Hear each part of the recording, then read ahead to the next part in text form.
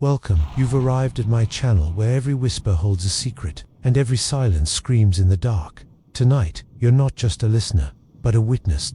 Turn off the lights, put on your headphones, and let the darkness speak.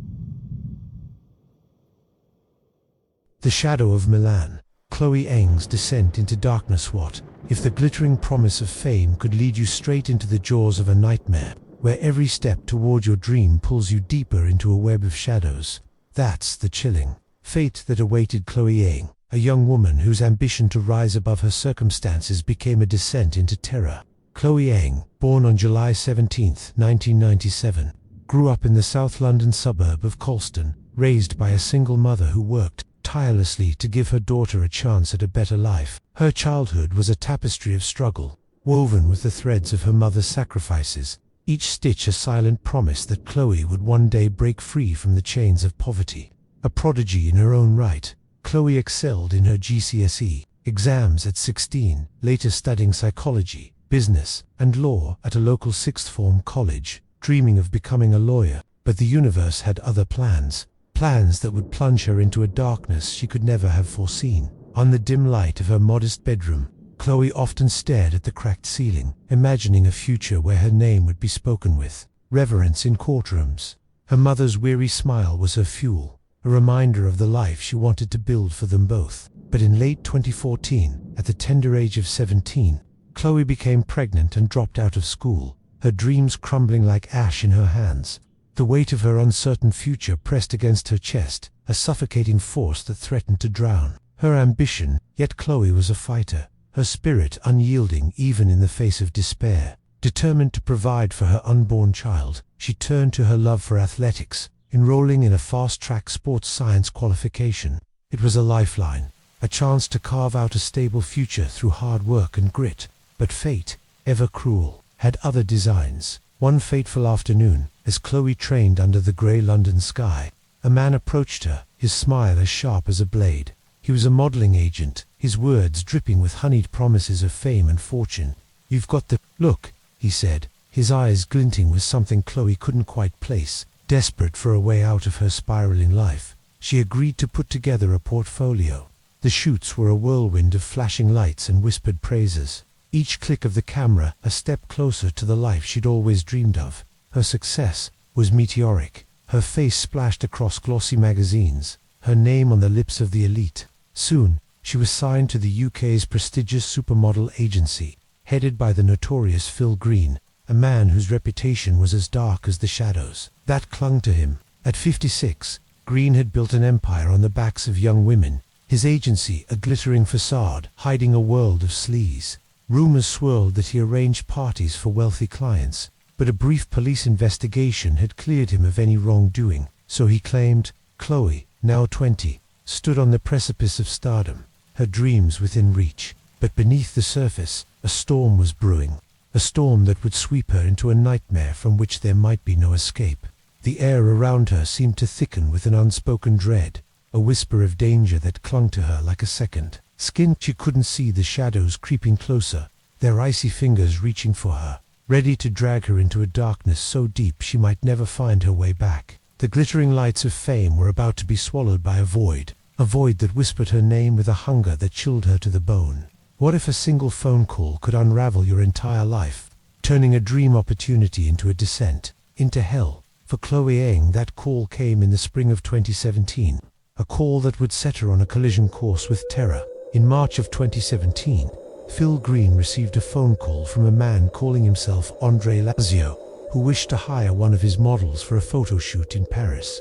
Green, ever the opportunist, saw Chloe as the perfect fit, her rising star, a chance to cement his agency's reputation. He sent her off to Paris for a few days to complete the shoot. But just hours before it was due to commence, Lazio cancelled, promising to reschedule. Chloe, disappointed but hopeful, returned to London, unaware that the cancellation was the first thread in a tapestry of deception. Months later, Lazio called again, this time with a new proposal, a photo shoot in the glamorous city of Milan. On July 12, 2017, Green agreed to the arrangement, sending Chloe to Italy with stars in her eyes and dreams in her heart. But Milan, was no city of dreams, it was a city of shadows, and Chloe was walking straight into a trap.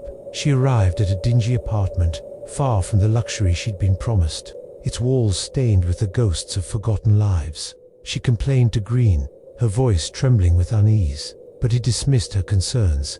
"It's only for one night," he said, his tone as cold as the air in that forsaken place. Chloe, ever the professional, steeled herself for the shoot, unaware that the man called Andre Lazio didn't exist, a phantom conjured to lure her into the abyss.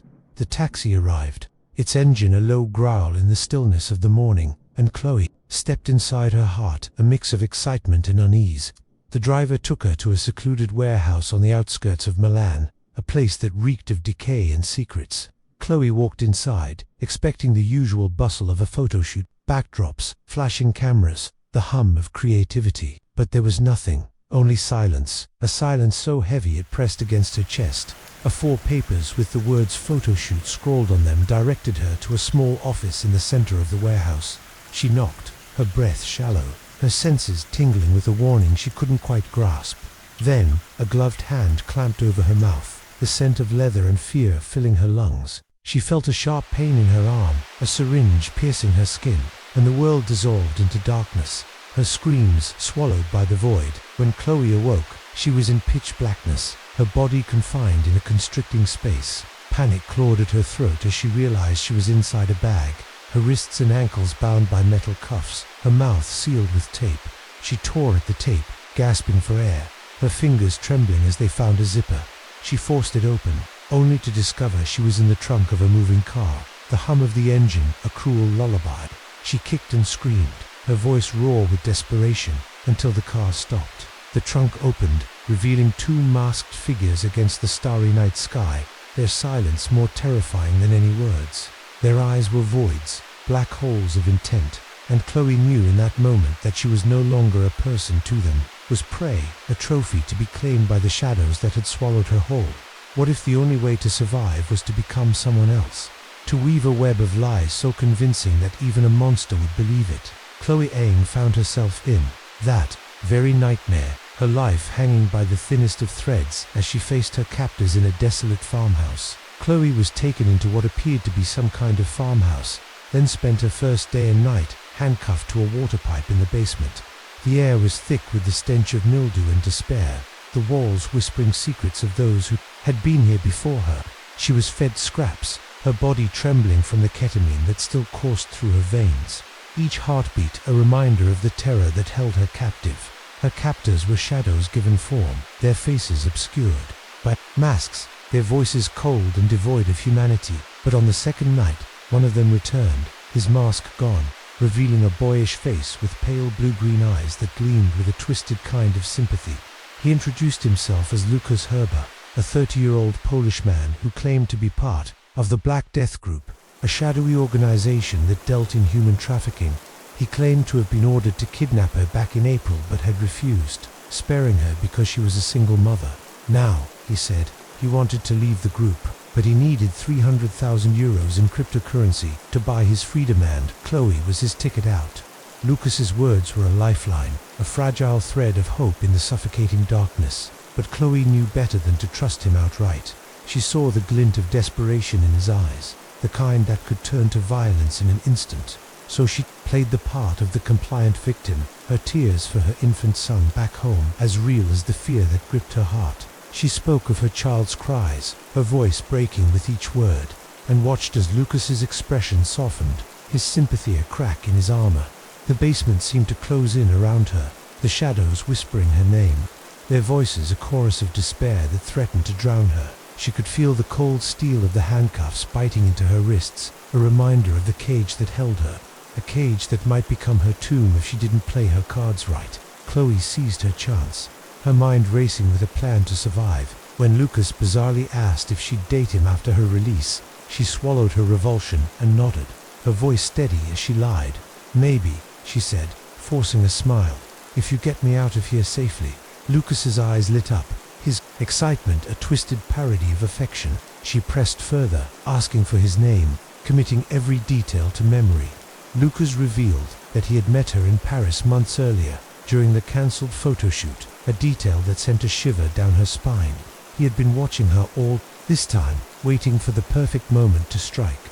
But now, he claimed, he wanted to defy his superiors, to save her if she could help him secure the ransom money. The air grew colder, the shadows in the basement stretching like claws, reaching for her, their whispers growing louder, more insistent, as if they knew her fate was sealed in blood. What if the line between victim and victor was drawn by a single act of courage, a gamble that could either save your life or doom you forever? Chloe Eng stood at that crossroads, her freedom within reach, but the cost of her escape would haunt her for years to come. Lucas drove her to Milan with the intention of escorting her to the British consulate, but not before making a chilling stop. They ate at a cafe, where Lucas bought her a pair of shoes, a bizarre partying gift that felt like a mockery of her ordeal. Chloe played along, her smile a mask hiding the terror that gnawed at her bones, until they finally reached the consulate. She was in the company of Lucas Herber when she walked into the British consulate in Milan, her heart pounding as she stepped into safety, or so she thought. Lucas, confident in his deception, believed he could simply walk away, but the authorities were quick to detain him. He was later convicted, along with his brother Michael, for the kidnapping, sentenced to over 16 years in prison. The Black Death Group, the shadowy organization Lucas claimed to work for, was revealed to be a scam, a fiction he'd woven to terrify Chloe into compliance. But his actions were all too real, a nightmare that left Chloe scarred.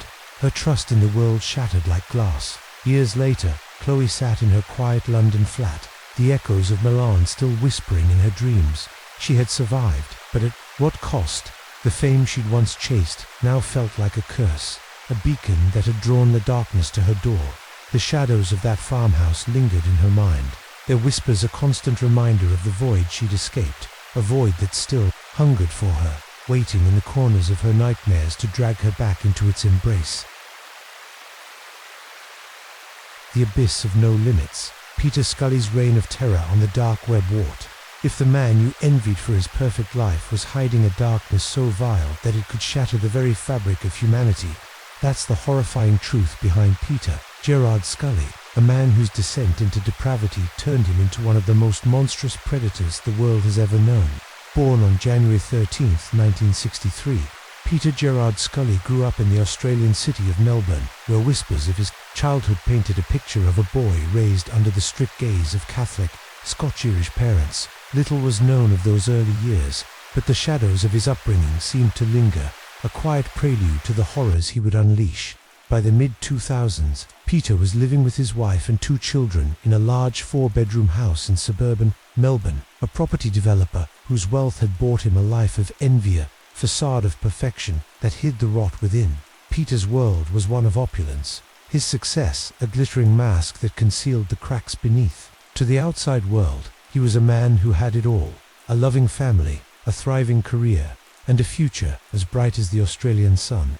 But beneath the surface, a storm was brewing, a storm that would tear his life apart and unleash a darkness that knew no bounds. In 2011, Peter and his partners were forced to declare bankruptcy after a development scheme collapsed, a scheme that had swallowed $2.6 million of investors' money with nothing to show for it. The investors, furious at the betrayal, initiated legal proceedings, but Peter's claims of legal accounting were a lie.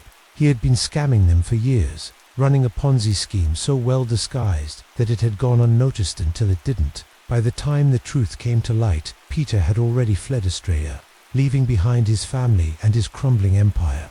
A fugitive with a new identity and a hunger for something far darker, he landed in the Philippines, in the chaotic capital of Manila, where the city's underbelly offered the perfect cloak for his anonymity. But Manila was too hot, the authorities too close. So Peter traveled over land and sea to the southernmost island of Mindanao, a place where the law's reach was weak and the shadows were long. Here, he began to rebuild, but not as the man he once was. The money he'd fled with stolen from his investors was dwindling fast, his expensive tastes draining his resources like a leech. Peter needed a new way to survive, a way to feed his greed without the prying eyes of the law. And so, he turned to the darkest corners of the internet, a realm where monsters thrived and the innocent were prey. The air around him seemed to grow colder, the shadows of Mindanao whispering promises of power and profit. their voices a siren song that drew him deeper into the abyss. He couldn't see the eyes watching him from the darkness, eyes that hungered for the suffering he would soon unleash, eyes that would never look away. Peter's new life was a descent into hell, a transformation from a man of wealth to a predator of the most depraved kind. With the help of two Filipino women, Carmen Alvarez and Lizel Magallo Casta, he began to build an empire of horror, one that would make the world recoil in disgust. The island of Mindanao became a graveyard of innocence, its silence a shroud for the screams that would soon echo through the dark web. Screams that Peter Scully would orchestrate with a cruelty that defied comprehension. What if the darkest corners of the internet held a marketplace where innocence was sold for a price and the screams of children became a currency of evil? That's the chilling reality Peter Gerard Scully created, a reality that turned the dark web into a hunting ground for the most depraved minds. With the help of two Filipino women named Carmen Alvarez and Lizel Magallo Casta, Peter set out to build one of the most horrific child exploitation networks in history. They scoured the poorest towns and villages of Mindanao, their promises of money, a cruel lure for desperate parents. Just a photo shoot, they said, their smiles, as hollow as the hope they offered, and the parents, blinded by poverty, handed over their children, unaware of the nightmare that awaited. The children were taken to Peter's lair, a house that reeked of despair, its walls stained with the echoes of past atrocities. There, they were subjected to unspeakable horrors, their cries recorded for the twisted pleasure of those who paid to watch. Peter began setting up one of the most evil and prolific child exploitation websites in contemporary history, a site he called No Limits Fun, a name that mocked the very concept of humanity. The videos were a catalogue of cruelty, each one more depraved than the last, and the most notorious among them was titled Daisy's Destruction. It depicted the despicable abuse of 3 underage Filipino girls, a mere preview uploaded to the site while Peter offered the full, unedited recording for $10,000, a price that bought not just a video, but a piece of a child's soul. Peter's empire grew, his wealth built on the suffering of the innocent, each transaction a nail in the coffin of morality. Lizel Magallo, herself a victim of trafficking, became one of his most active accomplices, her hands stained with the same blood as his. The children were returned to their parents days later, their eyes hollow, their spirits broken, but with wads of cash that silenced any questions. Those who dared to speak were hushed or ignored, their voices drowned in the sea of poverty that had betrayed them. The darkness of Mindanao seemed to seep into the very earth, the air thick with the stench of fear, as if the island itself wept for the innocence it had lost. The shadows whispered of the horrors within Peter's lair, their voices a chorus of despair that echoed through the dark web, a call to the monsters who hungered for more. For 5 long years, Peter's reign of terror continued, his network a spiderweb that ensnared countless victims. But in 2015, a crack appeared in his empire. Carmen Alvarez, haunted by the screams that filled her nightmares, began to question the monster she had become. She pressured Peter to raise the age of his victims, to dull their pain with alcohol, but even that couldn't erase the guilt that gnawed at her soul. One night, Peter lured 2 teenage girls to his home with promises of food and drink, their laughter a cruel prelude to the horror that awaited. When they realized his true intentions, they tried to flee, but Peter and his photographer man, whose identity remains a mystery, caught them, dragging them into the cellar where the air was thick with the scent of death. The cellar walls seemed to pulse with the screams of the past, their shadows stretching like claws, reaching for the girls as they were forced to dig their own graves, their cries a symphony of terror that Peter conducted with a smile. What if the only way to stop a monster was to descend into his abyss, to face the horrors he created and emerge forever changed? That's the harrowing journey the authorities undertook to bring Peter Gerard Scully to justice, a journey that would reveal the true depths of human depravity. In 2015, Peter coaxed 2 teenage girls back to his home with the promise of food and alcohol. But when they tried to escape, he and his photographer beat them mercilessly, dragging them into the cellar. There, he forced them to dig their own graves, their pleas for mercy falling on deaf ears. Peter announced they would be buried alive, a sadistic game to break their spirits. But at the last moment, he let them go, confident their fear would keep them silent. He kept them for days, ensuring his point was clear, but his cruelty would be his undoing. Carmen Alvarez, tormented by the horrors she had witnessed, could no longer bear the weight of her complicity. When Peter left the house, she crept into the cellar, her hands trembling as she freed the girls from their chains. She watched them flee into the night, their sobs echoing in her ears, and then drove to the nearest police station, her confession, a flood of guilt and terror. The Filipino police enlisted the help of the Dutch National Child Exploitation Team, their white hat hackers tearing through the digital defenses of No Limits Fun with ruthless efficiency. What they found was a nightmare beyond comprehension. Hundreds of thousands of images, thousands of victims, a catalogue of suffering that left even seasoned investigators traumatized. Peter's contributions were just the tip of the iceberg, but the sheer demand for his content revealed a world of monsters lurking in the shadows of the dark web. The international dragnet closed in, a coalition of forces determined to end Peter's reign of terror. Police eventually tracked Peter to Malabay City, where he was arrested on February 20, 2015. His empire crumbling under the weight of justice. His arrest led to the apprehension of another predator, 22-year-old Matthew Graham, who ran hardcore sites under the pseudonym Lux, sites that thrived on the same depravity Peter had cultivated. At his trial, Peter faced a grand total of 75 criminal charges, most related to the trafficking and exploitation of children. The courtroom was a gallery of horrors, with videos shown to the jury that depicted the torture of an 80-month-old baby, hung upside down as the abuse unfolded. The footage was so graphic that jurors sought psychological counseling, their tears a testament to the evil they had witnessed. The air in the courtroom seemed to grow heavy with the weight of the screams, the shadows of Peter's victims stretching across the walls, their silent cries a haunting reminder of the innocence he had stolen. Prosecutors were relentless, their voices trembling with rage as they recounted Peter's crimes. The United Nations Office on Drugs and Crime called it the most horrific case they'd ever seen, and the Philippine government considered reinstating the death penalty, a punishment abolished years before. Northern Mindanao Chief Prosecutor Jaime Umpa declared, "If I had my choice, it would be death for Scully." Peter, once a man of wealth and power, sat in the dock, his laughter a chilling contrast to the gravity of his crimes. The shadows in the courtroom seemed to grow darker, their whispers a chorus of vengeance, as if the spirits of his victims had come to bear witness to his fall, their eyes burning with a justice that would never truly heal the wounds he had inflicted. What if jailing a monster did nothing to erase the darkness he unleashed, leaving a legacy of terror that continues to haunt the world? That's the grim reality Peter Gerard Scully left behind, a reality that lingers like a curse on the dark web. Peter was found guilty on 1 count of human trafficking and 5 counts of violating underage girls, securing a life sentence that would keep him behind bars forever. In November 2022, he received a second conviction and was sentenced to an additional 129 years in prison, while Carmen Alvarez received life with the possibility of parole, and Liesel Margallo Casta was sentenced to 126 years. 2 other accomplices, Alexander Lau and Maria Dorthia, received lighter sentences of 9 years for their lesser roles in the exploitation ring.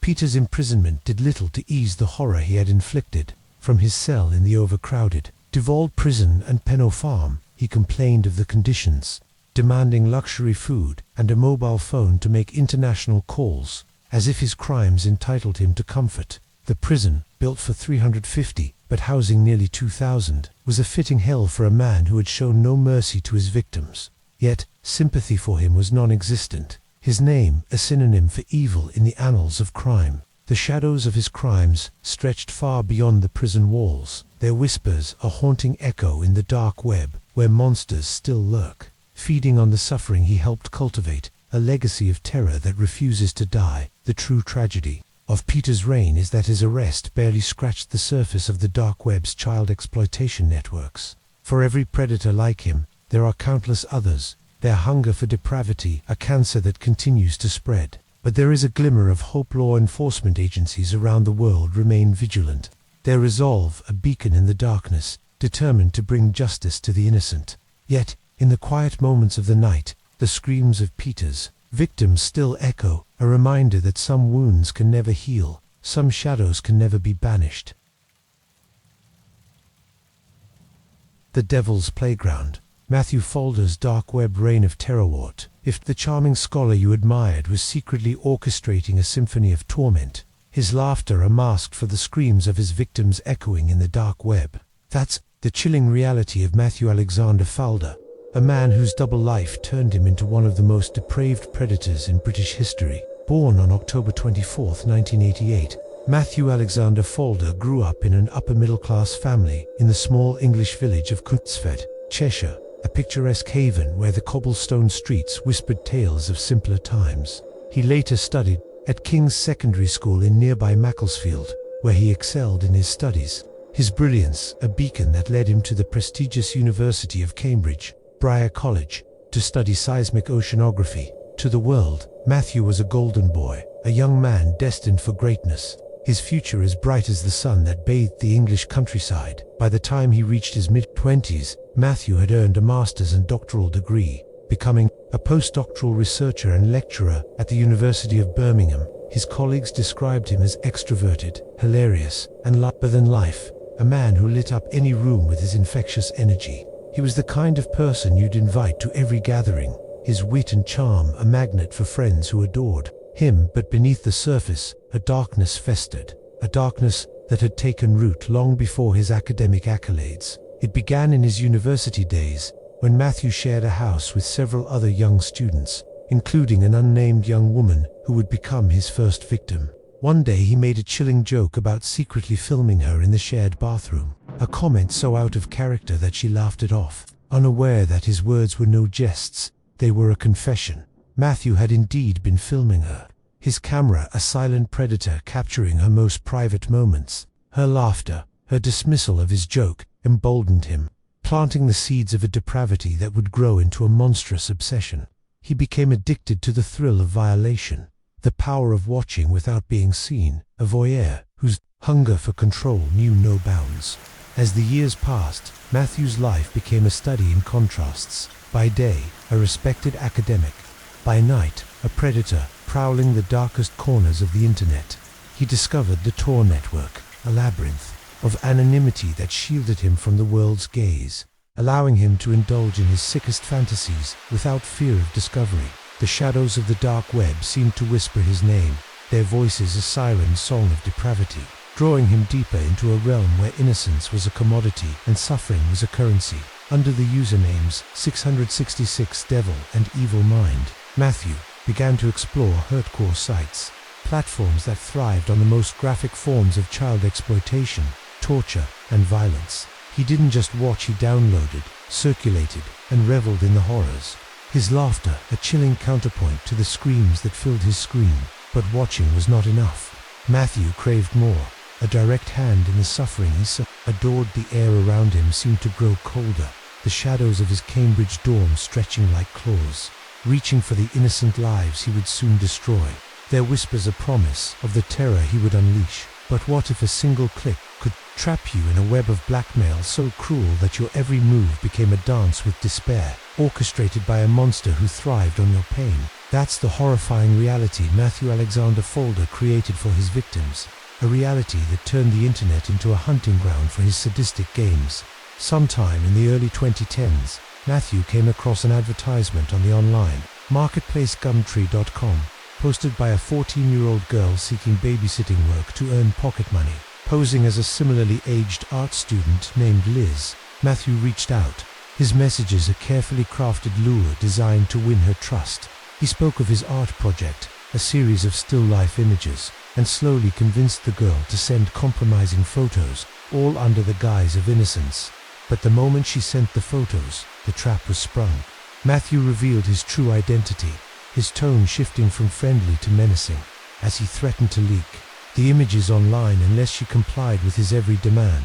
Matthew ordered the girl to take a photograph of herself licking a toilet seat at her secondary school, a task so humiliating, so degrading, that it would ensure her continued compliance. The girl, trapped in a nightmare she couldn't escape, obeyed, her shame a shackle that bound her to his will. Matthew's demands grew increasingly perverse, each task a new layer of torment designed to break her spirit. He kept a journal on his favorite hardcore site, boasting of his cruelty, writing that his intention was to mentally F her up, that he didn't care if she lived or died. The shadows of the dark web seemed to pulse with his words, their whispers a chorus of despair. echoing the girl's silent screams as she licked the filth, her tears a bitter offering to the monster who held her captive. The girl's life became a living hell, her every waking moment consumed by the fear of Matthew's next message. When she finally confessed to wanting to take her own life, Matthew encouraged her, claiming he'd already uploaded her photos to hardcore sites, threatening to send them to her family, friends, and teachers if she ended her life. Her studies crumbled, her relationships with her family shattered, her world reduced to a prison of anxiety and shame. Matthew's journal entries revealed the depth of his depravity, listing 100 things we want to see at least once, including a young girl being used as a dartboard and a child's bones being slowly broken. The air around his computer seemed to grow heavy with the weight of his evil, the shadows stretching across the screen. Their whispers a promise of more suffering, more victims, more screams to feed the beast within. Matthew's operation expanded, his web of blackmail ensnaring countless victims across the globe. Using 70 different fake personas, he catfished naive young people, luring them into his trap with promises of friendship, love, or opportunity. Some were forced into petty chores, modern-day slaves at his beck and call, while others faced demands too obscene to recount. The Crown Prosecution Service later charged him with possession of a predator manual he'd written, a chilling guide to blackmail that he shared with other Redditors, ensuring his legacy of terror would live on.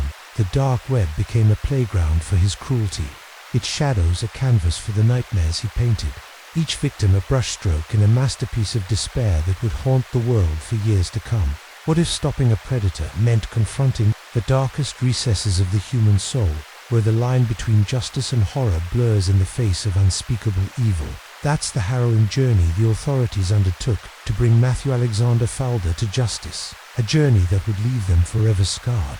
The investigation into Matthew's online activities began sometime in 2013, a slow burn that would span for years and draw in some of the world's most elite agencies. Britain's National Crime Agency led the charge, joined by MI6 US Homeland Security, the Australian Federal Police, and even an unnamed Israeli intelligence agency, all united by a single goal: to stop a man labeled one of the most prolific cybercriminals in the world.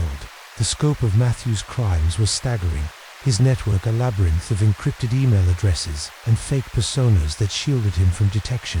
He was arrested on June 21, 2017, after his initial hearing on October 16th of that same year, when an undercover officer, using a tiny button camera, captured the evidence needed to bring him down. Matthew pleaded guilty to 137 separate offenses against 46 separate victims, a confession that laid bare the extent of his depravity.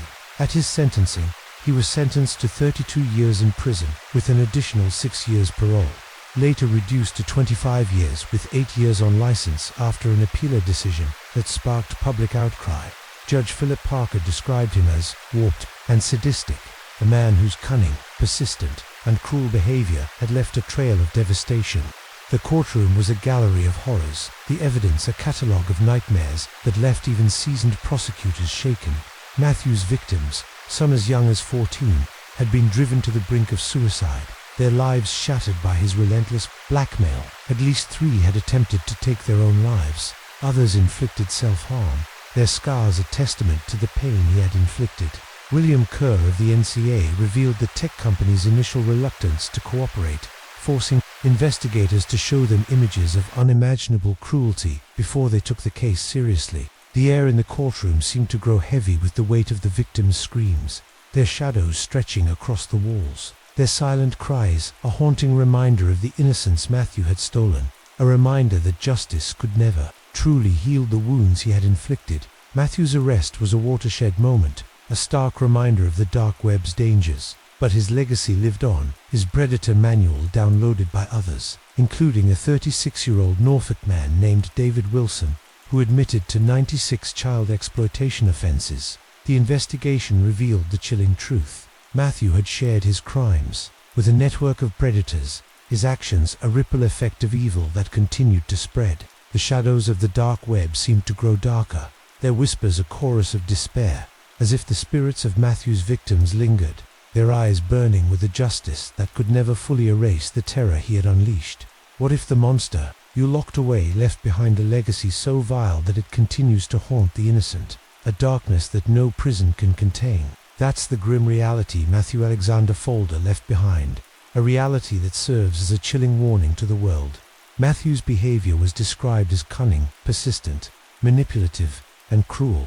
His actions a testament to a mind that reveled in the pain of others. Senior prosecutor Ruona Igiov called him a highly manipulative individual who had deliberately targeted the vulnerable, leaving a trail of broken lives in his wake. At least 3 of his victims had attempted suicide, their scars a permanent reminder of the torment he had inflicted.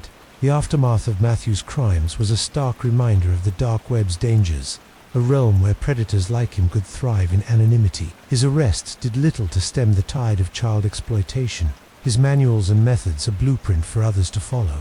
But there was hope. Law enforcement agencies vowed to continue their fight, their resolve a beacon in the darkness.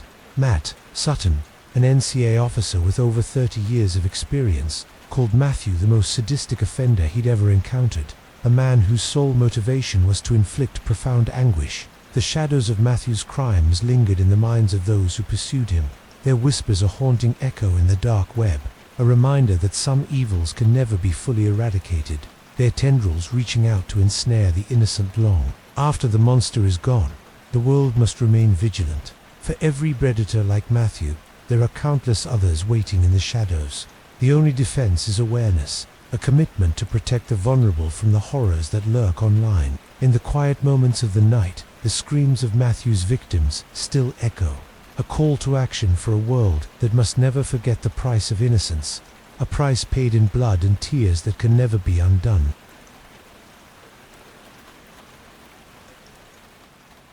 The melody of deception, a yard sale encounter with a thief. What if a sunny day at a yard sale, filled with the promise of new beginnings, could lead you straight into the arms of a thief who would steal more than just your possessions? That's the chilling reality I faced on a beautiful summer day, a day that began with hope but ended in betrayal.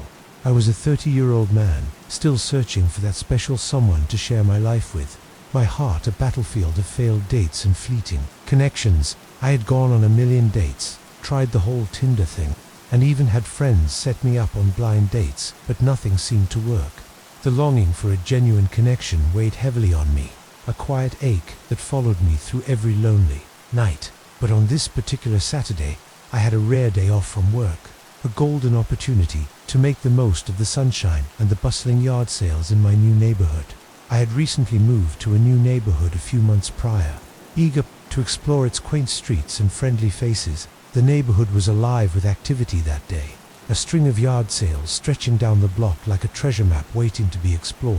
I'd always loved the thrill of a good bargain, the chance to find little treasures hidden among the clutter of someone else's past. I usually worked on Saturdays, so I often missed these events, but this time, I was determined to make the most of it. I wandered from house to house, my eyes scanning tables for something special, my heart light with the joy of a carefree day. At one house, I found a collection of guitars and drum sets, a musician's dream laid out in the morning sun. I play guitar, so my excitement was immediate. I picked up a lime green acoustic guitar, its vibrant color catching the light as I inspected it, imagining the melodies I could coax from its strings. Then a voice broke through my thoughts, soft and playful, like a melody of its own. "Hey, sweet guitar, you play." I turned, expecting to see a fellow musician, but what I saw stole my breath away. A beautiful woman was smiling at me, her punk rock style a stark contrast to the suburban setting. She was covered in tattoos, her green hair a vibrant cascade that matched the guitar in my hands. She was completely my type, her presence a magnetic pull that I couldn't resist. I stammered a yes, my cheeks flushing as her gaze held mine, her charm wrapping around me like a spell. We fell into conversation effortlessly, our words flowing like a song, and for nearly half an hour, we stood there at that poor guy's yard sale, lost in each other's company. The seller finally interrupted, his patience wearing thin, insisting I either buy the guitar or leave, since I'd been holding it the entire time. I paid for the guitar, my heart racing as I walked away, beating myself up for not asking for her number or even her name. But then, a rush of joy surged through me as I heard her voice calling from behind, a siren song in the summer air, her words a promise of something more. She was asking me to stop, and as I turned, she ran over, her hand grabbing mine with a warmth that sent shivers down my spine. The shadows of the day seemed to shift, their whispers a warning I couldn't hear, as I stood on the edge of a melody that would soon turn into a nightmare. What if the connection you craved turned out to be a carefully crafted illusion, a prelude to a betrayal that would leave you shattered? That's the bitter truth I learned as my day with the green-haired woman took a dark turn. She ran over and grabbed my hand, her touch electric, her words a whirlwind of excitement. "I know this sounds crazy, but I really like talking to you," she said, her eyes sparkling with a sincerity I couldn't doubt. "We had a connection, you know, and I think it would be crazy if we both ignored it. Would you maybe want to hang out?" My heart soared, the ache of loneliness replaced by a rush of joy I hadn't felt in years. I laughed, trying to play it cool, and told her my name, to which she replied with hers. She said her name was Moon, a name as enigmatic as her presence. We joked and talked for another few minutes, the summer air buzzing with possibility. I finally worked up the courage to ask her out for a drink, and to my delight, she said yes. We headed to a local bar, the kind of place where the jukebox played old rock tunes, and the laughter was as warm as the drinks. We shared a few cocktails, our conversation deepening with each sip, her laughter a melody that drowned out the noise around us. One thing led to another, and I invited her back to my place, my heart pounding with anticipation.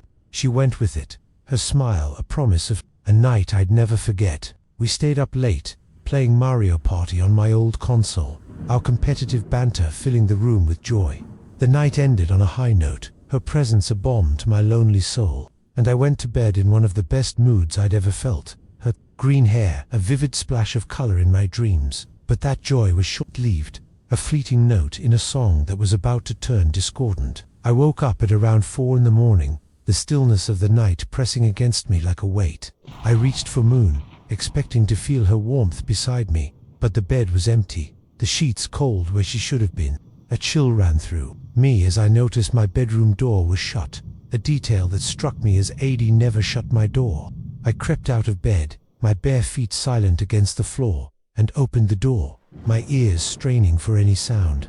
Then, I heard a faint noise. From downstairs, like the sound of breaking glass, a sharp, jarring note in the quiet of the night. The air seemed to grow colder, the shadows of my house stretching like fingers, reaching for me as I stood frozen.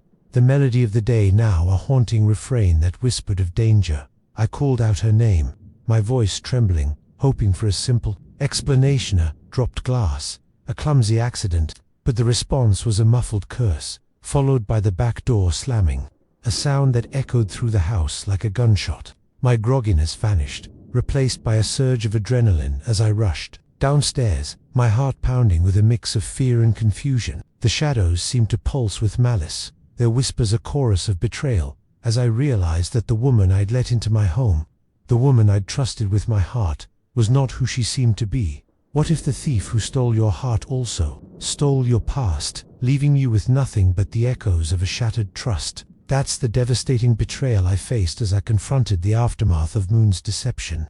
I reached the kitchen, my bare feet crunching on shards of glass, the remnants of my trust scattered across the floor. My kitchen was completely destroyed, the cabinets flung open, the countertops a battlefield of broken dishes and spilled memories.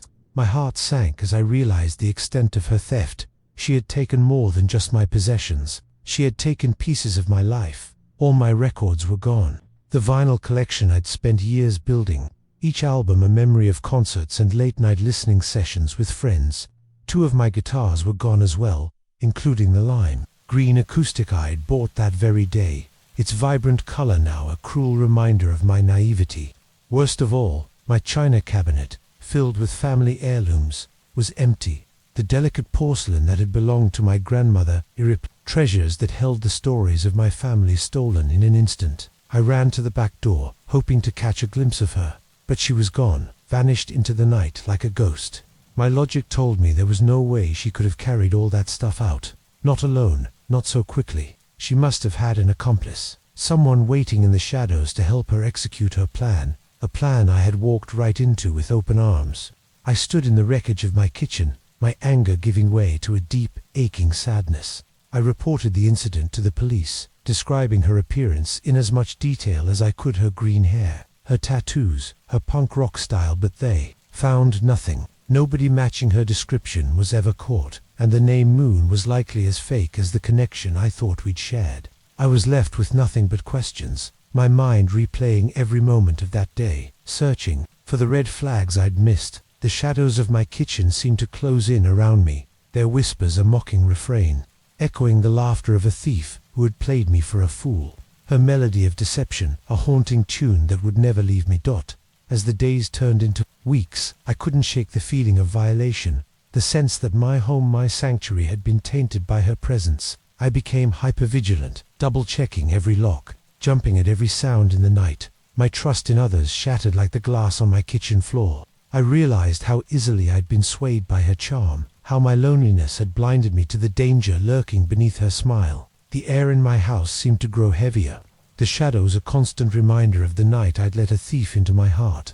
Their whispers a warning that some melodies are better left unplayed. What if the price of a stolen heart was a lifetime of vigilance, a haunting reminder that even the sweetest melodies can hide the sharpest betrayal? That's the bitter lesson I learned in the aftermath of Moon's theft, a lesson that continues to echo through my life. When I reflect on this, now, years later, I could notice some red flags I'd ignored in my desperation for connection. Where did she come from that day? I never bothered to ask.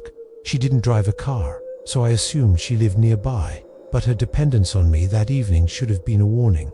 I was so caught up in the idea that she needed me that I failed to see the danger in her reliance. I never did get my stuff back. The records, guitars, and heirlooms a permanent loss, their absence a constant reminder of my mistake. I'm ever more careful and selective with whom I bring into my home. My trust now a guarded treasure, locked away behind walls I've built to protect myself. The police investigation yielded nothing. The thief known as Moon vanishing into the ether, her true identity a mystery that haunts me to this day.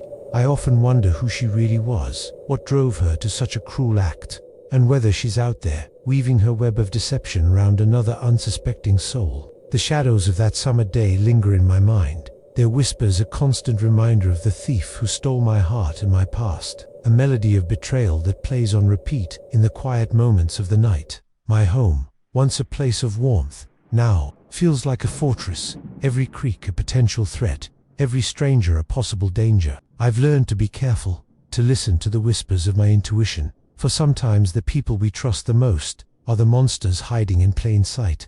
In the stillness of the night, I can still hear her laughter, a haunting refrain that reminds me of the price I paid for trust, a price that echoes in the shadows, a warning to never let my guard down again.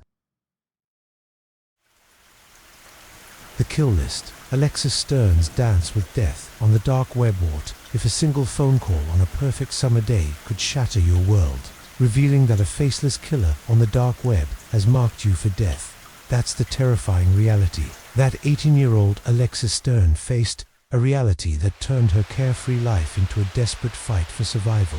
On a warm, sunny day back in July 2018, 18-year-old Alexis Stern of Big Lake, Minnesota, was sitting behind the wheel of her brand new cherry red Ford Fusion, a gift from her parents for passing her driving exam. Beside her sat her boyfriend of just a few months, Robbie Olson, the young couple basking in the glow of their newfound freedom. The summer air was thick with the scent of possibility, the open road a canvas for their dreams as they drove through the quiet streets of their small town, their laughter a melody against the hum of the engine. Alexis had always been a dreamer, her heart set on a future filled with adventure and love. The cherry red Ford Fusion was more than just a car, it was a symbol of her independence, a ticket to the life she'd always imagined.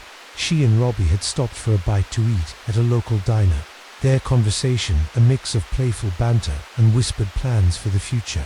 But as they finished their meal, Alexis's phone began to buzz, the screen flashing with a caller ID that read unknown.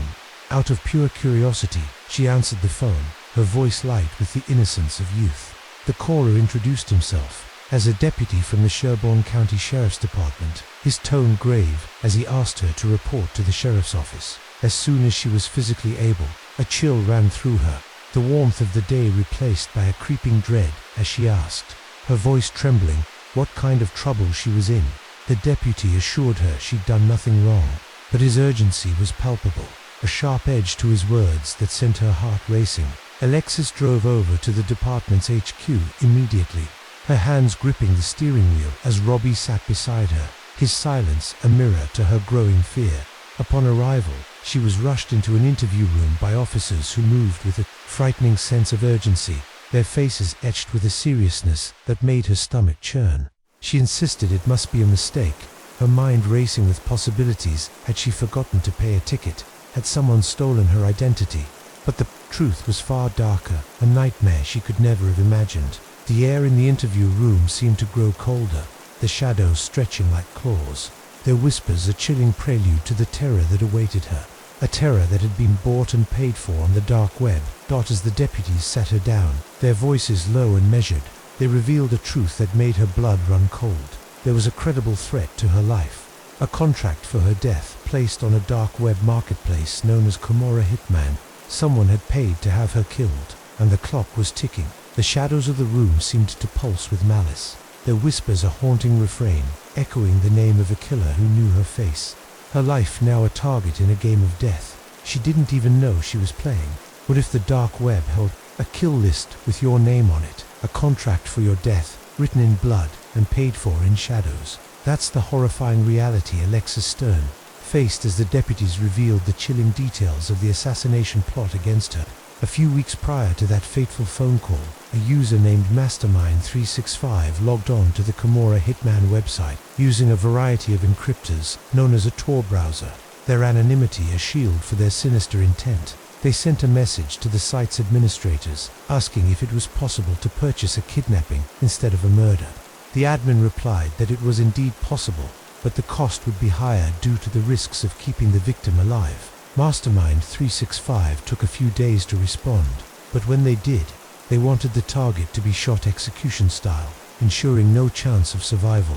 They sent just over $5,000 in Bitcoin to the organization's cryptocurrency wallet, along with a single digital photograph of Alexis Stern, her smiling face a cruel irony against the death sentence they had just purchased. The deputies explained that the hit had only just been called in, giving Alexis a narrow window of time, perhaps a week or two before the killer would strike. A professional would take their time, casing her house, tracking her movements, waiting for the perfect moment to execute their plan. Alexis drove back home under police escort, her mind a whirlwind of fear and disbelief. The cherry-red Ford Fusion now a cage rather than a symbol of freedom. Her parents sprang into action, installing a sophisticated home security system to protect their daughter, while Alexis armed herself with a canister of military-grade pepper spray. She signed up for MMA classes, determined to fight back if the worst came to pass. And Robbie bought a very large and very sharp fishing knife, a silent promise to stand by her side. The small town of Big Lake became a fortress, its quiet streets now a battleground where every shadow held a threat. The investigation escalated quickly. The local deputies joined by federal agents from multiple agencies, their presence a stark reminder of the danger Alexis faced. When asked if she'd angered anyone recently, Alexis was at a loss until a memory surfaced, sharp and painful. She told them that some time prior, she'd broken off an online relationship with a young British man named Adrian Fry, a man who had seemed to accept her decision but had handled it poorly. She couldn't believe he'd go so far as to hire a killer. Adrian was sensitive, the kind of man who fainted at the sight of blood, who avoided violent movies because they were too intense. But the seed of doubt had been planted, a dark whisper in her mind that refused to be silenced. The shadows of her past seemed to creep closer, their whispers a chilling refrain, echoing the name of a man who might have paid to end her life, a man whose love had turned to a deadly obsession. As the days passed, Alexis's physical and mental health began to suffer, her once carefree spirit replaced by a constant vigilance that drained her. "I was just constantly looking over my shoulder," she later said, her voice trembling with the weight of her fear, checking behind cars. Under them, you don't know what you're looking for. The summer sun no longer felt warm. It was a spotlight, exposing her to a killer who could be anywhere, watching, waiting. The air around her seemed to grow heavier, the shadows of Big Lake stretching like a noose, their whispers a haunting promise of death that followed her every step, a promise she could neither see nor escape. What if the person you once loved was the one who paid to have you killed? their heartbreak masked for a murderous intent that lurked in the shadows. That's the chilling suspicion that haunted Alexis Stern as the investigation into her assassination plot deepened. The deputies and federal agents worked tirelessly, their efforts a lifeline in the storm of fear that had engulfed her life. But the question of who had placed the hit on Camorra hitman remained unanswered, a dark mystery that gnawed at Alexis's mind. She couldn't shake the memory of Adrian Fry, the British man she'd once dated online, a man whose reaction to their breakup now seemed more sinister in hindsight. In March 2018, Adrian had flown over from the UK to visit Alexis in her native Minnesota, a trip that had started with promise but quickly soured. Over the course of 7 days, Adrian revealed a side of himself that unnerved her: pushy, moody, and emotionally manipulative. When Alexis suggested they go out with her friends, he declined, his derisive comments a sharp contrast to the sensitive man she thought she knew. Her parents had welcomed him into their home, offering him a bed for the week, but he showed no gratitude, treating them with a vague disinterest that bordered on disrespect. By the end of the visit, Alexis had had enough. At the airport for his departing flight, she told him she wanted to break up, her words firm despite his protests. "I said very clearly that I didn't want to be with him," she recalled, her voice steady with resolve. But Adrian refused to accept her decision, guilt-tripping her with claims that he'd never find anyone else. His manipulation, a desperate attempt to hold on. The memory of that breakup now loomed large, a shadow that refused to fade. The investigators noted Adrian's name, their faces unreadable as they assured Alexis they'd be in touch. But as the days turned into weeks, the lack of progress took its toll. Alexis dropped out of community college, then quit her job at the local movie theater, her life shrinking to the confines of her home, where she felt safest with Robbie by her side. "I couldn't be left alone," she said, her voice breaking with the weight of her fear. "I couldn't drive by myself. I had all my freedom taken away." The once vibrant streets of Big Lake became a labyrinth of danger. Every stranger a potential killer, every sound a harbinger of death. The shadows of her small town seemed to grow darker, their whispers a chilling refrain, echoing the name of a man who might have paid to end her life, a man whose love had turned to a deadly obsession that threatened to consume her. Then, a breakthrough came from an unlikely source. Chris Montero, a white-hat hacker, who had been investigating dark web marketplaces. Chris came across a website called Bessa Mafia, a murder-for-hire site that offered everything from beatings to assassinations for the right price. He exposed it as a scam, but his efforts led him to a chilling discovery: a real contract for death, placed by Mastermind 365. The air around Chris's computer seemed to grow colder, the shadows of the dark web stretching like a noose, their whispers a haunting promise of death that had been bought and paid for, a promise that now threatened to destroy an innocent life. What if the killer you feared was closer than you ever imagined, their betrayal a shadow that would haunt you for the rest of your life? That's the devastating truth Alexis Stern uncovered as the puppet investigation into her assassination plot reached its chilling conclusion. Chris Montero's discovery of the Bessa Mafia contract was a lifeline, but it also revealed a web of deceit that stretched far beyond Alexis's small town. The evidence pointed to Adrian Fry, the man she'd once loved, as the mastermind behind the plot. Mastermind 365 had a distinct habit of writing "thank you" as all one word, a quirk common in British English, and attempted to use the dark web to purchase an illegal firearm, something he couldn't do legally in the UK. Most damning of all, Mastermind 365 changed their mind about kidnapping to settle on murder on the exact day that Alexis Stern told Adrian about her new boyfriend, a coincidence too precise to ignore. Yet, shockingly, no charges were ever brought against Adrian Fry, the evidence not enough to secure a conviction in a court of law. The Bessa Mafia administrators also escaped justice, their anonymity a shield that protected them from the consequences of their actions.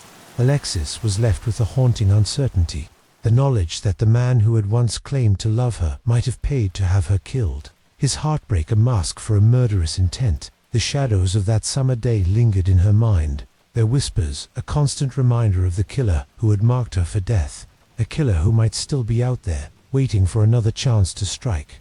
Alexis's life was forever changed, her innocence replaced by a vigilance that became her armor. The dark web's reach, its ability to turn love into a death sentence, was a lesson she would never forget. In the quiet moments of the night, the echoes of that phone call still haunt her, a chilling reminder that some shadows can never be outrun. Their whispers a warning to a world that must remain ever vigilant against the darkness that lurks online. The unseen shadows, a yard sale stalked by intruder shot. If a cheerful yard sale, filled with the laughter of family, could draw the attention of shadowy figures whose intentions were far darker than a simple bargain hunt. That's the chilling reality I faced on a day meant for clearing clutter, a day that turned into a nightmare of suspicion and fear. I had organized the yard sale at my house, its sprawling front yard the perfect stage for a family event. My mom and 2 sisters joined me, all of us living close enough to make it a collaborative effort, a chance to purge the extra stuff we'd collected over the years. My husband was away on a business trip, leaving me to manage the sale with my family, but I felt secure in the familiar warmth of our small town, where everyone knew everyone, and danger seemed a distant concept. The morning was bright, the sun casting a golden glow over our makeshift tables, each one piled high with odds and ends old clothes, kitchen gadgets, and forgotten trinkets that held memories of years past. We weren't selling anything that exciting, just the usual assortment of household items, but the act of decluttering felt liberating. A fresh start wrapped in the laughter of my sisters and the chatter of neighbors stopping by. About an hour into the sale, a normal-looking guy approached me, his hands empty, his presence unremarkable at first glance. I smiled, eager to help, and asked if I could help him, expecting a question about an item on the table, but his response sent a shiver down my spine. "No," he said, his voice calm, almost too calm, a flat note in the symphony of the morning's bustle. The interaction felt off, a subtle discord that I couldn't quite place, but I dismissed it as harmless, my mind too occupied with the sale to dwell on it. I turned away, my attention drawn to a customer haggling over a set of mismatched plates, but not 2 minutes later, the man approached me again, this time from behind. I felt his presence before I saw him, a prickling sensation at the back of my neck, as if the air had grown heavier with his proximity. "Hello, dear," he said, his voice soft but laced with an unsettling warmth. "You have the most amazing eyes." I froze, my heart skipping a beat as I turned to face him, forcing a half smile as I thanked him, my instincts screaming to put distance between us.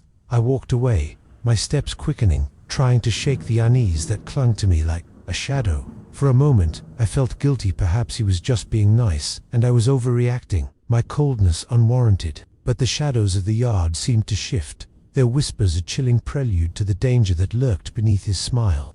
A danger I couldn't yet see, but could feel in the air, heavy with unspoken intent. I busied myself with the sale, helping customers and joking with my sisters, but the man's presence lingered in my mind, a dark note in an otherwise bright day. I couldn't shake the feeling that I was being watched, that the normalcy of the yard sale was a facade, hiding something far more sinister.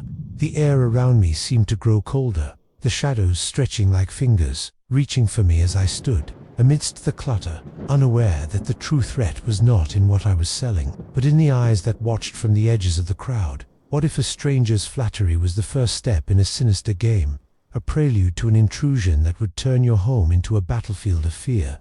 That's the unsettling reality I faced as the man from the yard sale revealed his true intentions, his words a creeping shadow over my day. After his initial compliment, I had tried to distance myself, but he approached me the third time, this time holding a few shirts, his demeanor shifting to a forced apology.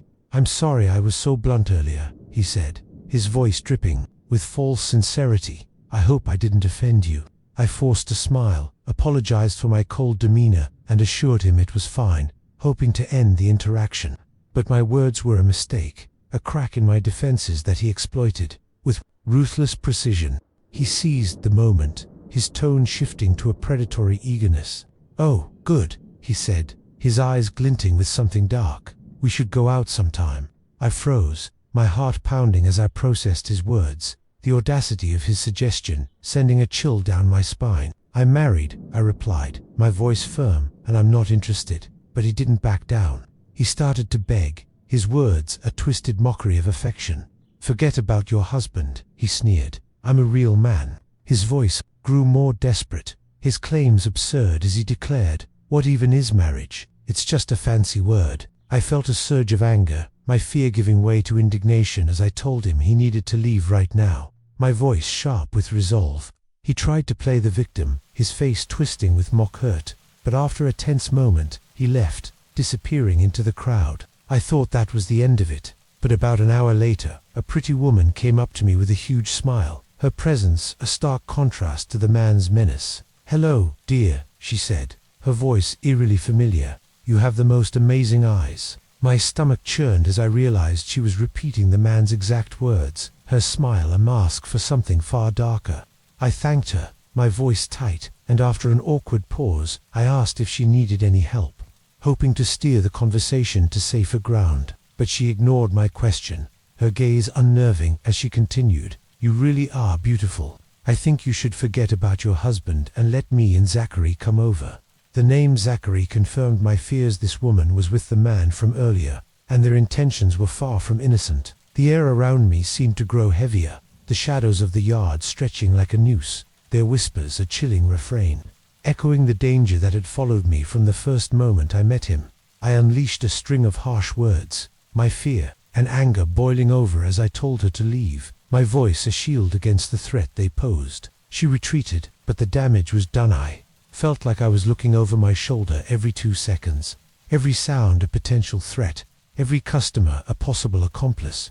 The yard sale, once a source of joy, had become a stage for something far more sinister, a game I didn't understand but could feel in the pit of my stomach. The shadows seemed to pulse with malice, their whispers a haunting promise of danger, a promise that would soon become all too real as the day gave way to a night of terror. What if the strangers who haunted your day returned under the cover of darkness, their intentions a chilling mystery that turned your home into a target?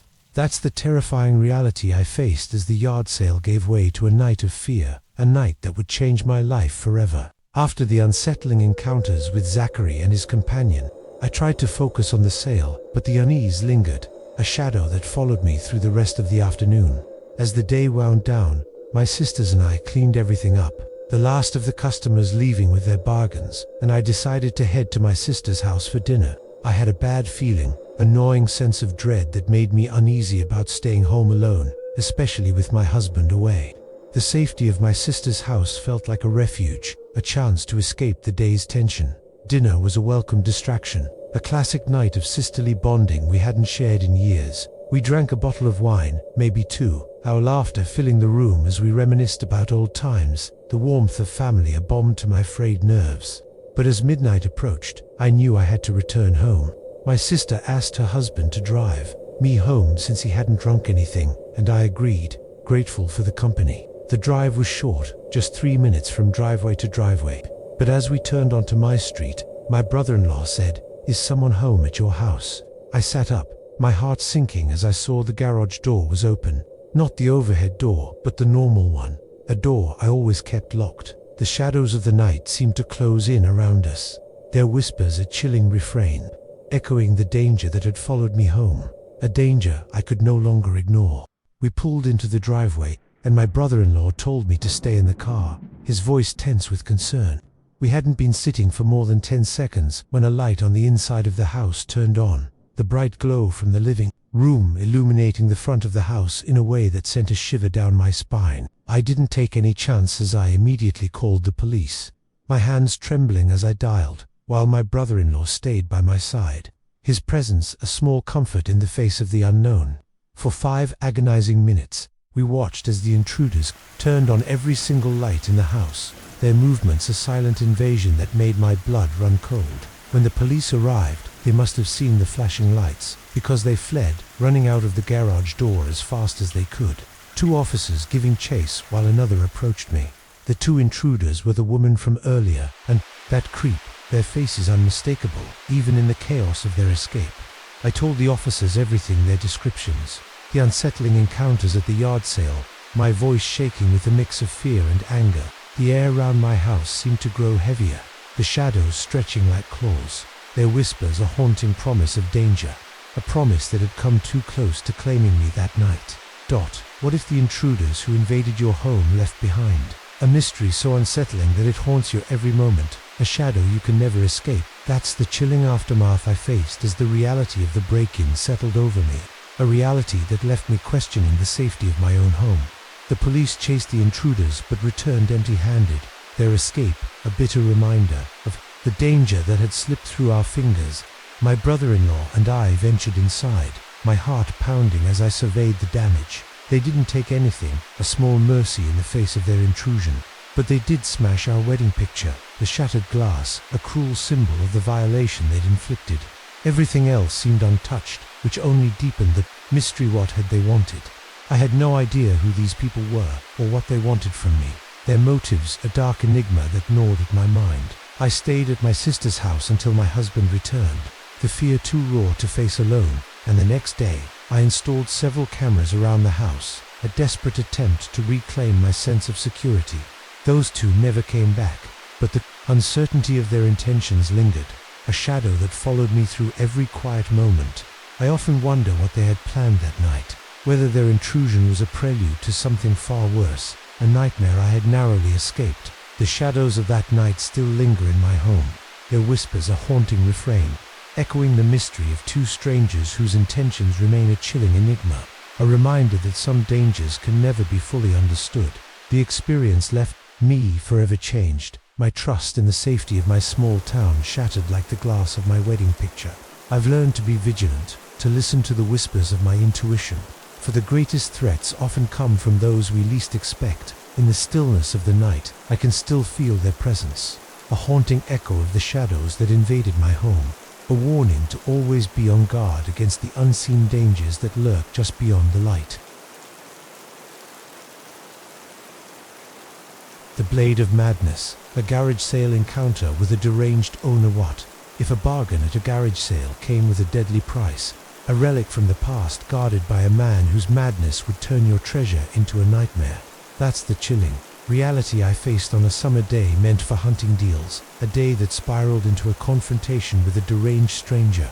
My wife and I had always loved the thrill of garage sales, scouring them for hidden gems at a fraction of the cost. I'm the king of bargains, a title I'd earned through years of finding incredible deals, like the time I snagged a brand new set of left-handed golf clubs for just $30 because the owner was facing surgery and could no longer play.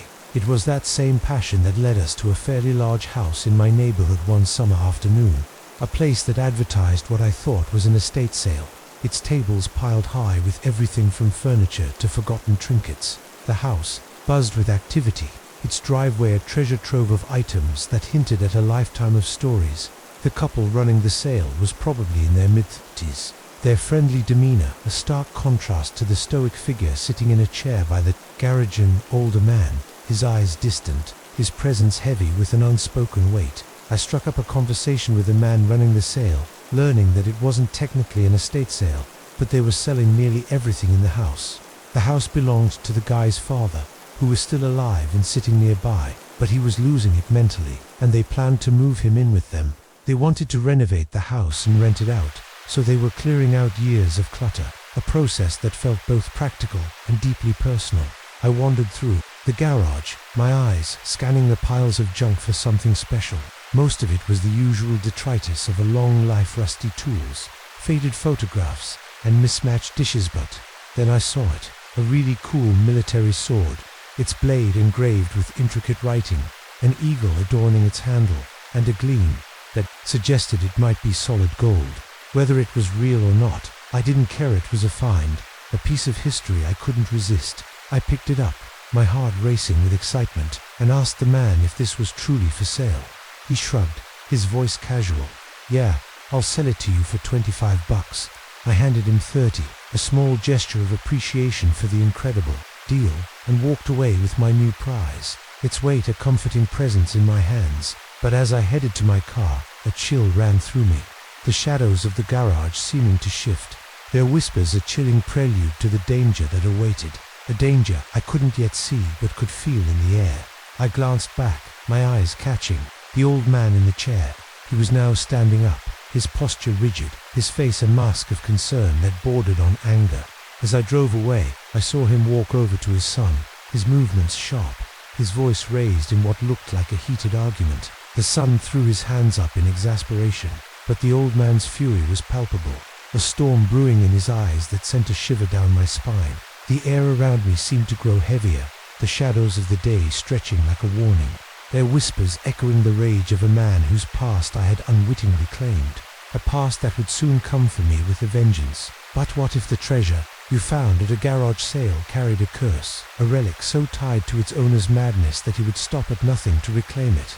That's the unsettling truth I faced as my day of triumph turned into a night of terror.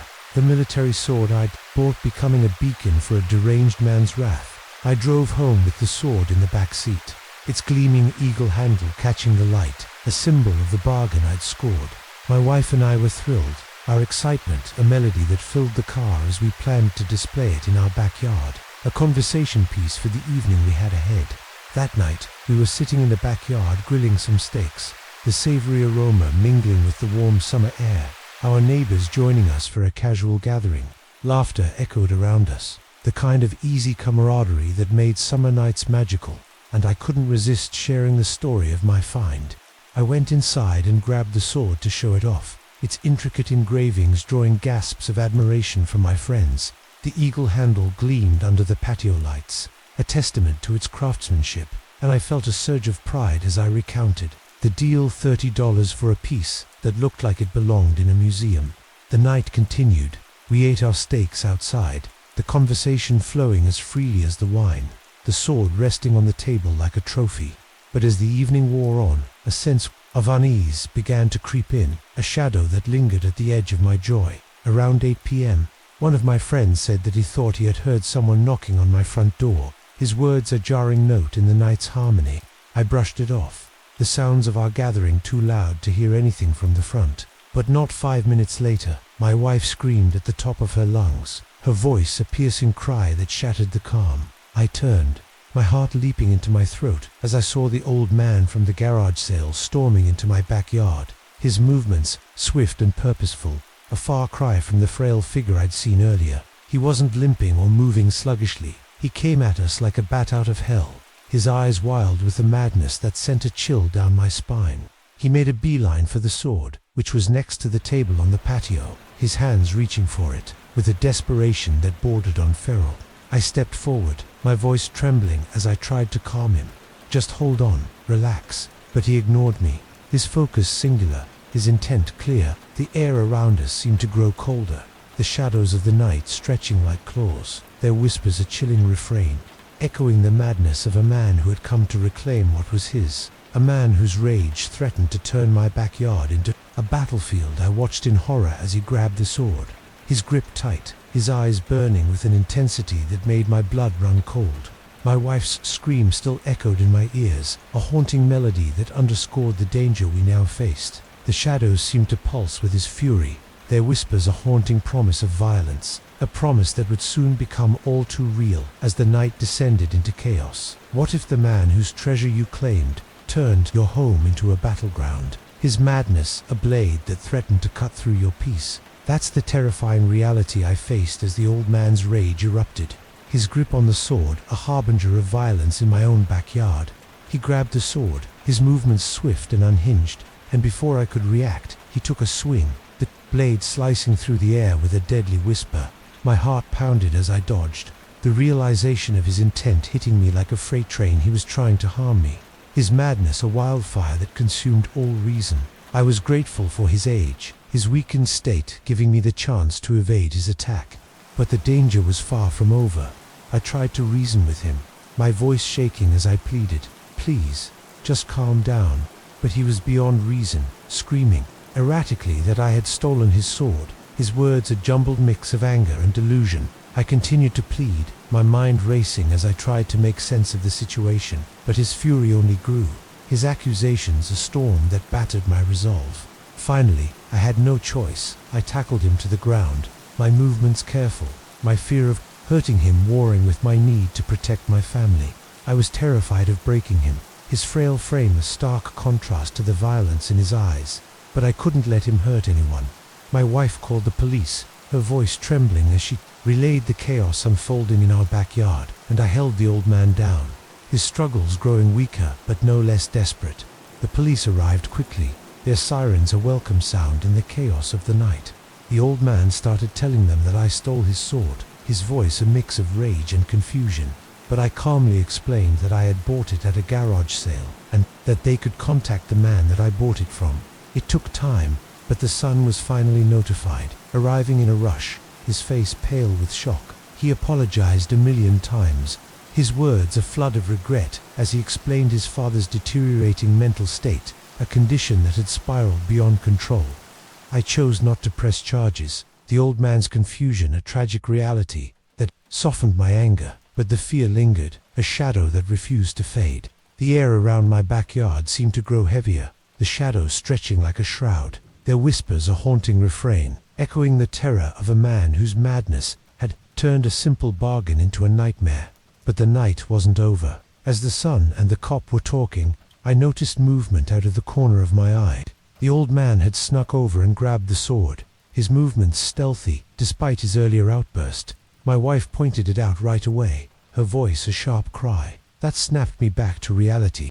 I froze, my mind racing with the chilling question. What would he have done if she hadn't seen him? Would he have tried to use the sword again? His madness a blade that could have ended in tragedy. The shadows of the night seemed to pulse with his intent, their whispers a chilling promise of danger, a promise that had come too close to claiming us that night. What if a single purchase at a garage sale left you with a lifetime of fear, a haunting reminder that even the best bargains can come with a deadly cost? That's the bitter lesson I learned in the aftermath of the old man's attack, a lesson that continues to echo through my life. I still think to myself, what would that man have done if my wife didn't see him pick up the sword? The question, a constant shadow in my mind, a chilling reminder of how close we'd come to disaster. I exchanged numbers with the son just in case I needed to reach out again, a precaution born of the fear that lingered long after that night. I became more vigilant of all my locks in the house, my home now a fortress against the dangers I'd once thought impossible. I never did give the sword back, a decision that gnaws at my conscience even now. My conscience sort of eats at me for that one. The weight of my choice, a burden I carry, knowing I should have returned it, and perhaps bought it back after the old man's passing. But in the heat of the moment, fear had clouded my judgment, and I kept the sword, its eagle handle a constant reminder of the night I'd faced a madman's wrath. I still don't know if the man is alive, the uncertainty a shadow that follows me, a question that haunts my quiet moments. Since that horrible evening in the backyard, I have yet to see that crazy old man, but the fear he instilled remains, a scar on my sense of safety. I've learned to be cautious, to question the stories behind the items I buy, for some treasures come with a price far greater than money. The shadows of that garage sale still linger in my mind, their whispers a haunting refrain, echoing the madness of a man whose blade I claimed, a blade that nearly claimed me in return. My love for garage sales persists, but now I approach them with a wary eye, knowing that the best deals can sometimes hide the darkest dangers. In the stillness of the night, I can still hear his screams, a chilling echo of the shadows that invaded my backyard, a warning to never underestimate the cost of a bargain.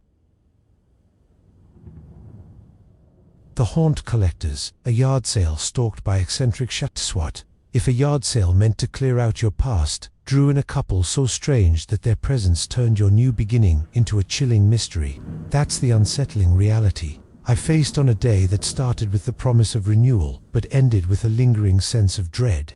My boyfriend and I had just moved into our first house together, a milestone that felt like the start of a new chapter. Our lease was up in our apartment, and his parents, retiring to Florida, had offered us their house at the price of the mortgage deal, too good to pass up. Before moving in, his parents decided to have a huge yard sale, a 3-day event to clear out everything they didn't need, from pillowcases to cards. We wanted to buy all new furniture for our new home, so we didn't take any of their old pieces, leaving the sale a sprawling collection of their past. On the third day, the yard sale was in full swing, the driveway a maze of tables piled high with items, each one a memory from a life we were now stepping into. The sun shone brightly, casting a warm glow over the quiet, secluded street, a place where neighbors knew each other by name, and the biggest worry was whether we'd sell out of lemonade. I sat at a table collecting money, my boyfriend beside me, our laughter a melody against the hum of the crowd. Then, a strange couple approached us, their presence a jarring note in the day's harmony. The man was chipper, his voice filled with an almost childlike excitement, while the woman beside him looked like she'd stepped out of a Tim Burton film. Her Beetlejuice-inspired outfit, a stark contrast to the suburban setting. He leaned in, his eyes gleaming, and asked, "Excuse me, but do you have any sacred or haunted items?" I couldn't help but giggle, the question so absurd I thought he was joking. A quirky character playing a prank for some hidden camera show. But his expression didn't falter. He was stone-faced, his gaze intense, and he pressed further. "I'm serious. Any haunted items? I'm what you might call a collector." The woman nodded, her smile eerie, her eyes fixed on me with an unsettling focus. My laughter died in my throat as I realized they weren't joking, their request a dark whisper in the brightness of the day.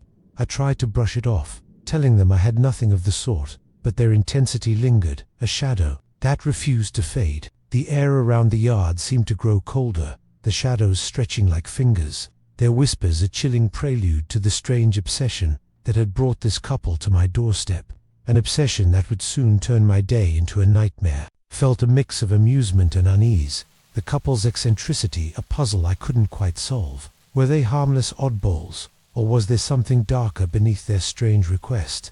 The yard sale continued, but their presence cast a pall over the day, a dark note in an otherwise cheerful melody. The shadows of the street seemed to pulse with their intent, their whispers a haunting promise of mystery, a promise that would soon unfold into a night of quiet terror. What if your laughter at a strange request became the spark that ignited a couple's obsession, turning your yard sale into a stage for their unsettling pursuit? That's the disturbing reality I faced as the strange couple's reaction to my mockery set the stage for a day of growing unease. I couldn't contain my laughter anymore at the man's request for haunted items, my amusement bubbling over as he launched into a bizarre rant, practically singing about his haunted collection, his voice a mix of fervor and pride. I half expected a hidden camera crew to jump out, declaring I'd been punked, but no such relief came. Instead, a couple of people there were also kind of smirking at him, their stifled laughter a mirror to my own, and the man's face darkened, his enthusiasm replaced by a wounded expression that made me feel a pang of guilt. In a moment of regret, I told him to just get lost, because I didn't have any haunted items, driving home my belief that hauntings aren't real. I even added a snarky sidebar, apologizing to anyone listening who might believe in ghosts, my tone dripping with sarcasm. My words were harsh, a reaction to the absurdity of the situation, but they hit the couple hard. He and his girlfriend got into a red car, its make unidentifiable to me, and drove off. Their departure a relief that allowed me to breathe easier. The yard sale continued, the crowd thinning as the day wore on, and I tried to push the encounter from my mind, dismissing it as a quirky anecdote to share later. But the unease lingered, a shadow that clung to the edges of my thoughts, a whisper of something I couldn't quite grasp. Then, as we were cleaning up, I noticed something that sent a chill down my spine. A red car kept driving by every few minutes, its movements slow and deliberate, a predator circling its prey. It would slow down as it passed the house, then speed up, disappearing around the corner, only to return moments later. I pointed it out to my boyfriend, my voice tinged with unease, but he dismissed it, telling me I was being paranoid, suggesting that my guilt over mocking the couple was playing tricks on my mind. "Red cars are common," he said, his tone reassuring, but I couldn't shake the feeling that this was no coincidence. The air around the house seemed to grow heavier, the shadows of the street stretching like a warning, their whispers a chilling refrain, echoing the presence of a couple whose obsession I had underestimated, a presence that would soon return under the cover of night. I tried to focus on the cleanup, folding tables and boxing up unsold items, but the red car's repeated appearances gnawed at me, a dark melody that played on repeat in my mind. Was it the same car? Were they watching us, waiting for the right moment to act? The day had started with such promise, but now it felt tainted, a stage for a mystery I didn't want to solve. The shadows seemed to pulse with their intent, their whispers a haunting promise of danger, a promise that would soon unfold into a night of quiet terror, a night that would leave me questioning the safety of my new home. What if the couple you dismissed as eccentric returned under the cover of night? Their presence a silent threat that turned your new home into a target. That's the terrifying reality I faced as the strange couple's obsession with my yard sale took a sinister turn. Their actions casting a shadow over my first night in our new house. After the red car's unsettling appearances, I couldn't shake the feeling of being watched, a creeping dread that followed me as we finished cleaning up. That night, I decided to take the dog out for a walk at around 11 o'clock, a routine task that felt heavier with the weight of my unease. Against my better judgment, I walked past the spot where the red car was parked on the road a few houses up. Its presence a stark anomaly on our quiet street, where I knew nobody drove a red car, especially one that looked like that dot. As I approached, I saw a blue suit jacket inside the car, the same royal blue the man had worn at the yard sale, but no people were present. My heart raced. The sight of the jacket, a chilling confirmation of my fears. I didn't know where they were, whether they meant us harm, but the emptiness of the car only heightened my dread. I ran back to the house, my breath coming in short gasps, and made my boyfriend check every lock on the door, my voice trembling as I insisted he check that all the windows were locked as well. I didn't sleep at all that first night. The new house that should have been a sanctuary now, a prison of fear. I kept getting out of bed and checking that red car, its presence a constant shadow in my mind. And all night the car stayed there, a silent sentinel watching our every move. Around 3:30, I looked out the window again, my nerves frayed, and saw the taillights were on, a sudden flicker of life that sent my heart into a frenzy. Then, out of nowhere, the woman from earlier ran from the side of the house and got in the car, her movements swift and furtive, and they peeled off into the night. Their departure, a relief that did little to ease my fear. I stayed at the window, unable to sleep, my mind racing with questions. What had they been doing? Had they been watching us, planning something sinister? At around 6 a.m., the car drove by again, stopping in front of the house for a minute or two before driving off for the last time. The air around my new home seemed to grow colder, the shadows of the night stretching like claws, their whispers a haunting refrain, echoing the presence of a couple whose intentions I could never fully understand, a presence that had turned my first night into a nightmare.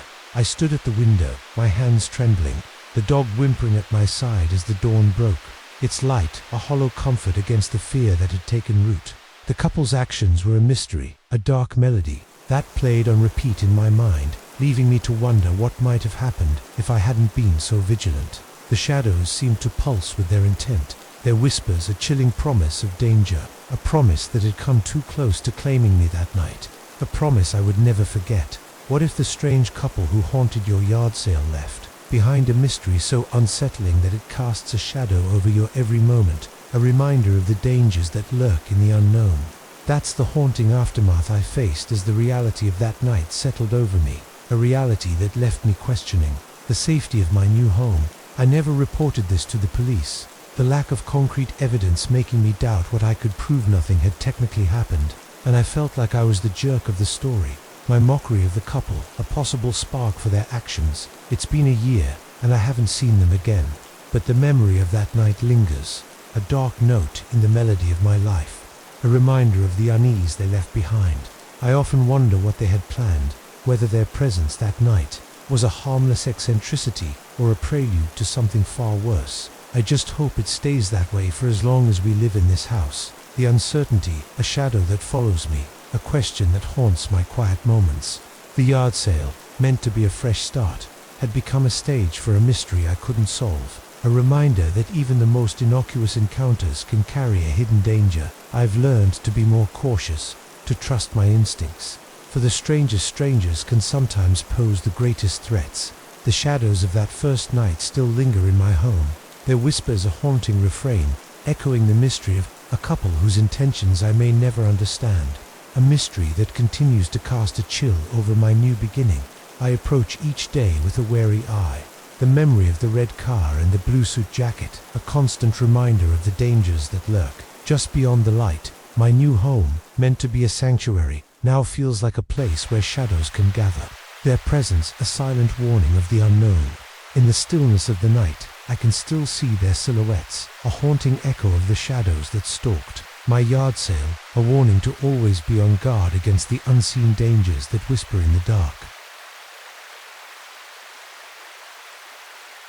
The thief in the shadows.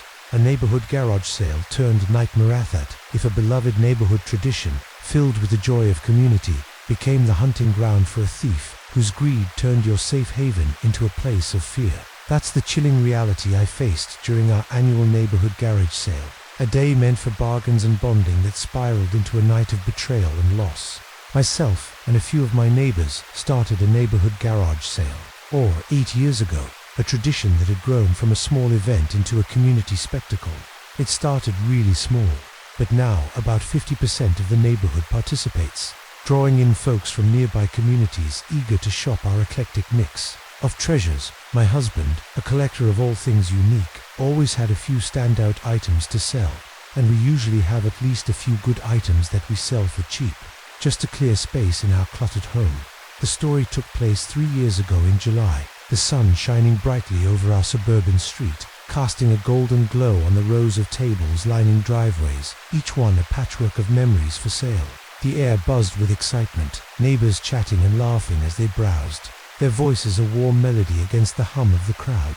I manned our table, my husband working from his basement office, the sale a well-oiled machine after years of practice. In our postings in the newspaper and on social media, we specifically asked for no early birds, a rule meant to give everyone time to set up, but some folks always arrived early, eager for the best deals. I had everything ready in the garage the night before, dragging it out to the driveway as the first customers arrived.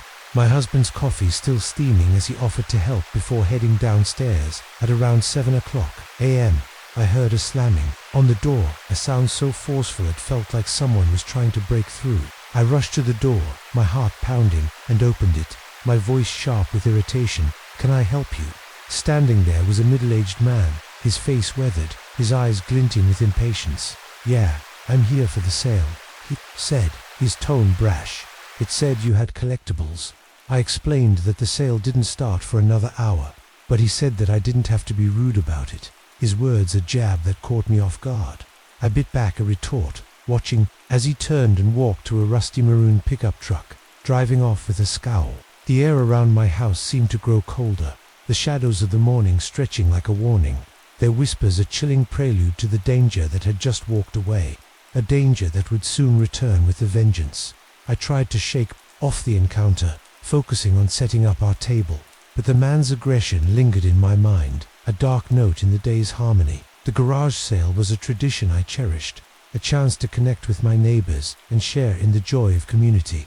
But that morning, I felt a creeping unease, a sense that something was off, that the safety of our little street was about to be shattered. The shadows of the driveway seemed to pulse with his intent, their whispers a haunting promise of trouble, a promise that would soon unfold into a day of theft and fear. What if the man who seemed like just another impatient customer was hiding a sinister intent, his every move a step closer to turning your neighborhood into a target? That's the unsettling suspicion that grew in my mind as the middle-aged man's behavior at the garage sale took a darker turn, his actions casting a shadow over our community tradition. After his early morning outburst, I tried to focus on the sale, greeting customers with a smile as they browsed our tables. The morning was busy, the crowd a mix of familiar faces and newcomers, their chatter a comforting backdrop to the day. But around 10 a.m., as the rush slowed, I looked up to see the same man returning, his rusty maroon pickup truck pulling up in front of the house for the second time that day. He approached our table, his demeanor now deceptively cheerful, a wide smile exposing a mouth with just a total of 4 teeth, a detail that made my skin crawl. "Hey, how are you?" he said, his voice chipper, as if our earlier confrontation had never happened. He browsed our collectibles, my husband's prized baseball cards and DVDs, taking his time, his eyes darting between the items and me. He brought up a few baseball cards and checked out, thanking me with an unsettling warmth before asking, "Is there anything else for sale?" I told him that was all we had for today, but he pressed, "I was just wondering if maybe you had any more cards or DVDs inside," his tone casual but his gaze intense, a predator sizing up its prey. I offered to check with my husband, hoping to end the interaction, but the unease in my gut grew stronger, a whisper of danger I couldn't ignore. During a break around lunchtime, my husband and I ate at the garage, while he was on a break from work, the few remaining customers browsing but not buying much. That's when I saw the maroon pickup truck pull up in front of the house for the third time, its presence a dark note in the day's melody.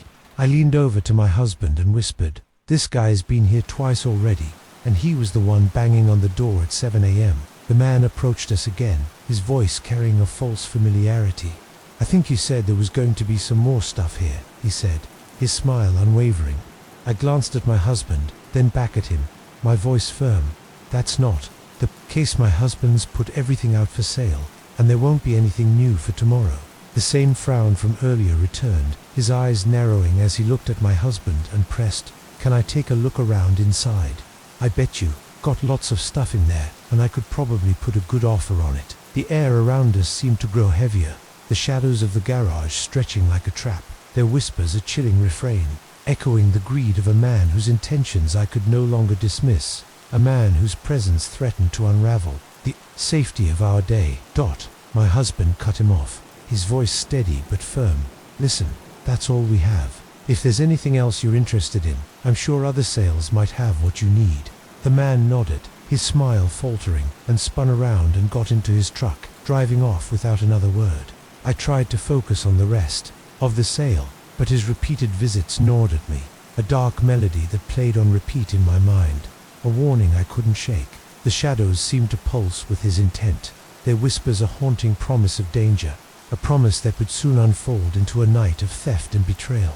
What if the man who haunted your garage sale returned in the dead of night? His greed, a shadow that turned your neighbor's home into a target for theft. That's the horrifying reality I faced as the middle-aged man's true intentions came to light, his actions shattering the safety of our neighborhood. After the man's third visit, the rest of the sale went smoothly, our earnings a nice chunk of change that made us decide to cancel our second day. I wanted to help my neighbors who still had items to sell, so I planned to visit Debbie the next morning at 7 o'clock, eager to lend a hand. But when I arrived, I noticed something off. Her garage was closed, and she wasn't setting up. Despite our agreement, I hesitated, debating whether to go back home, but decided to check on her. My concern outweighing my uncertainty, I knocked on her front door, and Debbie opened the door in her robe, her face red, her hands clutching tissues, tears streaming down her cheeks. "What happened?" I asked, my heart sinking as she pulled me inside, her voice trembling with fear. She told me the entire story, her words a flood of panic as she explained that someone had broken into the garage and taken most of her stuff, including some of her most valuable items. I listened, my mind racing, and then she said something that made my blood run cold. Her husband caught a glimpse of a red pickup truck racing down the street, too fast to get a license plate, but its description matched the rusty maroon pickup truck I'd seen earlier. I asked if the pickup truck was red and rusty, and her husband, overhearing, confirmed it, his voice heavy with suspicion. "How did you know that?" The air around Debbie's house seemed to grow colder, the shadows of the morning stretching like a noose, their whispers a chilling refrain, echoing the danger that had struck in the night, a danger I had unknowingly crossed paths with. I told Debbie and her husband about my encounter the day before, recounting the man's aggressive behavior, his repeated visits, and his unsettling insistence on seeing inside my house. They asked if I'd share a description and any other information with the police, and I agreed, my voice steady despite the fear that gnawed at me. But no one was ever charged, the police unable to recover Debbie's stolen belongings, the thief slipping through their fingers like a ghost. The realization hit me hard. Our neighborhood, once a safe haven, was now a place of vulnerability, its warmth tainted by the actions of a man whose greed had left us all shaken. The shadows of the street seemed to pulse with his presence, their whispers a haunting promise of danger, a promise that had turned our community tradition into a nightmare of loss and fear. I couldn't shake the guilt, the feeling that my encounter with the man might have been a warning I failed to heed, a chance to prevent the theft that had struck my neighbor. The garage sale, a symbol of community, had become a target, its joy replaced by a lingering dread that followed me home. The air around my house seemed to grow heavier, the shadows a constant reminder of the thief who had stalked our neighborhood, a thief whose actions had left a scar on our sense of safety. What if a single encounter at a garage sale left you with a fear so raw that it turned your neighborhood into a place of shadows, a reminder of the dangers that lurk in the familiar? That's the haunting aftermath I faced as the reality of the theft settled over me, a reality that changed my life forever. I still get sick to my stomach when I think about this story. The memory of that day, a dark note in the melody of my life, a reminder of the vulnerability that had been exposed. To protect ourselves, I have since installed new security systems and cameras around our property. A desperate attempt to reclaim the safety we'd lost, but the fear lingers. A shadow that follows me through every quiet moment. I still do love garage sailing, the thrill of the hunt, a part of who I am. But since this event 3 years ago, I only shop and I don't host. The thought of opening my home to strangers, now a risk I'm unwilling to take. The neighborhood garage sale, once a cherished tradition, has become a memory tainted by loss. A reminder that even in a community as tight-knit as ours, danger can lurk just beneath the surface. I often wonder what else that man might have planned, whether his theft was a one-time act or part of a larger scheme, a question that haunts my quiet moments.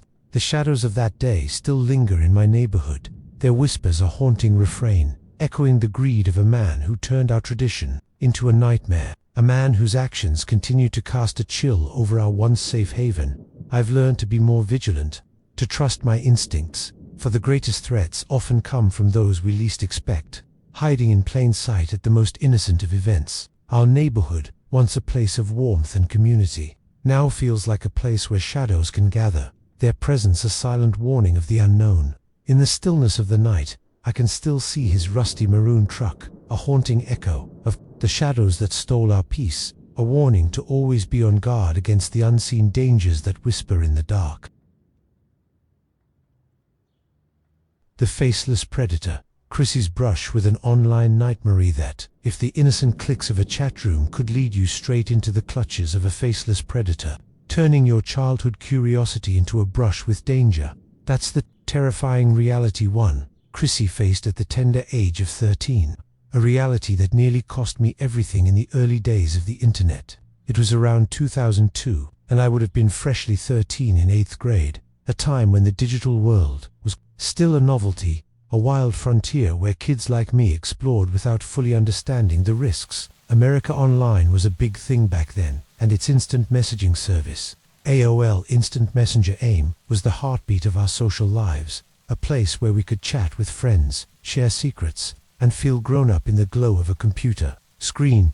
I was a typical teenager, navigating the awkwardness of middle school with a mix of excitement and insecurity. I didn't have any photos of myself online. Digital cameras were still a luxury, and I was too self-conscious to share pictures. Anyway, a trait many 13-year-olds could relate to. AIM chatrooms were my escape, a place where I could be anyone I wanted, free from the judgment of the real world. I went into chatrooms by myself with friends, just goofing around, our laughter echoing through the screen as we typed silly messages and shared inside jokes. But the internet wasn't all fun and games. Unsolicited photos were a dark undercurrent, a danger we learned to avoid by choosing the right chatrooms, ones we thought were safe. I was naive, blissfully unaware of the predators lurking behind the screen, waiting for a chance to strike. One day, as I sat in my bedroom, the glow of the computer screen casting shadows on the walls, a guy popped up on my screen wanting to chat. His username was innocuous, his messages friendly, and I didn't think twice about replying. His name was Dave, and he claimed to be 19, a college student from California with a laid-back vibe that made him seem cool, worldly, someone I could look up to. Our conversations started innocently enough, simple exchanges about school, music, and the movies we liked. I felt a thrill at the attention, the idea that someone older found me interesting, and we quickly fell into a pattern of talking, our chats becoming a daily ritual that filled me with a mix of excitement and flattery. The air around my computer seemed to hum with possibility, the shadows of my room stretching like a warning, their whispers a chilling prelude to the danger I couldn't see, a danger that would soon reveal itself in the most terrifying way. Dave's messages grew more personal, his words laced with a warmth that made my young heart flutter. He started telling me that he loved me, his declarations a melody that played on repeat in my mind, a song I didn't yet recognize as a trap. I was too young to understand the red flags, too caught up in the fantasy to see the danger lurking behind his words. But the internet, a place I thought was safe, was about to become a hunting ground, and I was the prey. The shadows of my bedroom seemed to pulse with his intent, their whispers a haunting promise of danger. a promise that would soon unfold into a nightmare that would change my life forever. What if the person you thought was a friend was weaving a web of lies? Their words, a lure designed to trap you in a nightmare you couldn't escape. That's the horrifying reality I faced as Dave's true intentions began to surface. His flattery, a mask for a predator's hunger. Our chats had become a daily ritual, a secret I kept from my mum, who was too busy with work to notice the hours I spent online. I felt special, chosen, as Dave showered me with compliments, telling me how mature I was for my age, how I was different from other girls.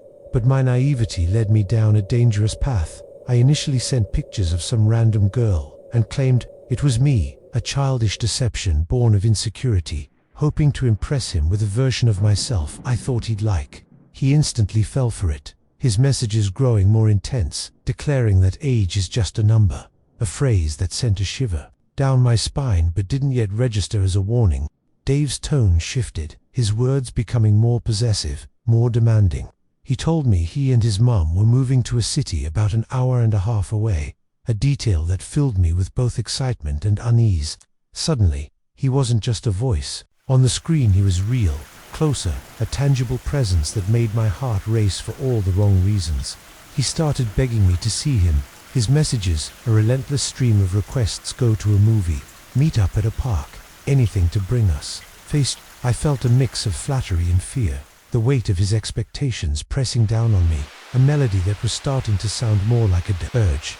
I knew I couldn't keep up the lie, so I confessed, my fingers trembling as I typed. Those weren't pictures of me, but of someone else. His response was immediate, a storm of anger that erupted through the screen. He was furious, his words a barrage of hurt and betrayal, accusing me of leading him on, his rage a dark note in the symphony of our chats. But just as quickly as his anger flared, it subsided, replaced by a chilling forgiveness. I still want to meet you because I love you for who you are, he wrote, his words a honeyed trap that made my young heart swoon, despite the unease that gnawed at me. He used all the right words, weaving a fantasy that blinded me to the danger. His messages a siren song that drew me closer to the edge. I was too young to see the red flags, too caught up in the thrill to recognize the predator behind the screen. The air around my computer seemed to grow colder, the shadows of my room stretching like claws, their whispers a chilling refrain, echoing the danger of a man whose love was a mask for something far darker, a danger that would soon come too close for comfort. I shared everything with my best friend, my confidant in all things, hoping she'd help me make sense of the whirlwind I'd been swept into. Together, we hatched a plan. We had a whole plan for him to drive to see me to go to the movies, a naive scheme born of my belief that this was normal, that I could handle it. I didn't tell my mom, her absence a void that left me vulnerable, my innocence a shield that was about to be shattered. The shadows seemed to pulse with his intent, their whispers a haunting promise of danger, a promise that would soon unfold into a day of reckoning, a day that would change my life forever.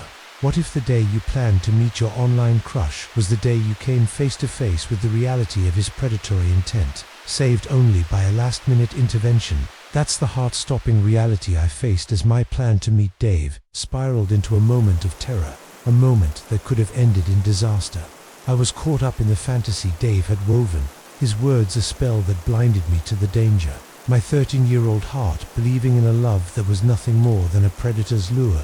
My best friend, my partner in this naive adventure, agreed to come with me, her presence a small comfort as we planned to meet Dave at the movies, a public place I thought would keep us safe. I was too young to see the risks, too swept up in the thrill to recognize the red flags, my innocence a beacon for a man who thrived on exploiting it.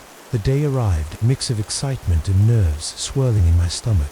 As I prepared to meet the boy who had captured my heart through a screen, my friend and I were at school, giggling in the hallways as we finalized our plans, the anticipation a melody that drowned out the whispers of doubt. But just as we were about to leave, my friend's mum came and picked us up from school, her presence a jarring note in our carefully orchestrated scheme. She looked at me, her eyes filled with a seriousness that made my stomach drop, and said, "Chrissy, you're not going to the movies. You're not meeting that man. You could get seriously hurt or kidnapped, and I can't allow you guys to just go."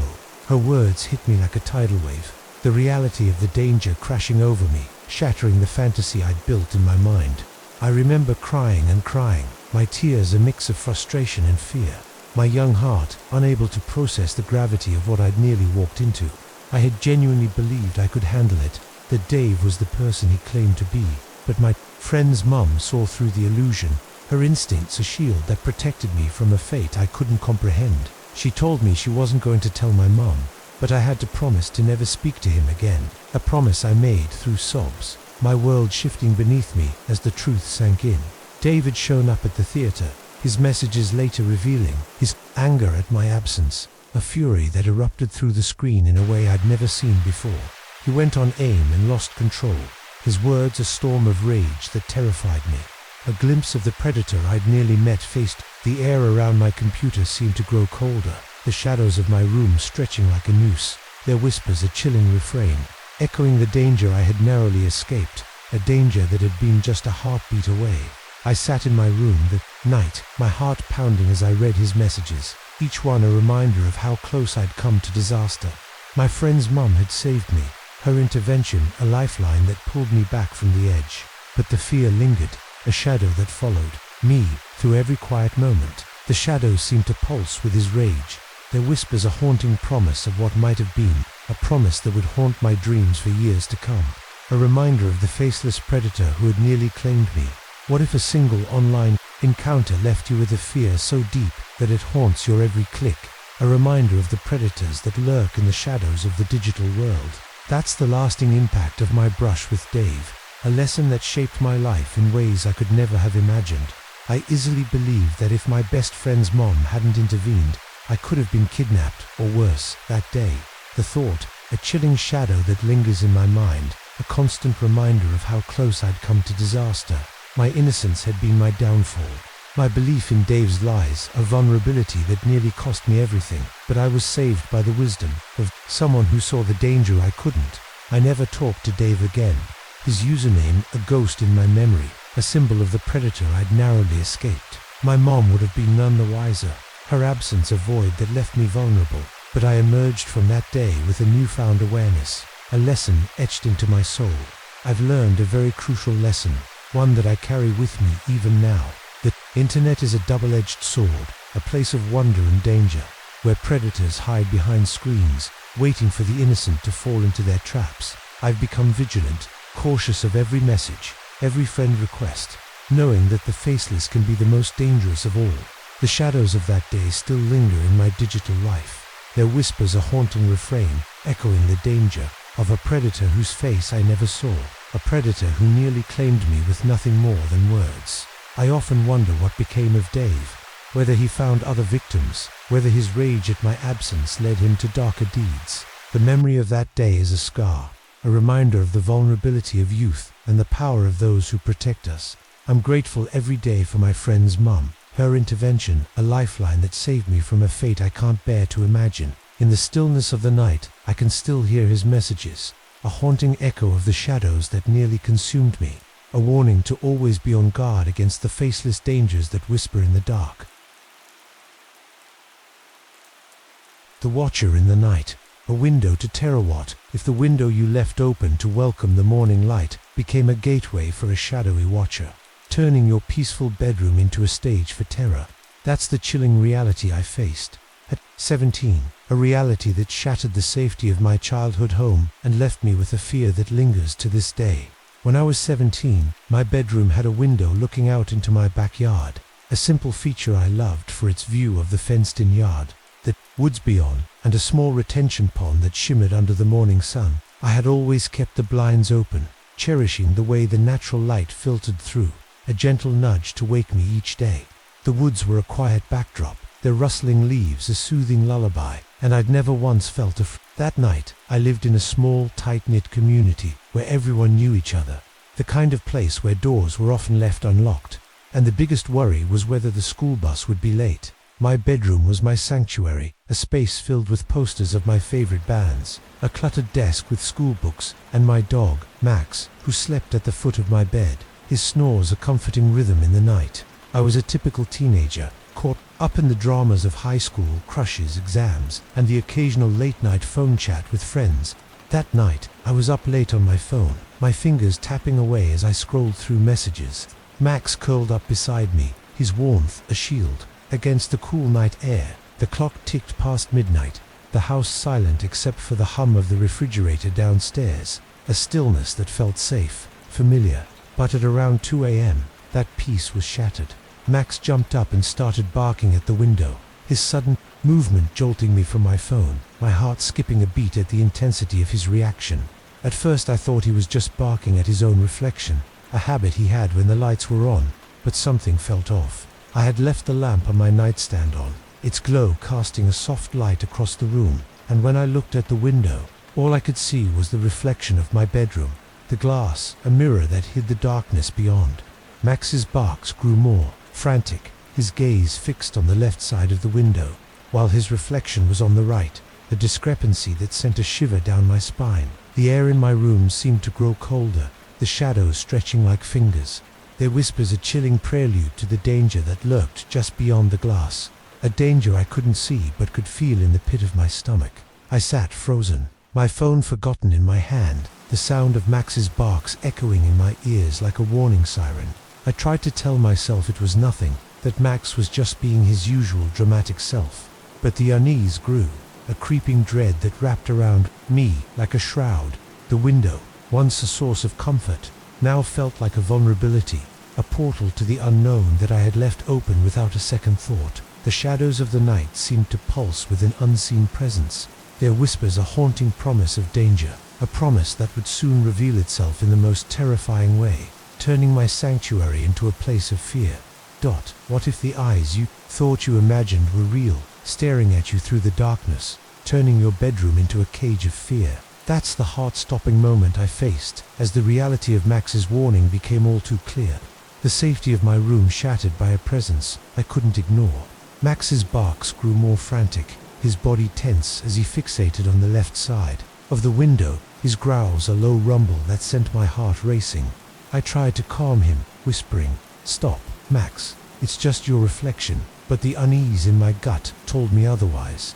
I couldn't see anything beyond the glass, the lamp's glow turning the window into a mirror, but Max's reaction was too intense, too specific, to be a mere trick of the light. I didn't want to alert whatever might be out there that I was scared, so I forced myself to act normal, my movements deliberate as I faked a yawn and set my phone aside, pretending to prepare for bed. My hands trembled as I reached for the lamp, turning it off with a click that plunged the room into darkness, the sudden absence of light making my breath catch. I lay down, facing the window, my eyes adjusting to the dim moonlight filtering through the blinds, and that's when I saw a set of human eyes looking back at me from the left side of the window, their gaze cold and unblinking, a predator's stare that pierced the darkness and locked onto me. My heart stopped, a scream catching in my throat, as the reality of the situation crashed over me. Someone was out there, watching me, their presence a violation that turned my sanctuary into a trap. I lay frozen, my body rigid with fear, my mind racing with 1,000 terrifying possibilities. Who was out there? Why were they watching me? I tried to convince myself it was a trick of my imagination, a shadow playing games with my tired eyes, but the eyes didn't move. Their intensity, a silent promise of danger. Desperate to break the spell, I grabbed an empty water bottle on my nightstand, a prop in my charade as I pretended to just realize it was empty. Using the excuse to get up, I turned the lamp back on, my movements slow and deliberate, and acted like I was going to get water, my legs shaking as I made my way to my parents' room, Max trailing behind me, his growls a low warning that followed me down the hall. Air in the house seemed to grow heavier, the shadows stretching like a noose, their whispers a chilling refrain, echoing the terror of a watcher whose eyes I could still feel, a terror that threatened to consume me.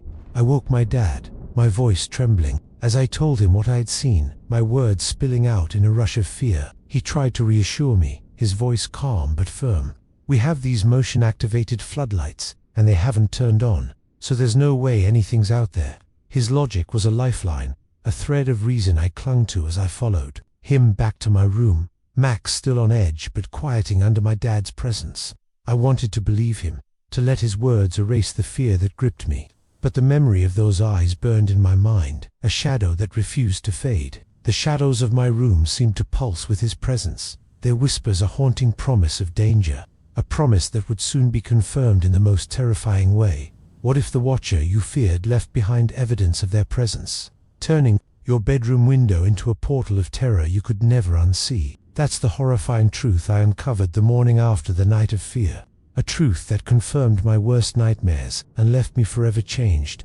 I had barely slept, my mind replaying the image of those human eyes staring at me through the window, their cold gaze a shadow that followed me into my dreams. When I awoke, the morning light felt hollow, its warmth unable to erase the chill that had settled in my bones. I knew I couldn't ignore what I had seen, so I decided to take my dog out and investigate, my curiosity warring with my fear as I approached the window that had become a source of terror. I stepped into the backyard, Max at my side, his nose twitching as he sniffed the air, his demeanor tense but alert. I focused on the pine straw bedding underneath my window, a patch of ground I'd walked past countless times without a second thought.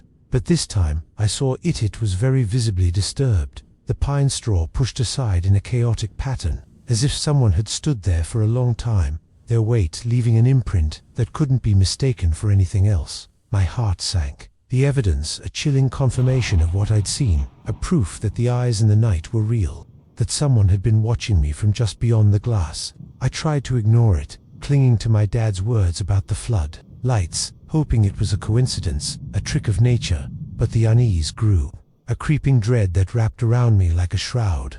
Later that day, my dad decided to test the floodlights, a routine check he hadn't done in months, and the truth came crashing down. The bulbs had burned out, their failure a silent betrayal that had left our backyard unprotected, a vulnerability that had allowed the watcher to stand there undetected, their presence a secret, until Max's barks had alerted me. The realization hit me like a punch, my dad's reassurance now, a hollow promise, the safety of our home shattered by the knowledge that someone had been there, watching, waiting, their intentions a dark mystery that gnawed at my mind. The air around my backyard seemed to grow colder, the shadows stretching like claws, their whispers a chilling refrain, echoing the terror of a watcher who had stood just outside my window, a terror that had come too close to claiming me. I stood there, staring at the disturbed pine straw, my hands trembling as Max whimpered at my side, his instincts a mirror to my own fear. The woods beyond the fence, once a place of peace, now felt like a hiding place for the unknown, a realm where shadows could watch and wait, their gaze a silent threat. I knew I couldn't go back to the way things were, that the window I'd once loved was now a portal to fear, a reminder of the vulnerability I'd never noticed until it was too late. The shadows of the woods seemed to pulse with his presence, their whispers a haunting promise of danger, a promise that would forever change the way I saw my home, a promise I would never forget. What if a single night of terror left you with a fear so deep that it haunts your every sleep, turning your bedroom into a place of shadows you can never escape? That's the lasting impact of the night I saw those eyes at my window, a night that taught me the true meaning of vulnerability and left me forever changed. I keep my blinds closed and my lamp off when I sleep, a ritual born of fear, a desperate attempt to shield myself from the watcher who had invaded my sanctuary. I don't want to risk anything seeing me, and if something is out there, I want to know it's there. The darkness now a shield rather than a threat, a way to face the unknown on my terms. If there was someone at my window that night, thank God, my dog saw it, his barks a lifeline that had saved me from a danger I couldn't fully comprehend. I often wonder who was out there, what they wanted, whether they were a random prowler or someone with a darker intent, a question that haunts my quiet moments. The memory of those eyes, cold and unblinking, is a scar on my sense of safety, a reminder that even in a small, tight-knit community, danger can lurk just beyond the fence. I've learned to be vigilant, to trust my instincts, for the greatest threats often come when we least expect them, hiding in the shadows of the night. The shadows of that night still linger in my bedroom, their whispers a haunting refrain, echoing the terror of a watcher whose intentions I may never know, a terror that continues to cast a chill over my once safe haven. I can't help but feel a lingering fear, a dread that surfaces every time I hear a strange noise in the night, a reminder of the vulnerability I'd never noticed until it was too late. My childhood home, once a place of warmth and security, now feels like a place where shadows can gather, their presence a silent warning of the unknown. In the stillness of the night, I can still see those eyes, a haunting echo of the shadows that watched me, a warning to always be on guard against the unseen dangers that whisper in the dark. The imposter's call. A school day turned nightmare, I thought. If a routine school day, filled with the laughter of friends, was interrupted by a chilling deception, a stranger's voice threatening to pull you into a nightmare. That's the terrifying reality I faced at 14, a reality that turned a carefree afternoon into a brush with danger I'd never forget. I was a freshman in high school, a time when life was a whirlwind of new experiences, first crushes, late-night study sessions, and the thrill of newfound independence. I worked at a McDonald's that was connected to a gas station, a busy truck stop where the hum of activity was a constant backdrop to my shifts. I was pretty small, standing at 5 feet 6 inches, and weighing between 130 to 150 pounds. Not tiny, but slight enough to be an easy target, a fact I hadn't considered until that day. It was a typical school day, the kind where the monotony of classes was broken by moments of joy with my friends. I was in gym class, in the middle of the school day, one of those days where we could sit on the side and catch up on work for other classes if we didn't want to participate in the game. My friends and I took full advantage, laughing and joking around, our voices echoing in the gym as we swapped stories and planned our weekend. The game of dodgeball unfolding in the background, a distant hum. I was grounded at the time, a punishment for sneaking out to a party the previous weekend. So I didn't have my regular phone, just a cheap flip phone my mum had gotten me from Walmart. A lifeline for emergencies, but little else. The day felt normal, safe. The gym, a bubble of teenage innocence, where the biggest worry was a pop quiz in history class. But that safety shattered when I received a notification on my school iPad, a message from Power School that excused me from the remaining classes of the day, a sudden interruption that left me confused. My mom hadn't mentioned anything about picking me up early, and I only saw my dad every other weekend. He wasn't the type to pull me out of school on a whim. I sent a quick text to my mom on my flip phone, asking about the notification, but before I got a response, my gym teacher told me that I needed to grab my things and go to the office because my mom would be picking me up. Her voice matter of effect, but her words a puzzle I couldn't solve. I was bewildered, the unexpected change a jarring note in the day's melody. My mind racing with questions as I gathered my backpack and headed to the office, my friends' curious glances following me out the door. The air in the hallway seemed to grow colder, the shadows stretching like a warning, their whispers a chilling prelude to the danger that awaited, a danger I couldn't yet see but could feel in the pit of my stomach. I sat in the office by the window, watching the parking lot for my mum's car, my flip phone clutched in my hand as I waited for her reply. The school day continued around me, the hum of voices and the clang of lockers a distant backdrop to my growing unease. Something felt off, a creeping dread that wrapped around me like a shroud, a sense that this wasn't just a mix-up, that something far darker was at play. The shadows of the school seemed to pulse with an unseen presence, their whispers a haunting promise of danger, a promise that would soon reveal itself in the most terrifying way, turning my ordinary day into a nightmare. What if the voice on the phone, claiming to be someone you trust, was a stranger with sinister intent, turning your school into a trap you couldn't escape? That's the unsettling reality I faced as the truth behind a Power School notification began to unravel. My safety hanging by a thread in the school office, I sat by the window, my flip phone buzzing with a message from my mom. Her response, a frantic denial that sent my heart racing. She freaked out and told me not to leave the building. Her words, a stark warning that confirmed my growing fear. This wasn't a mix-up. It was something far more dangerous. I stared at the phone, my hands trembling, the office suddenly feeling like a cage rather than a safe haven. The hum of the school around me, a distant echo against the pounding of my heart.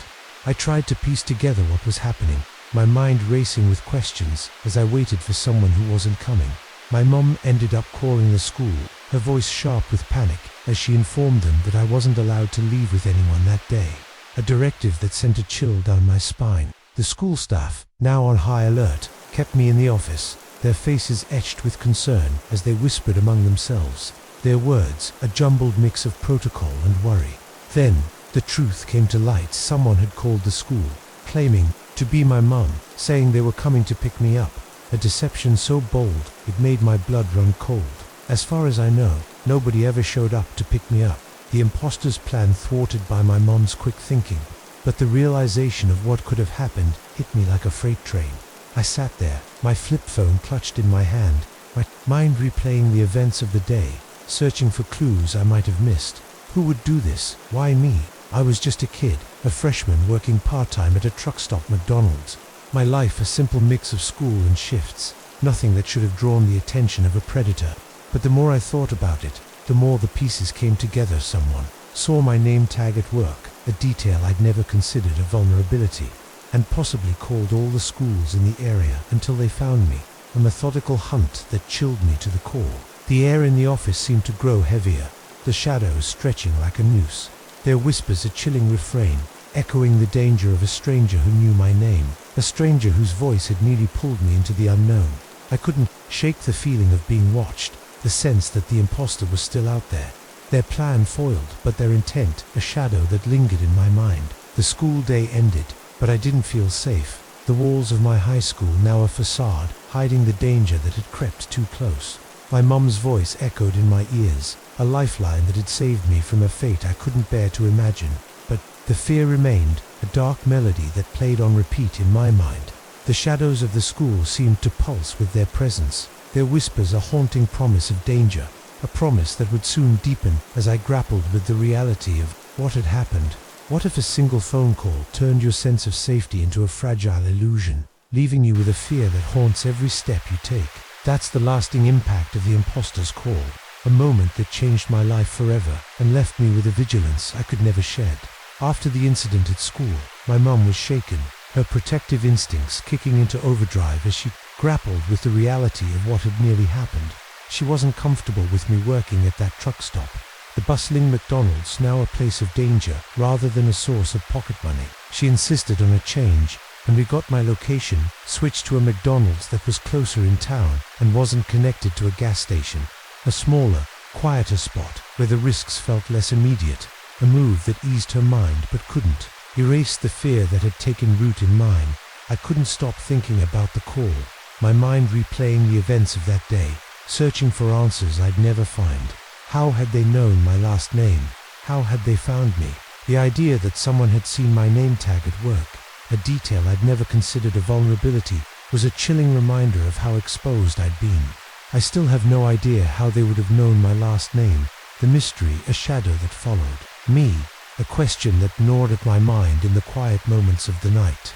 I felt like a target, my small frame a beacon for predators I couldn't see, my innocence a liability I hadn't recognized until it was nearly too late. The school office, once a place of mundane tasks, now felt like a battlefield, a place where I'd been hunted by a voice I'd never heard before. The incident left me forever changed, my sense of safety shattered like glass, replaced by a vigilance that became my armor. I couldn't walk through the school hallways without looking over my shoulder, couldn't work my shifts at the new McDonald's without scanning the faces of every customer, searching for a threat I couldn't name. My flip phone, once a lifeline, now felt like a potential trap, a device that could connect me to dangers I couldn't predict.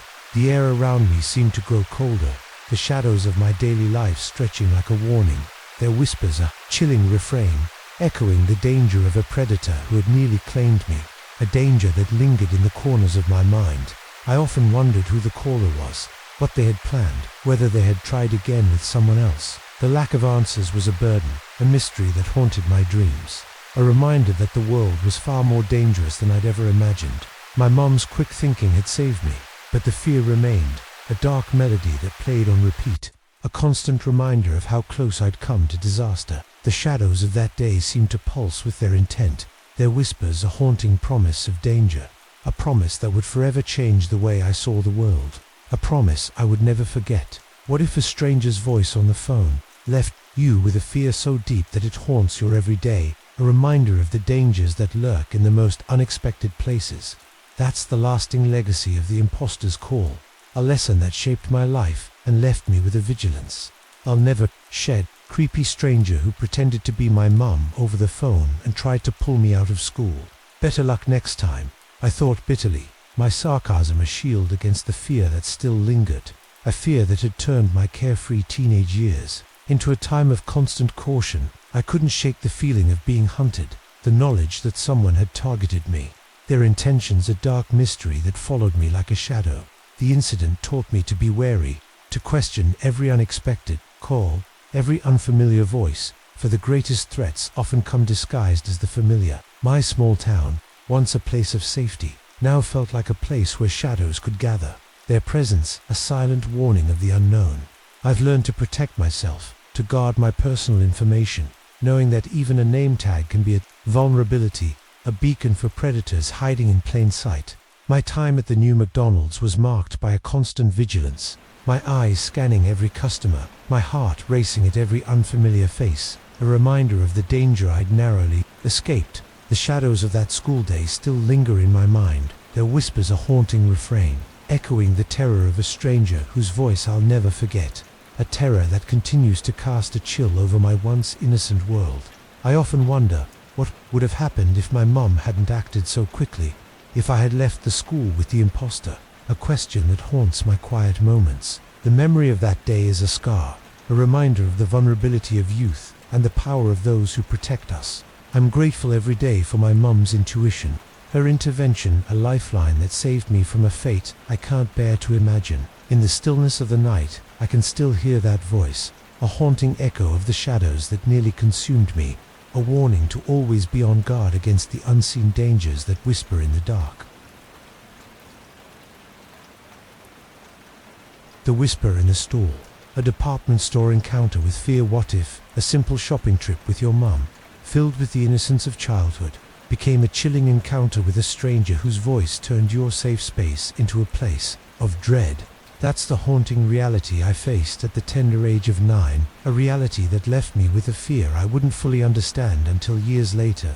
My mum and I, a 9-year-old girl, were shopping for bathing suits in a big department store. Just the two of us, a routine outing that felt like a special adventure. It was a warm summer day, the kind where the promise of pool parties and beach trips filled my young heart with excitement. My small hand clasped in my mum's as we navigated the aisles. The store, a labyrinth of colors and possibilities. We lived in a middle-class, mostly peaceful neighborhood, the kind of place where kids played in the streets until dusk, and the biggest worry was whether we'd get ice cream after dinner. The department store was a familiar haven, its bright lights and bustling energy a playground for my imagination. I loved trying on clothes, twirling in front of mirrors, and giggling with my mum as we picked out outfits, her laughter a melody that made every moment magical. That day, we were in the women's fitting rooms, a quiet corner of the store where the hum of the crowd faded into a soft murmur, the space empty except for us. I needed a suit in a different size, my current one a bit too snug, so my mum said she would go look for it, her voice reassuring as she stepped out. Leaving me alone in the store, I locked the door behind her, the click of the latch a small comfort as I waited, my bare feet tapping on the cool tile floor, my reflection in the mirror a familiar sight. Pigtails, a gap-toothed smile, and a polka dot bathing suit that made me feel like a mermaid. I hummed a tune, lost in my own world. The fitting room, a bubble of safety where nothing could touch me. But that safety was about to shatter. The quiet of the room a fragile facade, hiding a danger I couldn't yet comprehend. I heard the soft shuffle of footsteps, someone entering the fitting rooms, their presence a jarring note in the stillness, and my humming stopped, my heart skipping a beat as I waited, listening, a child's curiosity mingling with a flicker of unease. The air in the fitting room seemed to grow colder, the shadows stretching like a warning, their whispers a chilling prelude to the danger that had just stepped into my world, a danger I was too young to recognize but could feel in the pit of my stomach. I stood there, my small hands clutching the straps of my bathing suit, the mirror reflecting my wide-eyed stare, the silence now heavy with an unspoken threat. I didn't know what was coming, but something inside me, a primal instinct I didn't yet understand, told me to be still, to be quiet, as if any movement might shatter the fragile safety of the stall. The shadows of the fitting room seemed to pulse with an unseen presence, their whispers a haunting promise of danger, a promise that would soon unfold into a moment of terror that would linger in my memory for years to come. What if a stranger's voice, soft and unassuming, could pierce through the safety of a locked door, turning a fitting room into a prison of fear? That's the heart-stopping moment I faced as the man in the fitting room revealed his presence. His words a chilling intrusion that shattered my innocence. I stood in the stall, my bare feet cold against the tile, my heart pounding as I heard. The footsteps stopped just outside my door. Then, a voice broke the silence. A man's voice, low and deliberate, sending a shiver down my spine. "Hello," he said, the single word echoing in the empty fitting room, a sound that felt like a violation. In the quiet space, I froze, my breath catching in my throat, my small body rigid with a fear I didn't yet understand. I didn't answer, my instincts screaming to stay silent, to pretend I wasn't there. But the silence stretched on, heavy and suffocating, a void that seemed to draw him closer. After what felt like an eternity, he repeated the question, his voice unchanged but carrying a weight that made my stomach churn. "Is someone in here?" he asked, and I could hear the faint creak of the floor as he shifted his weight, his presence a shadow just beyond the door. I wanted to speak, to call out for my mum, but I couldn't move, couldn't make a sound. My body paralyzed by a horrible feeling of dread, a sensation so overwhelming it felt like a physical force, pinning me in place. It was as if my very bones knew something my mind couldn't grasp. A primal fear that whispered of danger, of a threat I was too young to name. Approximately 20 seconds of silence passed, each second an eternity, as I stood there, my eyes fixed on the locked door, my small hands trembling as I clutched the straps of my bathing suit. Then, approximately 20 more seconds ticked by before I heard him leave the fitting rooms, his footsteps fading into the distance, a retreat that should have brought relief, but only deepened my fear. I didn't move, didn't dare breathe, loudly, the memory of his voice echoing in my mind like a dark melody, a sound that had turned my safe space into a place of terror. My mum turned up not long after, her cheerful voice a stark contrast to the dread that gripped me, and we left, my small hand clasped in hers, as we walked back into the bright lights of the store. The fitting room, a memory I wanted to forget. The air around me seemed to grow colder, the shadows of the store stretching like claws, their whispers a chilling refrain, echoing the terror of a stranger whose voice had invaded my world, a terror that would linger in the corners of my mind. I didn't tell my mum what had happened, my 9-year-old self unable to articulate the fear that had taken root, the dread that had felt so real but seemed so abstract in the light of day. I clung to her hand, the warmth of her presence a shield against the memory of that voice, but the unease remained, a shadow that followed me out of the store and into the safety of our car. The shadows of the fitting room seemed to pulse with his presence, their whispers a haunting promise of danger, a promise that would resurface years later when I finally understood the true nature of what I had experienced. What if the fear you couldn't name as a child lingered in your subconscious, a silent terror that resurfaced years later to reveal the danger you'd narrowly escaped? That's the haunting truth I uncovered as the memory of the man in the fitting room came back to me, its full weight hitting me years after the incident. I didn't speak of what had happened that day, my 9-year-old self unable to process the dread that had gripped me, the voice in the fitting room a shadow I buried deep in my memory. My mom and I continued our shopping trips, the department store returning to its role as a place of wonder, but the fitting rooms were different now, a place I avoided without fully understanding why, a quiet unease that followed me like a ghost. It wasn't until I was 21 that I finally told my mum about the incident, my voice trembling as I recounted the memory, the details as vivid as if they'd happened yesterday. I sat across from her at the kitchen table, the warmth of our home a stark contrast to the chill that ran through me as I spoke, the words spilling out in a rush of emotion I'd kept locked away for over a decade.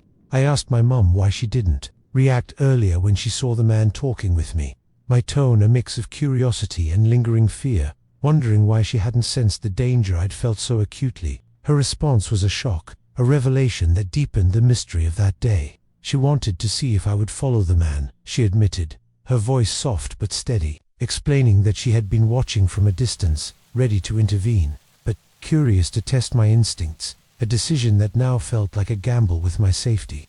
I was stunned, my mind reeling as I processed her words, the memory of that day taking on a new, darker meaning. My mum had seen the man, had sensed something off, but her choice to wait, to watch, had left me alone in that moment of terror, a moment that could have ended so differently. I understood her reasoning. She wanted me to learn to trust my instincts, to recognize danger, but the knowledge that she'd been so close, yet so far, sent a shiver down my spine, a reminder of how vulnerable I'd been. The air around the kitchen seemed to grow colder, the shadows of our home stretching like a warning, their whispers a chilling refrain, echoing the terror of a moment I'd buried, a terror that had shaped me in ways I was only beginning to understand. The incident had left a mark, a fear I hadn't fully recognized until I spoke it aloud, a dread that had lingered in my subconscious, guiding my actions without my awareness. I realized I'd always been cautious in public spaces, always quick to lock doors, always wary of strangers who got too close. A vigilance born of that day in the fitting room. The memory of the man's voice, low and deliberate, was a scar on my innocence, a reminder that even in the safest places, danger could lurk just beyond the door. The shadows of that day seemed to pulse with his presence, their whispers a haunting promise of danger, a promise that had followed me into adulthood, a promise I could never fully escape. What if a childhood memory, buried for years, resurfaced, to reveal a danger so real that it haunts your every step, a reminder of the predators that hide in plain sight? That's the lasting legacy of the man in the fitting room, a moment that shaped my life and left me with a fear I'll never shed. I still think about this encounter after years of learning to trust my gut, the memory, a shadow that lingers in my mind, a reminder of the dread that had gripped me at 9 years old. I've only had that exact feeling a couple of times in my life since, each time a confirmation that my instincts had been right, that my life had been in danger, a validation of the fear I'd felt that day in the department store. Each time, it was clear that my life was definitely in danger, the same paralyzing dread washing over me, a primal warning that had saved me more than once. I often wonder what would have happened if I'd answered the man, if I'd opened the door, a question that haunts my quiet moments, a mystery I'll never solve. The fitting room, once a place of innocent fun, is now a symbol of vulnerability, a reminder that even in the safest spaces, danger can lurk just beyond the door. I've learned to trust my instincts, to listen to that gut feeling, for the greatest threats often come when we least expect them, hiding in the shadows of the everyday. The shadows of that department store still linger in my memory, their whispers, a haunting refrain, echoing the terror of a stranger whose voice I'll never forget, a terror that continues to cast a chill over my once innocent world. I'm grateful every day for my instincts, for the silent warning that kept me safe, but the memory of that day is a scar, a reminder of the vulnerability of childhood and the dangers that can hide in the most unexpected places. I approach public spaces with a wary eye, the echo of that man's voice, a constant reminder of the fear I felt, a fear that has shaped me into the cautious woman I am today. In the stillness of the night, I can still hear his voice, a haunting echo of the shadows that nearly consumed me, a warning to always be on guard against the unseen dangers that whisper in the dark. The unseen threat, a neighbor's obsession in the shadow. What if the friendly neighbor who welcomed you to your new home was hiding a sinister obsession, turning your sanctuary into a target for his unsettling intentions? That's the chilling reality I faced as a 20-year-old woman, a reality that turned my fresh start into a nightmare of fear and suspicion. I recently moved into a new apartment with my boyfriend, a cozy space that felt like the beginning of a new chapter, filled with the promise of independence and love. My boyfriend worked away for long periods, often leaving me alone in the apartment. A fact I didn't mind at first. I relished the quiet, the chance to make the space my own, decorating it with fairy lights and cozy throws, turning it into a haven of warmth. The apartment complex was small, a quaint collection of units in a quiet neighborhood, the kind of place where neighbors waved hello, and the biggest worry was whether the laundry room would be full. I was settling in, enjoying the novelty of having my own space, when an older man, maybe 50 years old, started to become pretty friendly with me. His presence, a jarring note in the rhythm of my new routine. He introduced himself as Mr. Harrow, a wiry man with graying hair and a smile that never quite reached his eyes. His demeanor overly warm in a way that made my skin prickle. He'd knock on my door with small gifts, a potted plant, a batch of Cliffy's friendliness seeming genuine at first, a neighborly gesture that I appreciated as a newcomer. I made the mistake of telling him that I live with my partner, but he's away for work for a while. My words, a casual admission meant to build rapport, but one that I'd soon regret. Almost every day after that, he came knocking on my door, his visits becoming a routine I couldn't escape, a shadow that darkened the brightness of my new home. At first, I tried to be polite, answering the door with a smile, thanking him for his kindness. But his persistence grew unsettling. His knocks, a constant reminder of his presence. If I didn't answer, he would leave after about 5 minutes of knocking and no response. His departure a small relief that did little to ease the unease that had taken root in my gut. I couldn't shake the feeling that his friendliness was a facade, a mask hiding something darker, something I couldn't yet name but could feel in the way his gaze lingered too long, his smile too forced. The air in my apartment seemed to grow colder, the shadows stretching like a warning, their whispers a chilling prelude to the danger that lurked just beyond my door, a danger I was only beginning to sense. I tried to focus on the joy of my new home, hanging pictures on the walls and arranging my books on the shelf. But Mr. Harrow's visits cast a pall over everything, a dark melody that played on repeat in my mind. I was alone most days, my boyfriend's absence a void that made me feel exposed, and the older man's attention, once a neighborly gesture, now felt like a threat, a shadow that followed me through every quiet moment. The shadows of the apartment complex seemed to pulse with his intent, their whispers a haunting promise of danger, a promise that would soon unfold into a series of encounters that would leave me trembling in fear. What if the neighbor you thought was harmless crossed a line, turning your apartment into a stage for his unsettling intrusion, a violation that left you frozen with fear? That's the terrifying reality I faced as Mr. Harrow's friendliness took a sinister turn, his actions revealing a side of him that chilled me to the core. I had tried to manage his daily visits, keeping my interactions brief and polite, hoping he'd take the hint and leave me alone. But one day, while I was out in the common grass area playing with my brother, a 2-year-old boy whom I would occasionally babysit, I saw Mr. Harrow approaching, his familiar figure a dark silhouette against the bright afternoon sun, his presence a jarring note in the innocence of our playtime. I quickly picked up my brother, my arms tightening around him as Mr. Harrow drew closer, his smile unnervingly wide as he started making conversation. "What a cute little boy," he said, his voice dripping with a warmth that felt wrong, his eyes fixed on my brother in a way that made my skin crawl. Then, without warning, he tried to grab him out of my arms, his hands reaching for my brother with a suddenness that sent my heart racing. I held on to my brother tightly, pulling back as he started to cry, his small body trembling against mine as I stammered an excuse. "I have to go feed him," my voice shaking as I walked away, my steps quickening to put distance between us. That was the last time I went near that man with my brother. The memory of his reaching hands a shadow that lingered in my mind, a reminder of how close he'd come to crossing a line I couldn't forgive.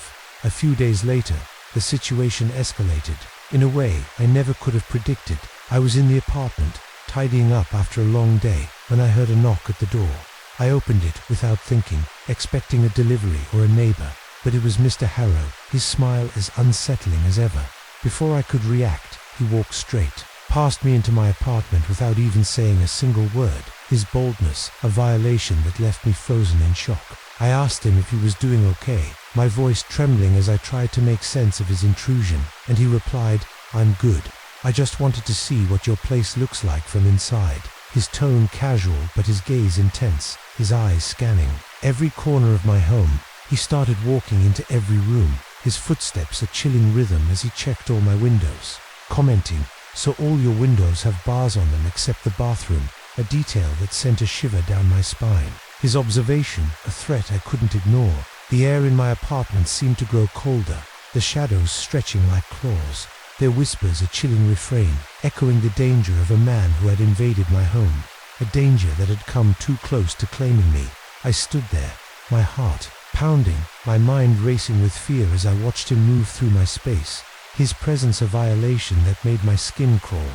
I was extremely bad with confrontation, my voice stuck in my throat as I tried to find the words to make him leave, my fear paralyzing me as he continued his inspection, his smile a mask for something far darker. The shadows of my apartment seemed to pulse with his intent, their whispers a haunting promise of danger, a promise that would soon force me to act, to protect myself from the threat that had walked through my door. What if escaping a neighbor's intrusion revealed a pattern of danger, turning your apartment complex into a hunting ground for a predator hiding in plain sight? That's the horrifying truth I uncovered as Mr. Harrow's actions forced me to confront the reality of his threat, a reality that deepened my fear and left me forever changed. I stood frozen in my apartment, my heart pounding as Mr. Harrow continued his uninvited tour, his comment about the bathroom window echoing in my mind like a warning siren. I couldn't let him stay, couldn't let him invade my space any longer, but my fear of confrontation made my voice tremble. My words stuck in my throat as I tried to find the courage to act. Finally, I forced myself to move, my fear giving way to a desperate need to get him out. I nervously laughed at his comment about the windows, my voice shaky as I said, "Yeah, I guess they do," my mind racing for a way to end this nightmare. I didn't know what to do, so I walked out into the garden, hoping he would follow me out of the apartment. My steps quick and deliberate, as I tried to lead him away from my sanctuary. I just wanted him out, but was scared to anger him, my instincts telling me he wasn't right in the head, his calm demeanor a mask for something far more dangerous. Once we were outside, I closed my door behind us, my hands trembling as I said, "I got to go to the shop now. Sorry, it's probably going to close soon," and walked off, my heart pounding as I put distance between us, the garden a temporary shield against the threat he posed. That night, while hanging my washout, I met another neighbor, a 34-year-old woman who introduced herself with a warm smile, her presence a small comfort after the day's ordeal. I couldn't hold back. I told her everything, my voice trembling, as I recounted Mr. Harrow's intrusion, his unsettling comments, and the fear that had gripped me. Her expression darkened, her eyes filling with a mix of concern and recognition as she revealed the chilling truth. He had been doing the exact same things to her. His visits a pattern of behavior that had left her on edge, her own sense of safety shattered by his actions. She had told her partner, who confronted Mr. Harrow, a confrontation that had been his last straw, a warning that had temporarily stopped his intrusions, but not for long. The air around the garden seemed to grow colder, the shadows stretching like a noose, their whispers a chilling refrain, echoing the danger of a man who had targeted us both, a danger that had turned our complex into a place of fear. I stood there, my hands clutching the damp clothes, my mind reeling as I processed her words. The realization that I wasn't his only target, a shadow that deepened my fear. Her partner's intervention had brought her some peace, but Mr. Harrow's return to my door showed he hadn't stopped. His obsession, a persistent threat that lingered in the corners of our lives. I knew I had to act, to protect myself from a man whose intentions were as dark as the shadows that followed him. The shadows of the apartment complex seemed to pulse with his presence, their whispers a haunting promise of danger, a promise that would soon test my resolve, a promise I could never ignore. What if a neighbor's intrusion left you with a fear so deep that it haunts you every night? A reminder of the dangers that lurk in the places you call home. That's the lasting legacy of Mr. Harrow's actions, a nightmare that turned my new apartment into a place of shadows and left me with a vigilance I'll never shed. After the confrontation in the garden, Mr. Harrow only tried one more time, that I know of, to knock on my door. His persistence, a dark melody that played on repeat in my mind. I hid in my kitchen for 10 minutes, my heart pounding as I listened to his knocks, each one a reminder of the threat he posed, until he finally left, his departure a small relief that did little to ease my fear. I haven't heard anything since, and haven't seen him around, but the memory of his intrusion lingers, a shadow that follows me through every quiet moment. I wake up at night sometimes panicking, the fear that he's planning something, a constant whisper in my mind, a dread that makes sleep a battle I often lose. The apartment, once a symbol of independence, now feels like a place where shadows can gather, their presence a silent warning of the unknown. I've learned to be more cautious, to guard my personal information, knowing that even a casual conversation can be a vulnerability, a beacon for predators hiding in plain sight. My boyfriend's absence, once a minor inconvenience, now feels like a gaping hole, a void that leaves me exposed to dangers I can't predict. The shadows of my apartment still linger in my dreams, their whispers a haunting refrain, echoing the terror of a neighbor whose intentions I'll never fully know, a terror that continues to cast a chill over my once safe haven. I often wonder what Mr. Harrow wanted, whether his actions were a prelude to something far worse, a question that haunts my quiet moments. The memory of his intrusion, his unsettling comments, is a scar on my sense of safety, a reminder that even in a quiet neighborhood, Danger can lurk just beyond the door. I'm grateful for my neighbor's warning. Her words are a lifeline that helped me see the truth. But the fear remains, a dark melody that plays on repeat, a constant reminder of how close I'd come to disaster. In the stillness of the night, I can still hear his knocks, a haunting echo of the shadows that invaded my home, a warning to always be on guard against the unseen dangers that whisper in the dark.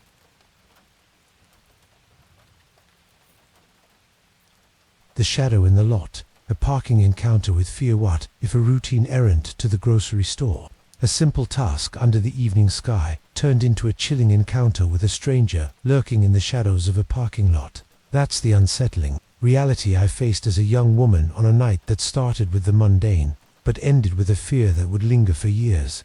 I was on my way to a grocery store at around 7 p.m., a familiar trip to pick up ingredients for dinner, the kind of errand I'd done countless times without a second thought. I lived in a small, quiet town where the streets were safe, the people friendly, and the biggest worry was whether the store would have my favorite brand of pasta.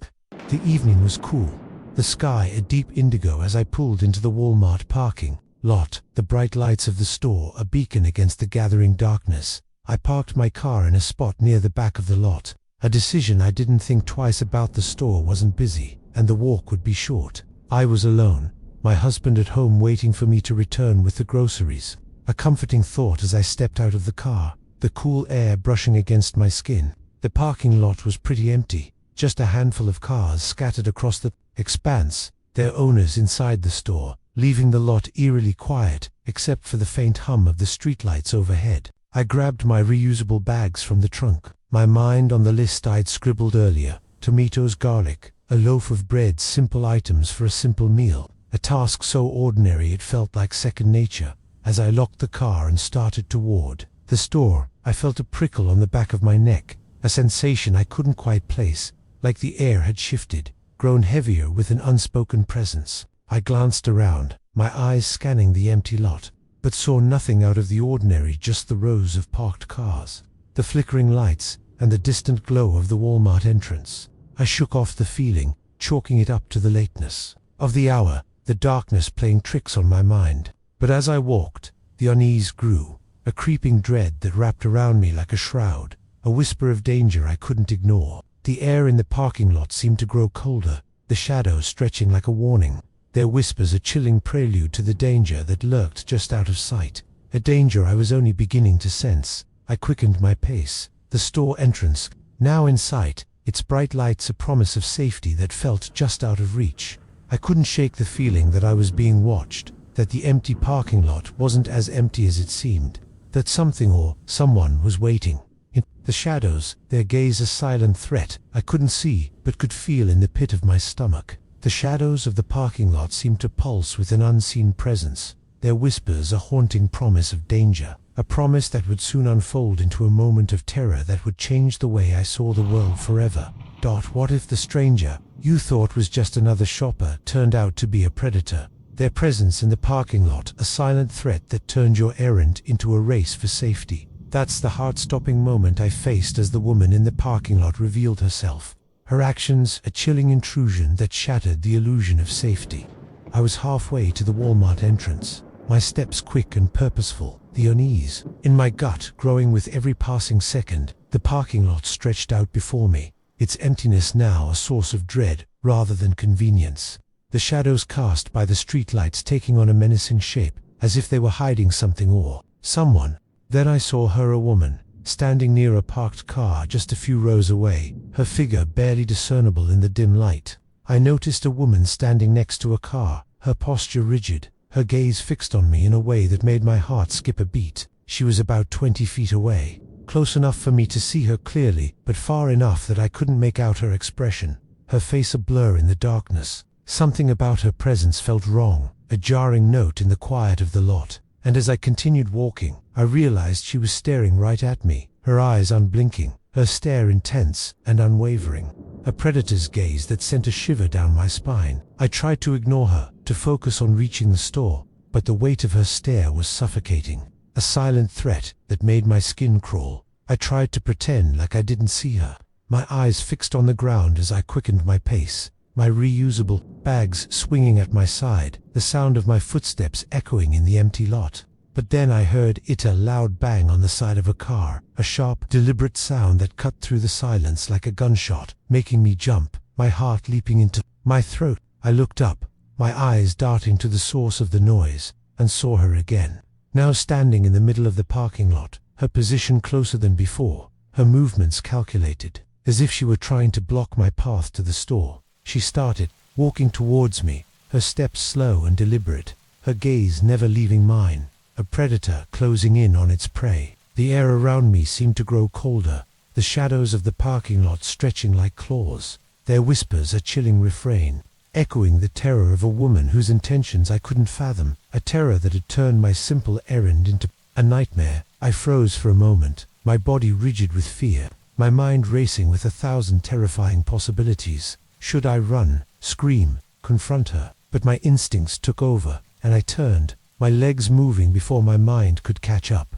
my pace quickening into a near run as I headed for the store entrance. The bright lights now a lifeline I couldn't reach fast enough. The shadows seemed to pulse with her presence, their whispers a haunting promise of danger, a promise that drove me forward, a promise I couldn't ignore as I fled from the threat that had emerged from the darkness. What if escaping a stranger in the parking lot left you with a fear so raw that it haunts every errand, turning every shadow into a potential threat? That's the lasting impact of my encounter with the woman in the parking lot, a moment that forced me to confront the reality of danger and left me forever changed. I ran toward the Walmart entrance, my heart pounding in my chest, the sound of my footsteps a frantic rhythm against the pavement. The bright lights of the store now within reach, a beacon of safety in the darkness. I didn't dare look back, couldn't bear to see if she was still following. Her unblinking stare, a shadow that clung to my mind, a silent threat that drove me forward. I burst through the doors, the fluorescent lights blinding after the dimness of the parking lot, the hum of the store a jarring contrast to the silence I'd fled. I stopped just inside, my breath coming in short gasps, my hands trembling as I clutched my reusable bags, my eyes darting to the entrance to see if she had followed. I didn't see her come in after me, the glass doors reflecting the empty lot beyond, but the relief was fleeting, the fear still gripping me like a vice. I moved deeper into the store, weaving through the aisles, my mind racing as I tried to make sense of what had just happened. I stayed in the store for about an hour, pretending to shop as I gathered my groceries, my movements mechanical, my eyes constantly scanning for her. Every stranger a potential threat, every shadow a reminder of the danger I'd escaped. When I finally left, I asked a security guard to walk me to my car, my voice trembling as I explained what had happened, my fear too raw to hide. The guard was kind, his presence a small comfort as we walked back to my car. The parking lot now, bathed in the full darkness of night, the streetlights casting long, eerie shadows across the pavement. When I got to my car, I noticed that the car I saw her standing next to was gone, its absence a mystery that deepened my unease, a question that gnawed at my mind. Was she still out there, watching, waiting for another chance? The air around the parking lot seemed to grow colder, the shadows stretching like a noose, their whispers a chilling refrain, echoing the terror of a woman whose intentions I'd never know, a terror that had turned my routine errand into a nightmare. Drove home, my hands gripping the steering wheel, my eyes darting to the rearview mirror, half expecting to see her following me, her unblinking stare, a shadow that refused to fade. I told my husband everything, my voice shaking as I recounted the encounter, the fear that had gripped me, the uncertainty that lingered in its wake. He held me close, his arms a shield against the memory, but the unease remained, a dark melody that played on repeat, a reminder of how vulnerable I'd been. The shadows of the parking lot seemed to pulse with her presence, their whispers a haunting promise of danger, a promise that would forever change the way I saw the world, a promise I could never fully escape. What if a single encounter in a packed lot left you with a fear so deep that it haunts your every outing, a reminder of the dangers that lurk in the most ordinary places? That's the lasting legacy of the woman in the parking lot, a moment that turned my sense of safety into a fragile illusion and left me with a vigilance I'll never shed. I always think about what might have happened if I didn't run, the question a shadow that lingers in my mind, a constant reminder of how close I'd come to disaster. I can't help but wonder who she was, what she wanted, whether her actions were a prelude to something far worse, a mystery that haunts my quiet moments, a fear that resurfaces every time I step into a parking lot alone. I'm far more cautious now, my eyes always scanning my surroundings, my keys clutched like a weapon as I walk to my car. The memory of her unblinking stare, a constant reminder of the danger I'd faced. The Walmart parking lot, once a place of convenience, is now a place of dread, a space where shadows can gather, their presence a silent warning of the unknown. I've learned to trust my instincts, to listen to that prickle on the back of my neck, for the greatest threats often come when we least expect them, hiding in the shadows of the everyday. The shadows of that evening still linger in my memory, their whispers a haunting refrain, echoing the terror of a woman whose intentions I'll never know, a terror that continues to cast a chill over my once ordinary life. I often wonder if she's still out there, watching other, unsuspecting women. Her unblinking stare, a silent threat in another parking lot, another town. The memory of that night is a scar, a reminder of the vulnerability of solitude and the power of instinct to protect us. I'm grateful every day for the fear that drove me to run, a fear that saved me from a fate I can't bear to imagine. In the stillness of the night, I can still see her eyes, a haunting echo of the shadows that nearly consumed me, a warning to always be on guard against the unseen dangers that whisper in the dark. The highway predator, a road trip turned nightmare of that. If a peaceful family road trip, filled with the joy of togetherness, turned into a terrifying chase by a stranger whose rage transformed the open road into a battlefield. That's the heart-stopping reality my family faced on a summer day that started with laughter but ended in fear, a memory that still sends shivers down my spine. It was July of 1998, and I was 14 years old, riding in the back seat of our family car, my parents up front, my younger sister beside me, her crayons scattered across the seat as she colored in her book. We were on our way back from visiting my grandparents in a rural part of Oregon, a trip we made every summer. The long drive, a cherished tradition filled with sing-alongs, road games, and the promise of my grandma's famous apple pie. The rural highways of Oregon stretched out before us, their winding paths flanked by dense forests and rolling hills. The scenery, a postcard of serenity that belied the danger lurking just ahead. We were on a two-lane rural highway, the kind where passing zones were few and far between, the road quiet except for the occasional car or truck. The hum of our engine, a steady rhythm against the backdrop of nature.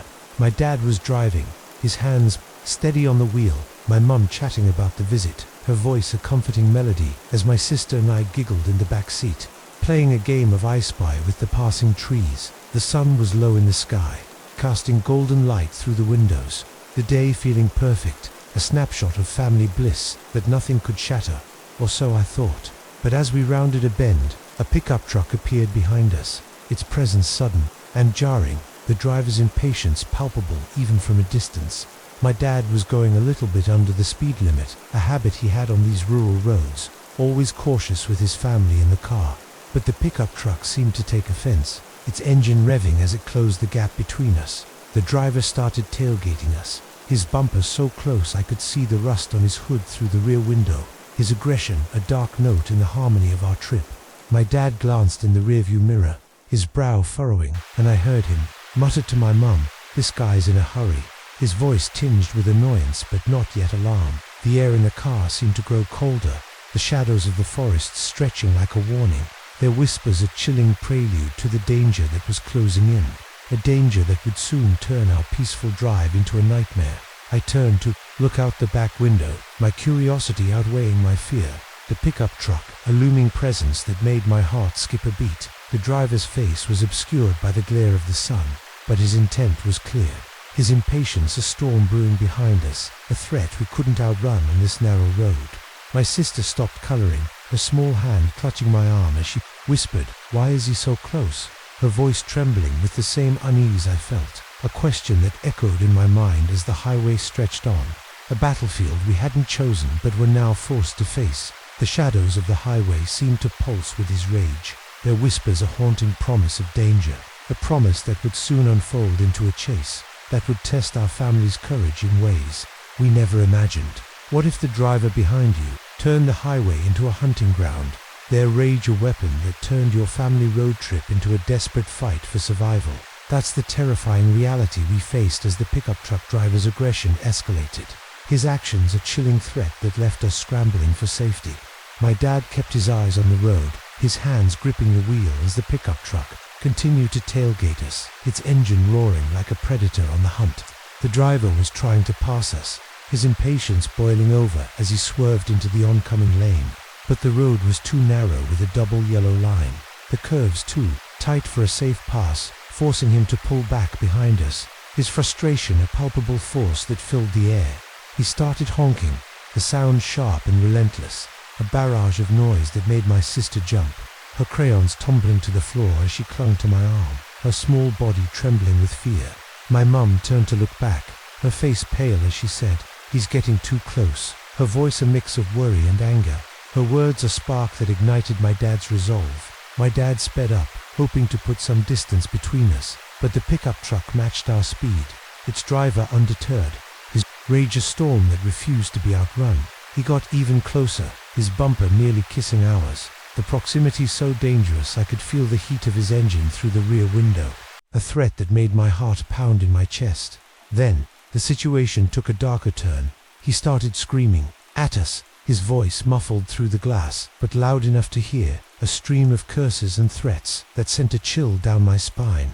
"Get off the road, you idiots," he shouted, his words a venomous lash that cut through the hum of the highway, his rage a weapon that turned our car into a target. My sister started crying, her sobs a heartbreaking sound that made my mum turn to comfort her, her hands shaking as she whispered, "It's okay, sweetie, we're okay," her voice a fragile shield against the terror that gripped us. He pulled up alongside us on the shoulder, his truck roaring as he matched our speed, his face now visible through the window, a man in his 30s, his eyes wild with fury, his mouth twisted in a snarl as he continued to scream, his presence a predator closing in on its prey. The air in the car seemed to grow colder, the shadows of the highway stretching like claws, their whispers a chilling refrain, echoing the terror of a man whose rage had turned our family into his target, a terror that threatened to consume us. Stared at him, my breath caught in my throat, his face a mask of anger that burned into my memory, a nightmare I couldn't look away from. My dad kept driving, his focus laser-sharp as he searched for a way out, his voice steady but urgent as he said to my mom, "We need to find a police station." The highway stretched on, its curves a maze we couldn't escape, the pickup truck a relentless shadow that refused to let us go, its driver a predator whose rage had turned our road trip into a fight for survival. The shadows seemed to pulse with his fury, their whispers a haunting promise of danger, a promise that drove us forward, a promise we couldn't ignore as we raced towards safety. What if the only way to escape a highway predator was a desperate race to safety, a chase that tested your family's courage and left you with a fear that never fades? That's the harrowing reality we faced as my dad drove towards salvation. The pickup truck driver's rage a shadow that chased us through the Oregon wilderness.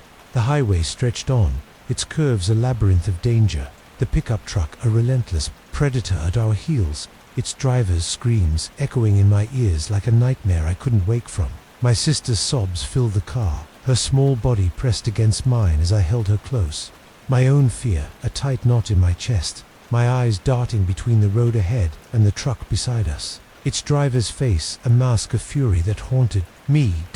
My dad kept his focus on the road, his hands steady on the wheel as he searched for a way out, his voice a beacon of calm in the storm as he said, "There's a town up ahead, I think. There's a police station." My mom nodded, her hands gripping the armrest, her eyes scanning the horizon for any sign of safety, her voice trembling as she whispered, "Just keep going, we're almost there."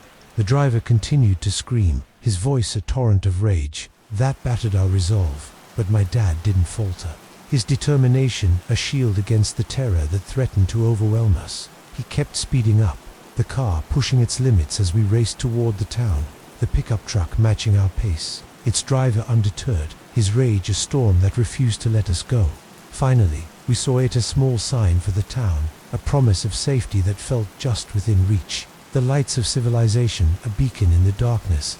My dad took a sharp turn off the highway, the tires screeching as we entered the town, the pickup truck following close behind, its engine roaring like a beast on the hunt. We pulled into a police station parking lot, the sight of the station a lifeline that made my heart leap with hope. Its lights a promise of protection in the chaos of the chase. The driver saw where we were going and peeled off, his truck disappearing into the night as quickly as it had appeared, his rage a shadow that vanished but left its mark, a threat we had narrowly escaped. We sat in the car for a moment, the silence heavy with the weight of what had just happened, our breaths coming in short gasps. As the reality sank in, we were safe, but the fear remained, a dark melody that played on repeat in my mind. My dad turned to us, his face pale, but resolute, and said, "We're okay now," his voice a comfort that couldn't erase the terror we'd faced. We reported the incident to the police, giving them a description of the truck and the driver, my voice trembling as I recounted his screams, his aggression, the chase that had turned our road trip into a nightmare. The air around the police station seemed to grow colder, the shadows of the night stretching like a warning, their whispers a chilling refrain, echoing the terror of a man whose rage had nearly claimed us, a terror that had left its mark on our family. The police took our statement, their faces grim as they assured us they'd looked for the driver, but we never heard anything more. The mystery of his identity, a shadow that lingered in my mind, a question that haunted my quiet moments. The shadows of the highway seemed to pulse with his presence, their whispers a haunting promise of danger, a promise that would forever change the way I saw the open road, a promise I could never fully escape. What if a single road rage incident left you with a fear so deep that it haunts every drive, a reminder of the predators that lurk on the open road? That's the lasting legacy of the highway chase, a moment that turned our family road trip into a nightmare and left me with a vigilance I'll never shed. I still think about this incident sometimes, the memory, a shadow that lingers in my mind, a constant reminder of how quickly a peaceful drive can turn into a fight for survival. I get scared whenever I see a pickup truck that looks like the one from that day, the sight of a similar vehicle sending my heart racing, my hands gripping the steering wheel as I relive the terror of that chase, the driver's screams echoing in my ears like a nightmare I can't escape. I'm a lot more careful on the road now, my eyes always scanning for signs of danger, my speed cautious even on the emptiest highways. The memory of that pickup truck, a constant reminder of the threat that can emerge from nowhere. The open road, once a place of freedom, is now a place of dread, a space where shadows can gather, their presence a silent warning of the unknown. I've learned to trust my instincts, to be aware of my surroundings, for the greatest threats often come when we least expect them, hiding in the shadows of the everyday. My sister, now grown, still talks about that day, her voice trembling as she recalls the fear that gripped her, a shared trauma that binds us, a reminder of the courage our family found in the face of danger. The shadows of that highway still linger in my memory, their whispers a haunting refrain, echoing the terror of a driver whose rage I'll never forget, a terror that continues to cast a chill over my once carefree drives.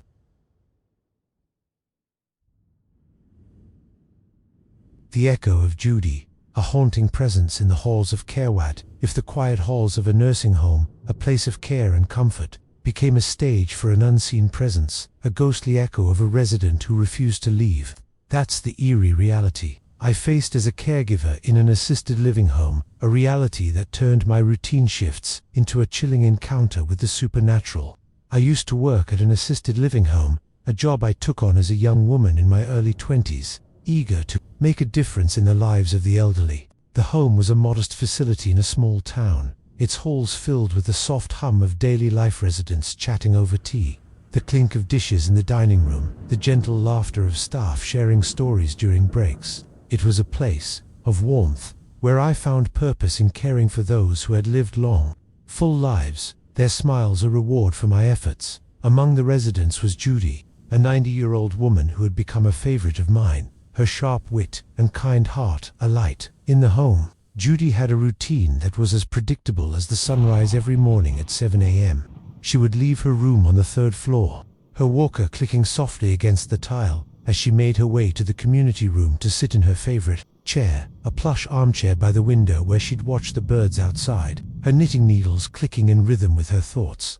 I'd often join her for a few minutes, bringing her a cup of tea, her gratitude a warmth that made my day brighter. But Judy passed away in her sleep one night, her death a quiet loss that left a void in the home. her absence felt by everyone who had known her gentle spirit. The morning after her passing, I arrived for my shift, my heart heavy with grief, but my mind focused on the tasks ahead. The home felt different without Judy, its halls quieter, the air tinged with a sadness that lingered like a shadow. As I made my rounds, I couldn't help but glance at her empty room, the door slightly ajar, the space now a silent testament to her life. I was in the community room, setting out breakfast trays, when I felt a prickle on the back of my neck, a sensation I couldn't explain, like the air had shifted, grown heavier with an unspoken presence. I turned, expecting to see a co-worker, but the room was empty, the silence deafening except for the faint creak of the building settling or so I told myself.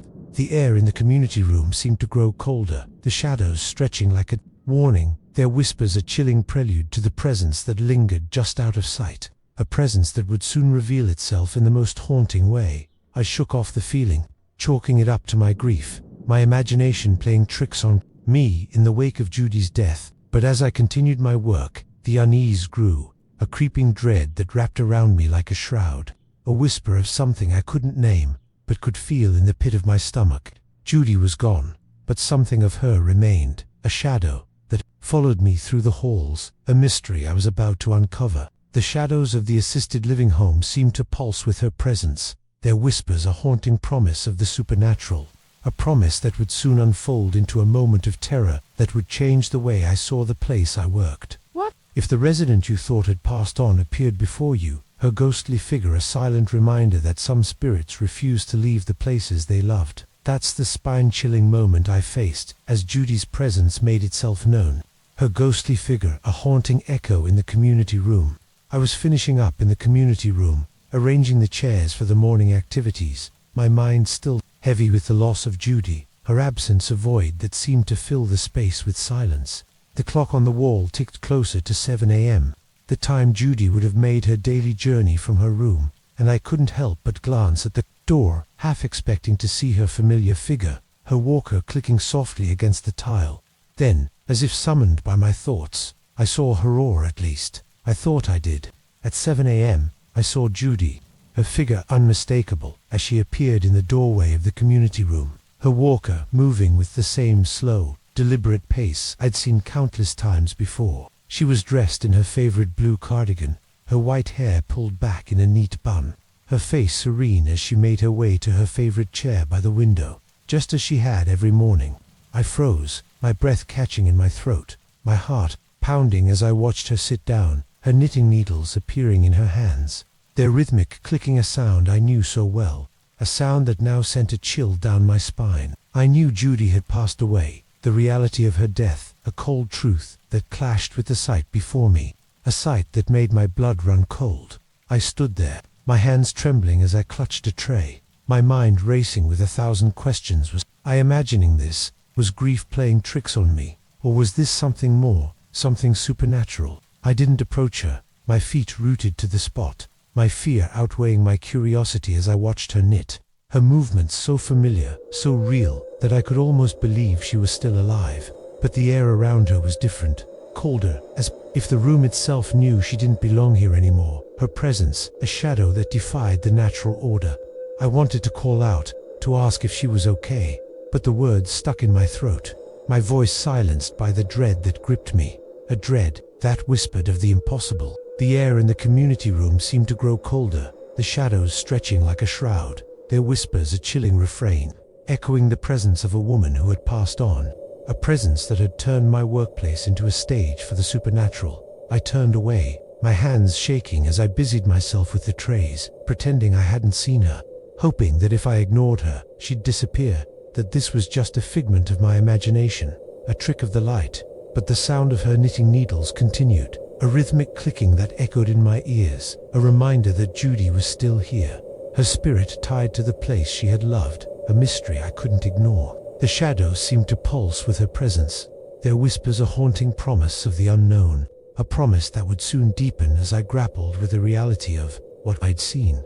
What if the ghost you saw wasn't a figment of your imagination, but a real spirit, her presence a chilling reminder that some souls linger long after death? That's the haunting truth I uncovered as Judy's ghostly presence became a part of my daily life, a reality that turned my work at the assisted living home into a dance with the supernatural. I couldn't ignore what I'd seen, the image of Judy in her favorite chair, knitting as if nothing had changed, a sight that defied logic and left me trembling with fear. I tried to focus on my tasks, moving through the halls with a forced smile, but my eyes kept darting to the community room, my heart racing every time I passed the doorway, half expecting to see her there again. Her ghostly figure, a shadow, lingered in the corners of my vision. I confided in a coworker, a seasoned nurse named Margaret, who had worked at the home for decades. Her calm demeanor, a comfort in the wake of my fear. I told her everything, my voice trembling as I recounted the sight of Judy, the sound of her knitting needles, the coldness in the air that had surrounded her. Margaret listened, her expression unreadable, and then she nodded, her voice steady, as she said, "That's not the first time someone's seen Judy since she passed." Her words sent a chill down my spine. The confirmation of Judy's presence, a truth I wasn't ready to face, a reality that turned the home into a place of mystery and dread. She went on to say that Judy loved the community room so much that, even in death, she didn't want to leave, her spirit tied to the place where she had found joy, a connection so strong that it defied the boundaries of life and death. Over the next few weeks, I saw Judy several more times, always at 7 a.m., always in the community room, her routine unchanged even in death, her ghostly figure a constant presence that I couldn't escape. Each sighting was the same: her blue cardigan, her white hair, her knitting needles clicking in rhythm, her serene expression, a stark contrast to the fear that gripped me every time I saw her. I never approached her, my fear keeping me at a distance. But I couldn't deny what I was seeing, couldn't dismiss her as a figment of my imagination. Not after Margaret's confirmation, not after the other staff began to share their own stories of seeing her, their whispers a chorus of unease that filled the halls. The air in the home seemed to grow colder, the shadows stretching like a veil, their whispers a chilling refrain, echoing the presence of a spirit who refused to leave, a presence that had turned my workplace into a haunted sanctuary. I continued my work, but Judy's presence changed everything.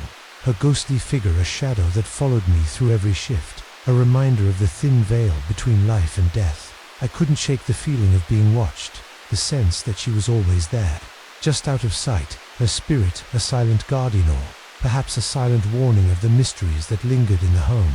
The shadows of the community room seemed to pulse with her presence, their whispers a haunting promise of the supernatural, a promise that would forever change the way I saw the place I worked, a promise I could never fully escape. What if a ghostly encounter at work left you with a fear so deep that it haunts your every shift, a reminder of the spirits that linger in the places we least expect? That's the lasting legacy of Judy's presence, a haunting that turned my time at the assisted living home into a journey through the supernatural and left me with a new understanding of life and death.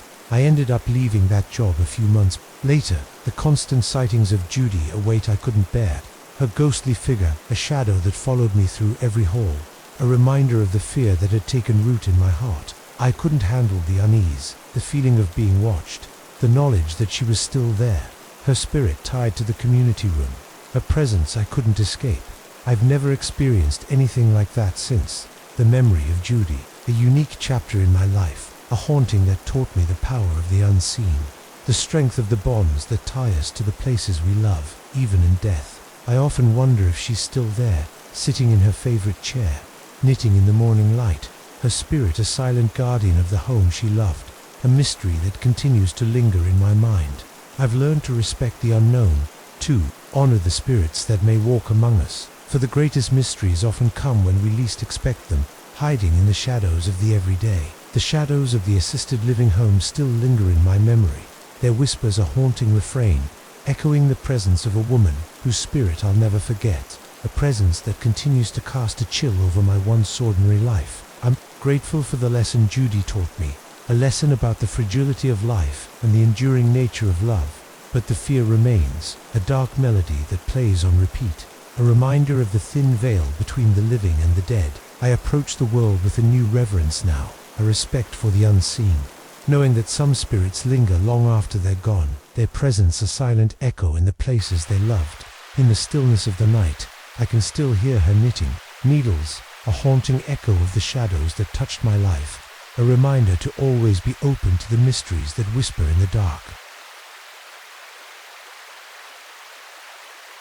The Masked Menace, a cosplay convention turned nightmare that, if a vibrant cosplay convention, a celebration of creativity and fandom, became the hunting ground for a predator hiding behind a mask, turning your passion into a moment of terror. That's the chilling reality I faced as a young cosplayer, a reality that turned a day of joy into a nightmare I'd never forget.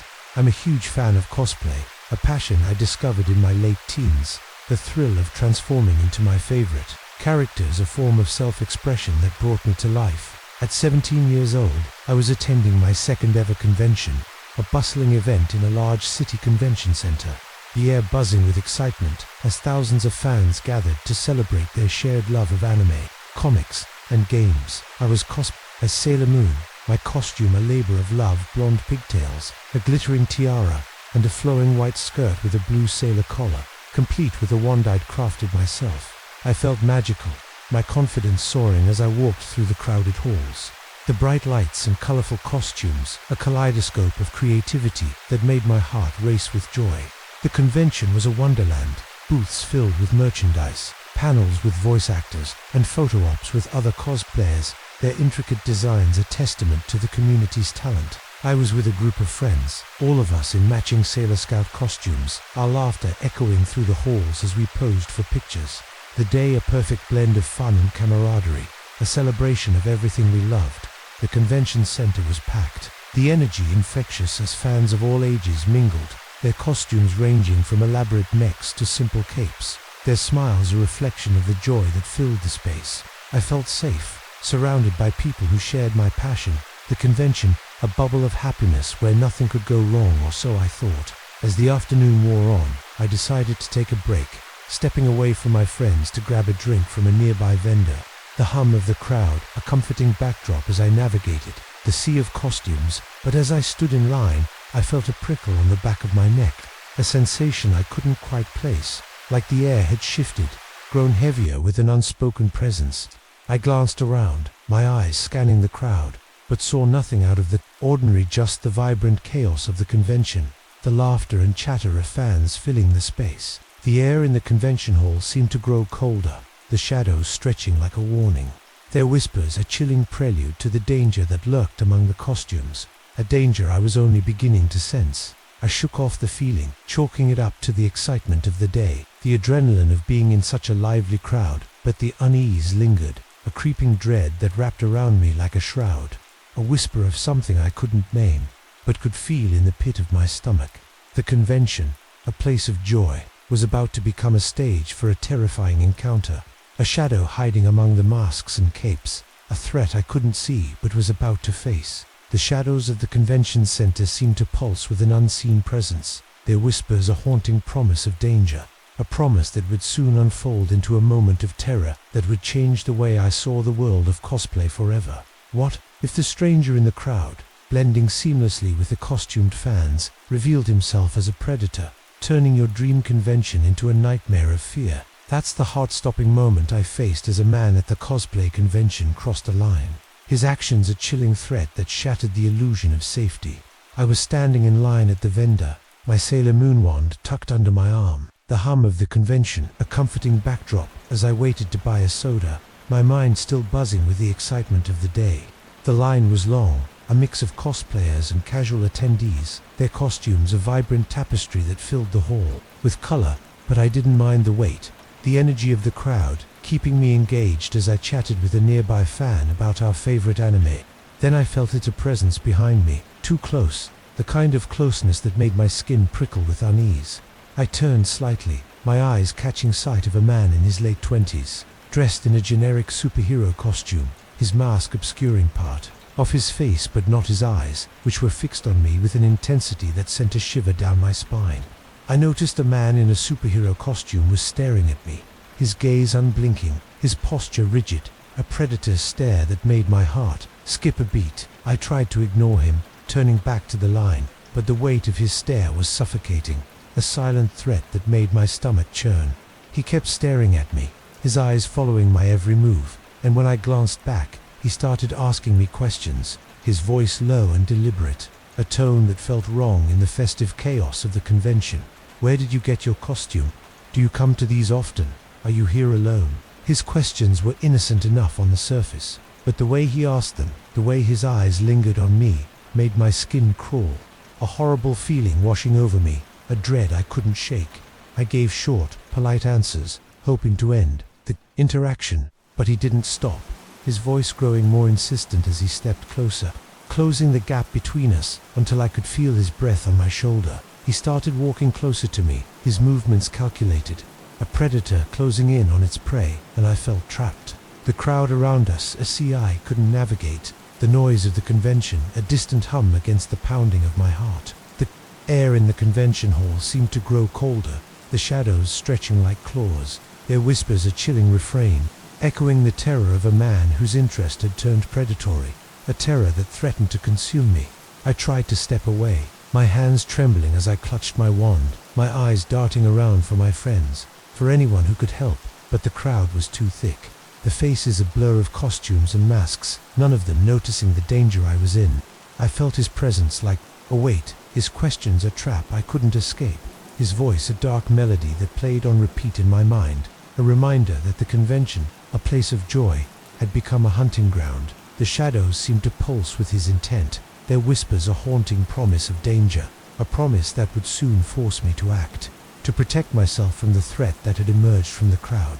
What if the predator at the convention made his move, turning your attempt to escape into a desperate struggle, a moment of terror that tested your courage in the face of danger? That's the harrowing reality I faced as the man in the superhero costume escalated his pursuit.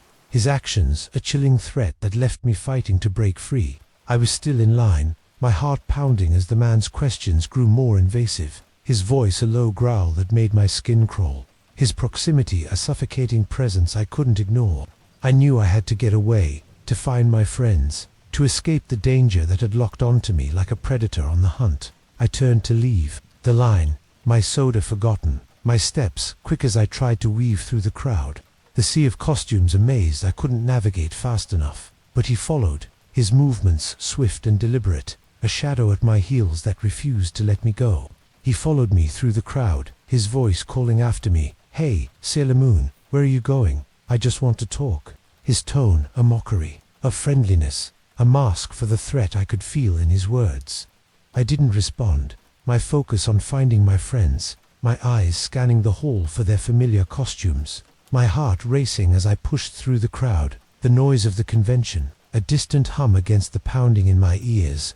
Then, as I reached a less crowded area near a row of booths, he made his move. He grabbed my arm, his grip tight and unyielding, his fingers digging into my skin as he pulled me toward him, his masked face inches from mine, his eyes glinting, with a hunger that made my blood run cold. I froze for a moment, my body rigid with fear, my mind screaming as I realized the danger I was in. The convention hall no longer a place of safety but a battlefield where I was the prey. I pulled my arm back, my voice trembling as I shouted, "Let go of me." My words a desperate plea that cut through the noise, drawing the attention of a few nearby cosplayers, their heads turning as they noticed the struggle unfolding. Before them, I yanked my arm free, my adrenaline surging as I turned and ran, my Sailor Moon skirt fluttering behind me, my wand slipping from my hand and clattering to the floor, a casualty of my escape. I ran back to my group, my friends' familiar faces a lifeline in the chaos, their expressions shifting from confusion to alarm as they saw the fear in my eyes. The man still visible in the distance, his masked figure a shadow that lingered. At the edge of the crowd, they got me out of there immediately, surrounding me like a protective shield as we made our way to the exit. The convention hall a blur of colors and sounds that I couldn't process, my mind consumed by the terror of what had just happened. The air in the convention hall seemed to grow colder, the shadows stretching like a noose, their whispers a chilling refrain, echoing the terror of a man who had turned my passion into a nightmare, a terror that had come too close to claiming me. We left the convention, my friends' voices a comforting murmur as they reassured me, their arms around me as we walked to the car. The bright lights of the event fading into the distance, a memory tainted by fear. The shadows of the convention center seemed to pulse with his presence, their whispers a haunting promise of danger, a promise that would forever change the way I saw the world of cosplay, a promise I could never fully escape. What if a single encounter at a cosplay convention left you with a fear so deep that it haunts your every event. A reminder of the predators that hide among the masks and capes. That's the lasting legacy of the man in the superhero costume. A moment that turned my love for cosplay into a cautious dance with fear and left me with a vigilance I'll never shed. I haven't been to a convention since. The memory of that day, a shadow that lingers in my mind, a constant reminder of how quickly a place of joy can become a place of terror. The thought of returning fills me with dread. The image of his masked face, his gripping hand, a nightmare that plays on repeat, a fear that resurfaces every time I think of stepping back into that world. I'm a lot more cautious now, my eyes always scanning the crowd at any event, my friends always close by, a protective circle I insist on. The memory of his unyielding grip, a constant reminder of the danger that can lurk in the most unexpected places. Cosplay, once a source of joy, is now a passion I pursue with trepidation. My costumes gathering dust as I struggle to reclaim the confidence I once had. The convention hall, a memory tainted by fear.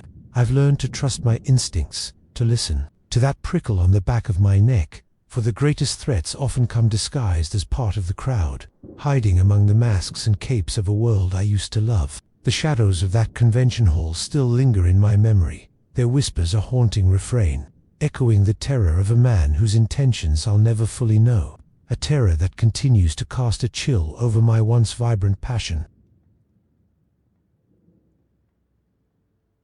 The whisper at the counter, a pharmacy encounter with Dangerwit. If a simple trip to the pharmacy, a routine errand with your mum, became a chilling encounter with a stranger whose words turned your innocence into a brush with danger. That's the terrifying reality I faced at the tender age of 4, a reality that left me with a fear I wouldn't fully understand until years later. When I was 4 years old, I lived in a small, quiet town, the kind of place where everyone knew each other, where the streets were lined with quaint shops, and the biggest worry was whether the ice cream shop would run out of chocolate syrup.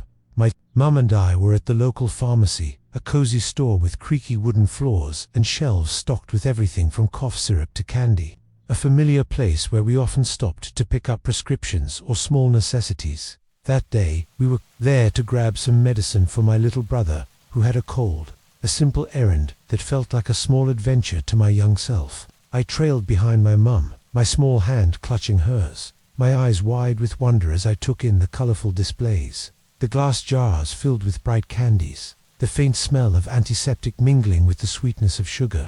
My mum was standing at the counter at the back of the store, chatting with the pharmacist, her voice a comforting murmur as she asked about dosages, her attention focused on the conversation, leaving me to wander a few steps away, my curiosity drawing me to a nearby display of stuffed animals, their plush faces a temptation I couldn't resist. I was playing with a stuffed bear, its soft fur a delight under my tiny fingers, my laughter a soft giggle that echoed in the quiet store. The pharmacist's voice, a distant hum as I lost myself in my own little world. The pharmacy felt safe, a sanctuary of familiarity where nothing could go wrong.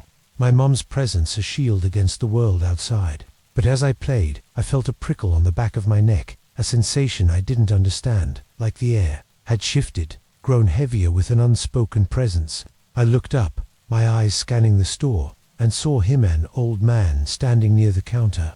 His figure stooped but his gaze sharp, his eyes fixed on me in a way that made my young heart skip. A beat, a feeling I couldn't name but could feel in the pit of my stomach. The air in the pharmacy seemed to grow colder, the shadows stretching like a warning, their whispers a chilling prelude to the danger that had just entered my world, a danger I was too young to recognize but could sense in my bones. I clutched the stuffed bear tighter, my small body tensing as I watched him. His presence a jarring note in the warmth of the store, a shadow that didn't belong. I didn't know what was coming, but something inside me, a primal instinct I couldn't yet name, told me to stay close to my mum, to be quiet, as if any movement might shatter the fragile safety of the moment. The shadows of the pharmacy seemed to pulse with his intent, their whispers a haunting promise of danger, a promise that would soon unfold into a moment of terror that would linger in my memory for years to come. What if a stranger's gentle words, spoken with a smile, were a trap designed to lure you away, turning a safe pharmacy into a place of hidden danger? That's the heart-stopping moment I faced as the old man at the pharmacy made his move. his voice a chilling whisper that shattered my innocence. I was still playing with a stuffed bear, my small fingers tracing its soft fur. My mum's voice, a distant murmur as she continued her conversation with the pharmacist, her attention focused on the counter, unaware of the danger that was closing in on me. The old man stood a few feet away, his presence a shadow that loomed over my small world, his gaze unblinking, his eyes fixed on me with an intensity that made my young heart race, a feeling I couldn't name but could feel in every fiber of my being. Then he spoke, his voice soft and deliberate, a tone that might have seemed kind to someone else, but sent a shiver down my spine.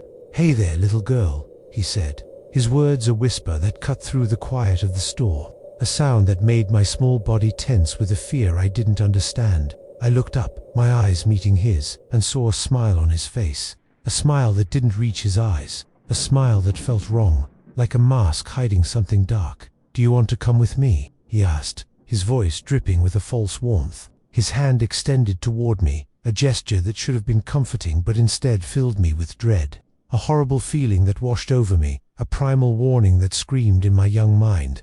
I froze, my small hands clutching the stuffed bear, my breath catching in my throat as I stared at his outstretched hand, my heart pounding with a fear I couldn't name, a fear that told me to stay away, to run, to scream. I didn't answer, my voice stuck in my throat, my body rigid with a terror I didn't understand, my eyes darting to my mum, who was still talking to the pharmacist, her back to me, unaware of the danger that was unfolding just a few feet away. The old man took a step closer, his smile widening, his voice lowering as he said, "I have some candy outside if you want some."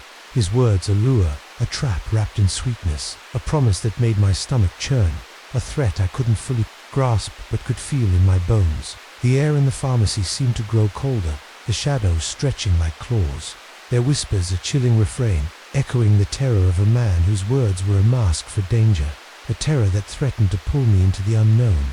I wanted to scream, to call for my mom, but I couldn't move, couldn't make a sound, my young body paralyzed by the fear that gripped me.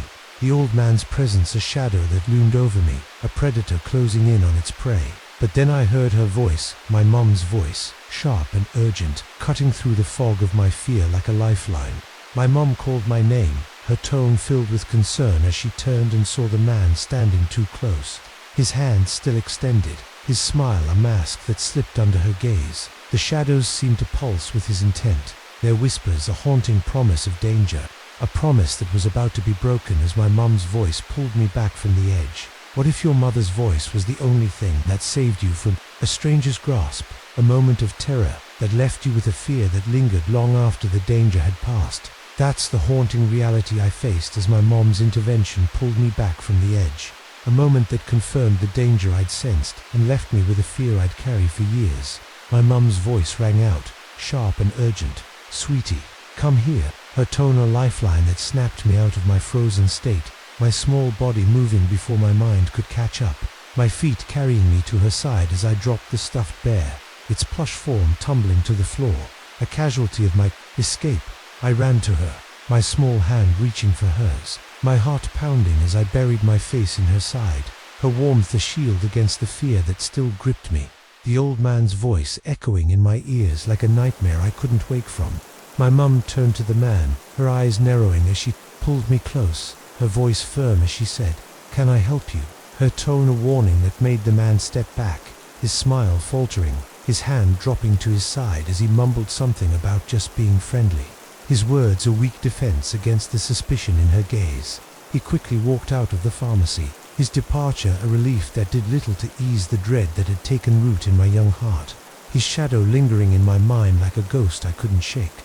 My mom held me tight, her hands trembling as she whispered, "It's okay, you're safe now," her voice a comfort that couldn't erase the fear that had gripped me, the realization of what had nearly happened, a cold truth that settled in her eyes. We left the pharmacy, my small hand clutched in hers, the stuffed bear forgotten on the floor, the bright lights of the store fading into the distance as we stepped into the safety of our car, the quiet of the drive home a stark contrast to the terror I'd faced. I didn't fully understand what happened until I was much older, my 4-year-old self unable to grasp the danger, but the feeling stayed with me, a horrible feeling that resurfaced every time I thought of that day. a primal warning that had saved me from a fate I couldn't comprehend. The air in the car seemed to grow colder, the shadows of the street stretching like a warning. Their whispers a chilling refrain, echoing the terror of a man whose intentions I'd never fully know. A terror that had come too close to claiming me. Years later, as I grew older, I realized the true nature of what had happened. The understanding, a cold weight in my chest, as I thought of the old man's words. His outstretched hand, the candy he'd offered as a lure, a classic tactic of a predator I'd narrowly escaped. The pharmacy, once a place of wonder, became a place of dread, a memory tainted by fear. A reminder of the vulnerability of childhood and the dangers that can hide in the most ordinary places. The shadows of the pharmacy seemed to pulse with his presence, their whispers a haunting promise of danger, a promise that would forever change the way I saw the world, a promise I could never fully escape. What if a childhood encounter with a stranger left you with a fear so deep that it haunts your every step, a reminder of the dangers that lurk in the places you once felt safe? That's the lasting legacy of the old man at the pharmacy, a moment that turned a simple errand into a nightmare and left me with a vigilance I'll never shed. I'm 25 now, and I still think about that day. The memory, a shadow that lingers in my mind, a constant reminder of how close I'd come to danger. The image of his outstretched hand, his whispered words, a nightmare that plays on repeat, a fear that resurfaces every time I step into a pharmacy or a small store. I'm extremely cautious now, my eyes always scanning my surroundings, my hand always close to my mum's or a friend's when I'm in public. The memory of his voice, a constant reminder of the threat that can emerge from nowhere. The pharmacy, once a place of wonder, is now a place of dread, a space where shadows can gather, their presence a silent warning of the unknown. I've learned to trust my instincts, to listen to that prickle on the back of my neck, for the greatest threats often come when we least expect them, hiding in the shadows of the everyday.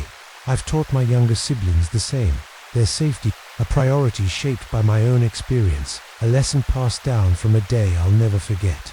The shadows of that pharmacy still linger in my memory, their whispers a haunting refrain, echoing the terror of a man whose intentions I'll never fully know, a terror that continues to cast a chill over my once innocent world.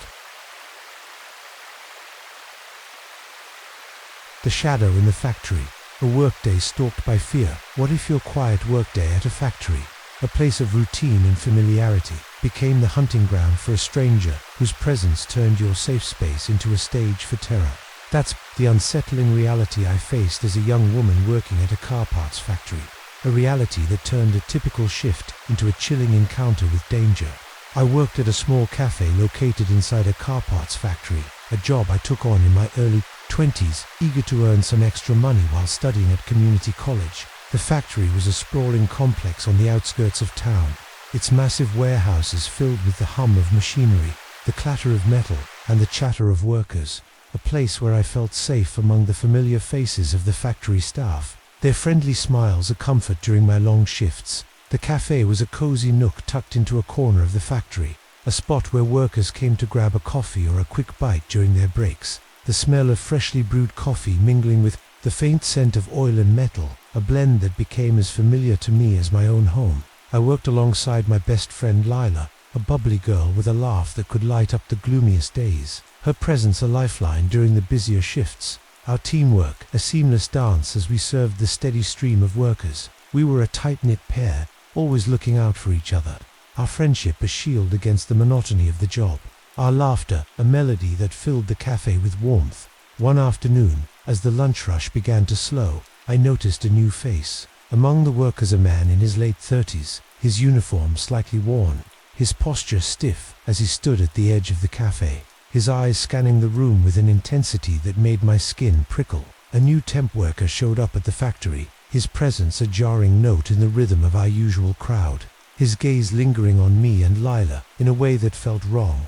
A silent scrutiny that sent a shiver down my spine. He didn't approach the counter right away, instead choosing to stand off to the side, watching us as we worked, his eyes following our every move, a predator's stare that made my heart skip a beat. I tried to focus on my tasks, pouring coffee and wiping down the counter, but the weight of his gaze was suffocating, a shadow that loomed over the cafe, a threat I couldn't ignore. The air in the cafe seemed to grow colder, the shadows stretching like a warning, their whispers a chilling prelude to the danger that had just entered my world. A danger I was only beginning to sense. I glanced at Lila, my eyes meeting hers, a silent question passing between us as we both felt the unease. The same dread that had taken root in my gut now reflected in her expression. The factory, a place of routine, was about to become a stage for a terrifying encounter. A shadow hiding among the workers, a threat I couldn't see clearly, but could feel in every fiber of my being. The shadows of the factory seemed to pulse. With his intent, their whispers a haunting promise of danger. A promise that would soon unfold into a series of encounters that would leave me trembling with fear. What if the new worker you thought was just another face in the crowd, revealed himself as a predator, his actions turning your cafe into a place of hidden danger? That's the chilling reality I faced as the temp worker's behavior grew increasingly unsettling, his presence a shadow that cast a pall over my workday.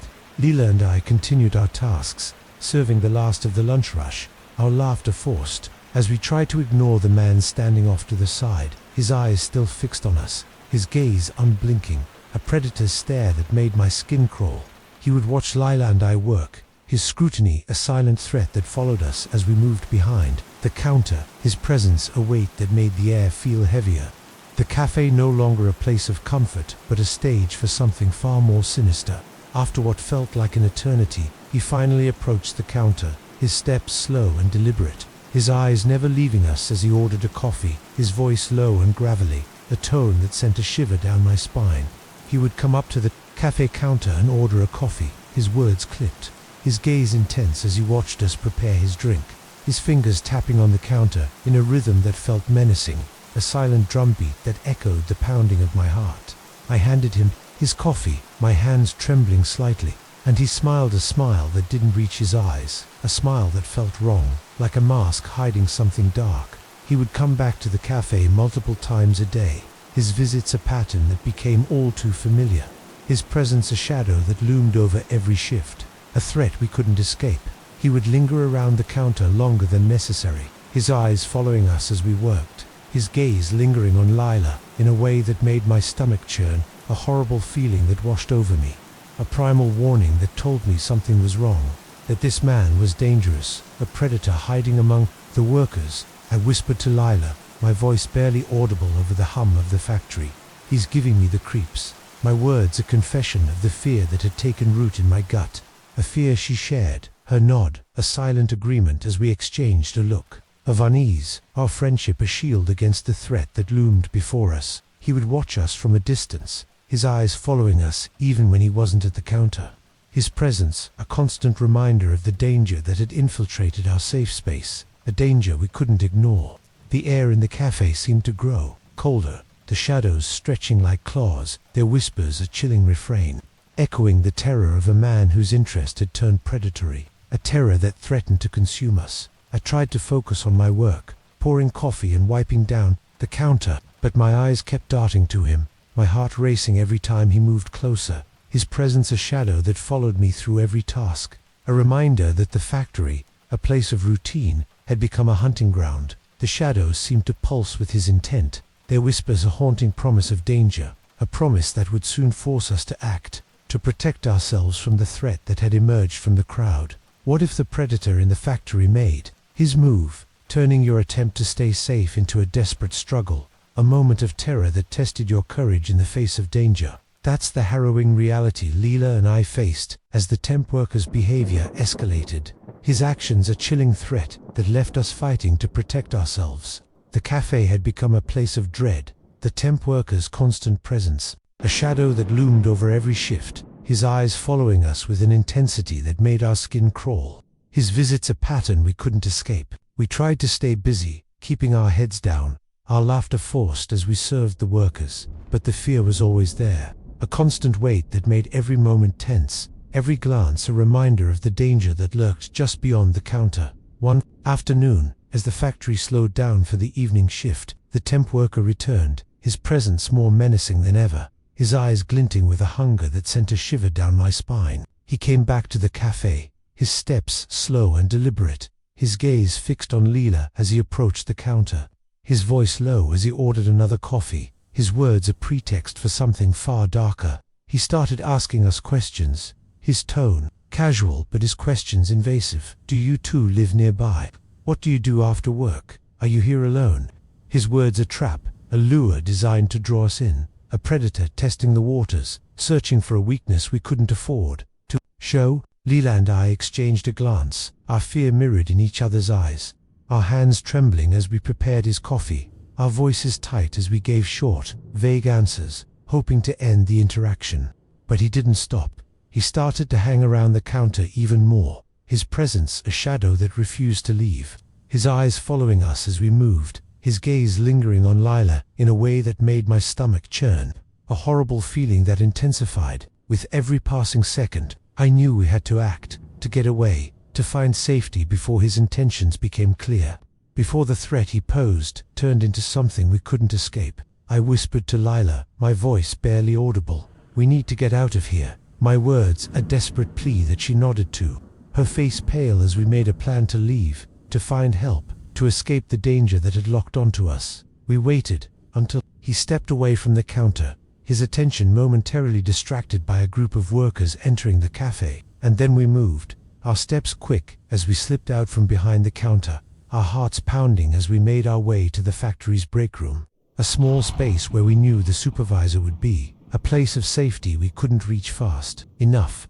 We told our supervisor, our voices trembling as we recounted his behavior, his questions, the fear that had gripped us, and she acted quickly, calling security to escort him out, his presence a shadow that was finally removed from our lives. The air in the break room seemed to grow colder, the shadows stretching like a noose, their whispers a chilling refrain, echoing the terror of a man who had turned our workplace into a hunting ground, a terror that had come too close to claiming us. We watched from the break room as security led him away, his face a mask of anger as he glanced back at us, his eyes glinting with a rage that made my blood run cold, a final reminder of the danger we had escaped. The shadows of the factory seemed to pulse with his presence, their whispers a haunting promise of danger, a promise that would forever change the way I saw my workplace, a promise I could never fully escape. What if a single encounter at work left you with a fear so deep that it haunts your every shift, a reminder of the predators that lurk in the places you once felt safe? That's the lasting legacy of the temp worker at the car parts factory, a moment that turned my workplace into a place of dread and left me with a vigilance I'll never shed. I ended up leaving the job a few months later, the memory of his unblinking stare, his invasive questions, a nightmare that played on repeat in my mind, a fear that resurfaced every time I stepped into the cafe. The factory no longer a place of comfort, but a stage for terror I couldn't face. Leela left, too, our shared trauma, a bond that deepened our friendship, but also a weight we couldn't carry, a reminder of the danger we had narrowly escaped. I'm extremely cautious now, my eyes always scanning my surroundings at any job, my instincts on high alert for any sign of danger. The memory of his gaze, a constant reminder of the threat that can emerge from nowhere. The factory, once a place of routine, is now a place of dread, a space where shadows can gather, their presence a silent warning of the unknown.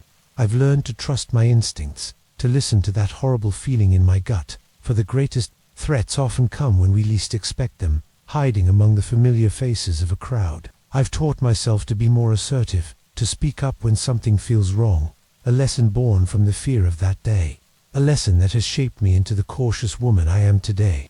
The shadows of the factory still linger in my memory, their whispers a haunting refrain, echoing the terror of a man whose intentions I'll never fully know, a terror that continues to cast a chill over my once ordinary life.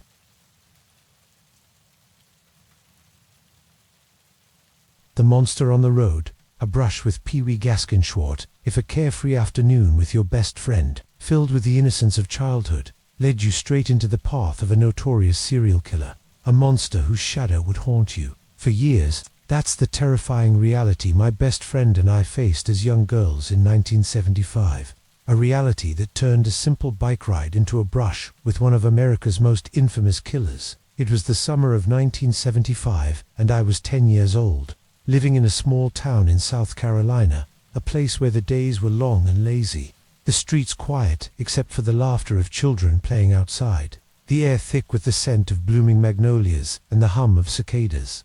My best friend, Carrie, also 10, lived just a few houses down.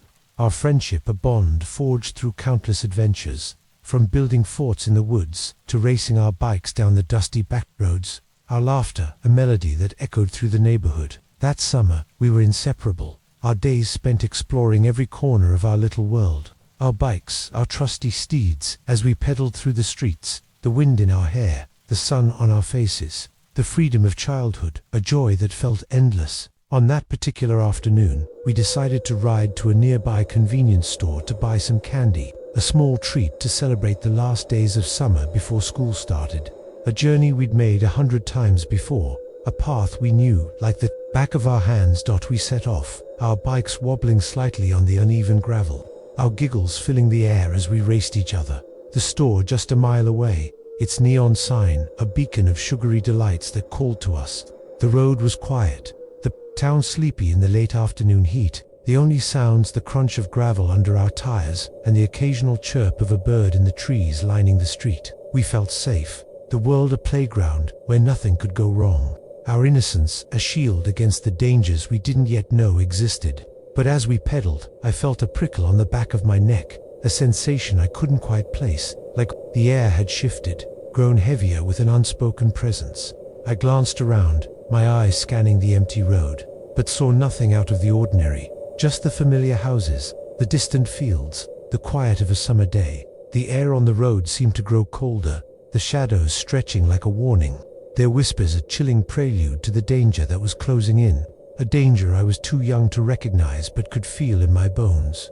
I shook off the feeling, chalking it up to the heat, the excitement of our little adventure, but the unease lingered, a creeping dread that wrapped around me like a shroud, a whisper of something I couldn't name, but could feel in the pit of my stomach. The convenience store was just ahead, its promise of candy a distraction from the fear that had taken root, but the road, a place of joy, was about to become a stage for a terrifying encounter, a shadow lurking in the guise of a stranger, a threat we couldn't see but were about to face. The shadows of the road seemed to pulse with his presence, their whispers a haunting promise of danger, a promise that would soon unfold into a moment of terror, that would change my life forever. What if the stranger who offered you a ride was a notorious serial killer, his friendly smile a mask for a darkness that turned your innocent bike ride into a brush with death? That's the chilling reality Kerry and I faced as we encountered Pee Wee Gaskins, his presence a shadow that cast a pall over our carefree afternoon.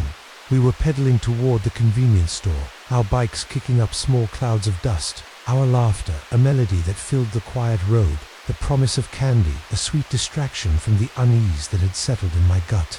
The store was just around the bend, its neon sign visible in the distance, a beacon that felt within reach, a goal that kept us moving forward despite the prickle on the back of my neck. Then we saw him, a man standing by the side of the road, his car parked on the shoulder, its hood propped open as if he were having engine trouble, his figure small and unassuming, a stranger in a town where strangers were rare. A man flagged us down, his hand waving us over, his voice calling out, "Hey girls, can you help me for a second?" His tone friendly, his smile wide, a smile that should have been comforting but instead sent a shiver down my spine, a horrible feeling that washed over me, a primal warning that told me something was wrong, that this man was dangerous, a predator hiding in plain sight. He was short, maybe 5'5", and skinny, his clothes worn, his hair thinning, his appearance unremarkable except for his eyes, which glinted with a hunger that made my young heart race, a fear I couldn't name but could feel in every fiber of my being. He told us he was having car trouble, his voice smooth as he explained that he needed help, his words a lure wrapped in kindness, a trap designed to draw us closer, to pull us into his orbit. He asked us to come with him to his car, his hand gesturing toward the vehicle, his smile never wavering, a smile that felt wrong, like a mask hiding something dark, a darkness I couldn't see but could sense, a threat that made my stomach churn. I glanced at Carrie, my eyes meeting hers, a silent question passing between us as we both felt the unease, the same dread that had taken root in my gut, now reflected in her wide eyes.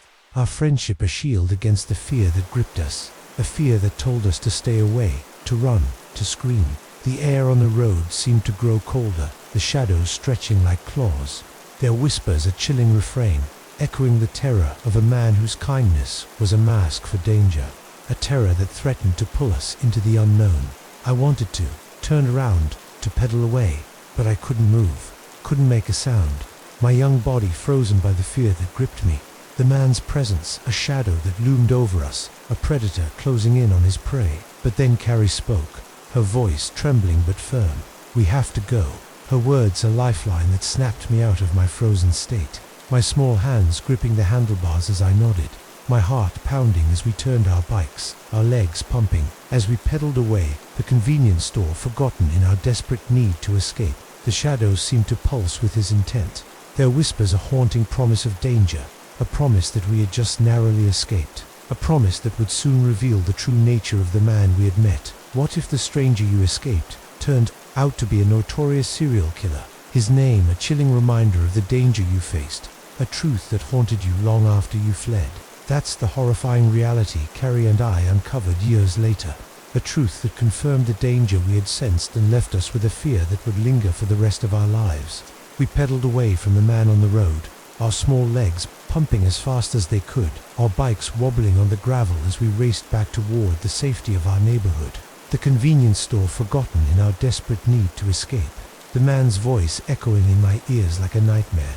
I couldn't wake from. We rode away as fast as we could, our hearts pounding, our breaths coming in short gasps, the road stretching out before us like a lifeline, a path to safety we couldn't reach fast enough. We didn't stop until we reached Carrie's house, our bikes skidding to a halt in her driveway, our small bodies trembling as we dropped to the ground, our laughter replaced by tears as we clung to each other, the fear that had gripped us spilling out in sobs that echoed through the quiet street. We told Carrie's mum what had happened, our voices trembling as we recounted the man's words, his outstretched hand, the horrible feeling that had washed over us, a feeling we couldn't name but knew was real, a feeling that had saved us from a fate we couldn't comprehend.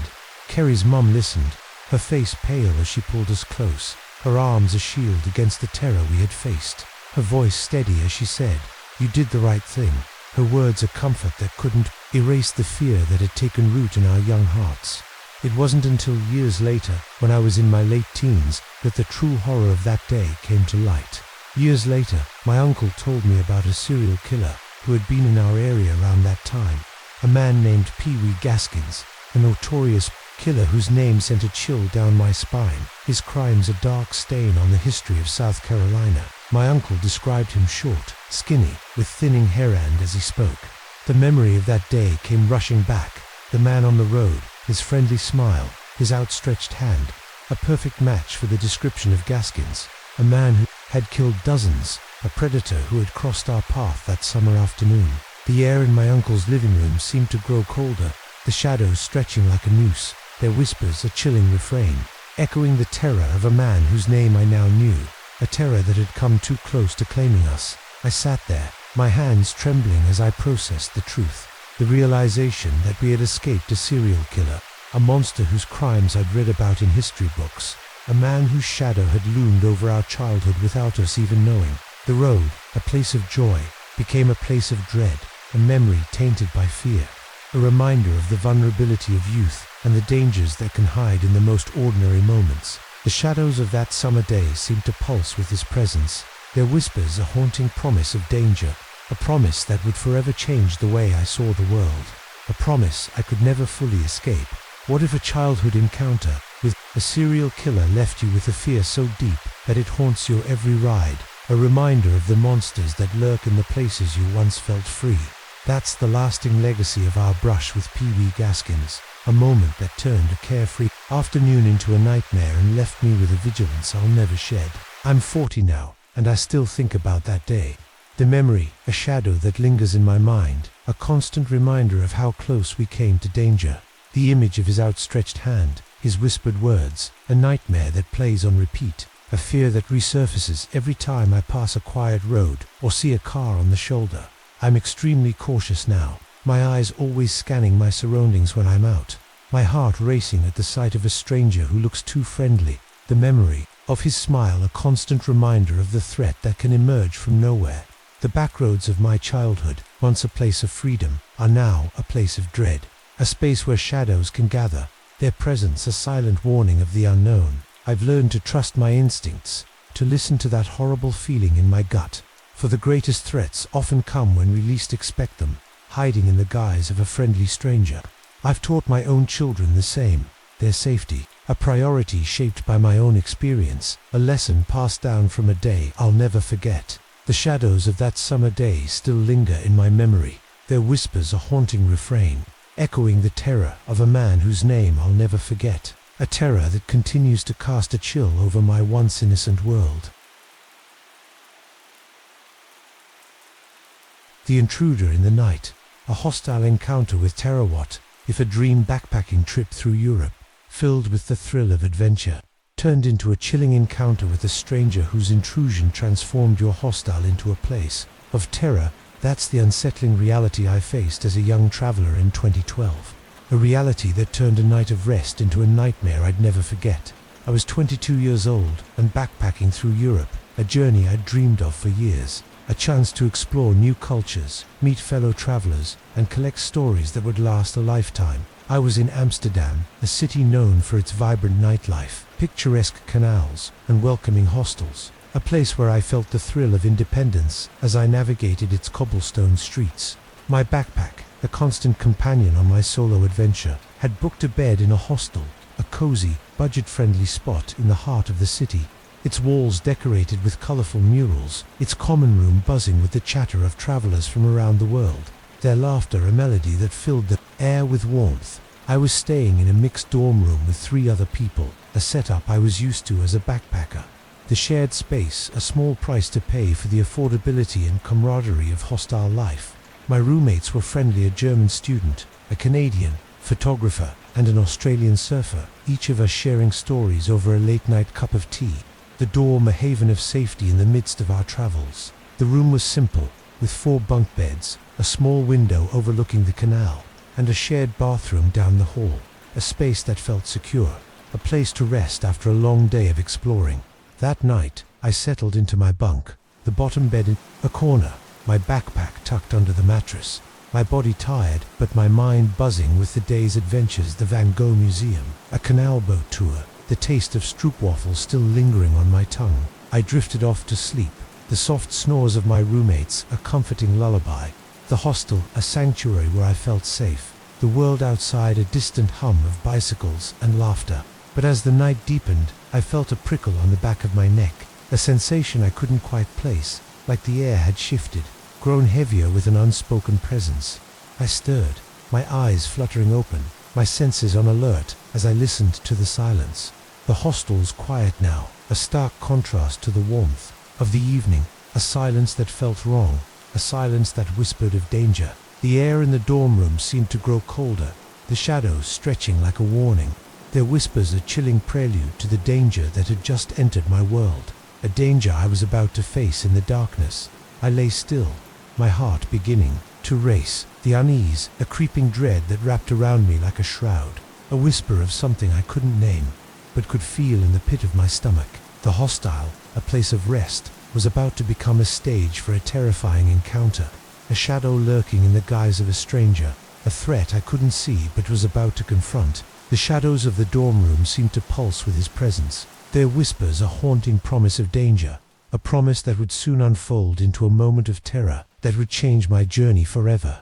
What if the safety of your hostile dorm was shattered by a stranger's intrusion, his naked presence a chilling threat that turned your night of rest into a nightmare of fear? That's the heart-stopping moment I faced as a naked man entered our dorm. His actions a terrifying violation that left me frozen with dread. I was lying in my bunk, the darkness of the dorm room a cocoon around me, my roommate's soft snores, a distant comfort as I tried to shake off the unease that had woken me, the prickle on the back of my neck, a warning I couldn't ignore. The hostel was silent, the hum of the city outside, a faint whisper through the window. The night, a blanket that should have been peaceful, but instead felt heavy with an unspoken threat. Then I heard it, a soft creak, the sound of the dorm door opening, a noise so faint I might have missed it if I hadn't been on edge, my senses heightened by the fear that had taken root in my gut. I opened my eyes, my heart pounding as I saw a figure in the doorway, a man, his silhouette stark against the faint light from the hallway. his presence a jarring intrusion in the stillness of the night. At around 2 a.m., I woke up, my eyes adjusting to the dimness, and that's when I saw him, a naked man standing in our dorm room, his body illuminated by the sliver of light, his skin pale, his posture rigid, a stranger who didn't belong, a threat that made my blood run cold. He wasn't wearing anything, his nakedness a shocking violation, a sight that sent a shiver down my spine, a horrible feeling that washed over me, a primal warning that screamed in my mind, a fear that told me to stay still, to stay quiet, to survive. I froze, my body rigid with terror, my breath catching in my throat as I watched him, my eyes darting to my roommates, hoping one of them would wake, hoping someone else would see what I was seeing. But they slept on, oblivious to the danger that had entered our space. He walked over to my bed, his steps slow and deliberate, his naked body a looming shadow as he approached, his eyes glinting in the darkness, a predator's gaze that locked onto me, a gaze that made my heart race with a fear I couldn't name, a fear that told me I was in danger, that this man was a threat, a monster in the night. I lay still, my body pressed against the mattress, my mind racing with 1,000 terrifying possibilities. Should I scream? Should I run? Should I fight? But I couldn't move, couldn't make a sound, my fear paralyzing me as he stood over me, his presence a shadow that loomed over my small world. The air in the dorm room seemed to grow colder, the shadows stretching like claws, their whispers a chilling refrain, echoing the terror of a man whose intrusion had turned my safe space into a nightmare, a terror that threatened to consume me. I wanted to scream, to call for help, but my voice was stuck in my throat, my body frozen by the fear that gripped me. The naked man's presence, a shadow that loomed over me, a predator closing in on his prey. But then I heard a sound, a soft snore from the bunk above me, a reminder that I wasn't alone, a spark that ignited my courage, a spark that would soon drive me to act. The shadows seemed to pulse with his intent, their whispers a haunting promise of danger, a promise that I was about to confront, a promise that would test my courage in the face of terror. What if the only way to escape a naked intruder in your dorm was a desperate act of courage, a moment of terror that left you with a fear that lingered long after he was gone? That's the harrowing reality I faced as I confronted the naked man in the hostel, his presence a chilling threat that forced me to act, a moment that saved me but left me forever changed. I lay frozen in my bunk, my heart pounding as the naked man stood over me, his eyes glinting in the darkness, his naked body a looming shadow that filled me with dread.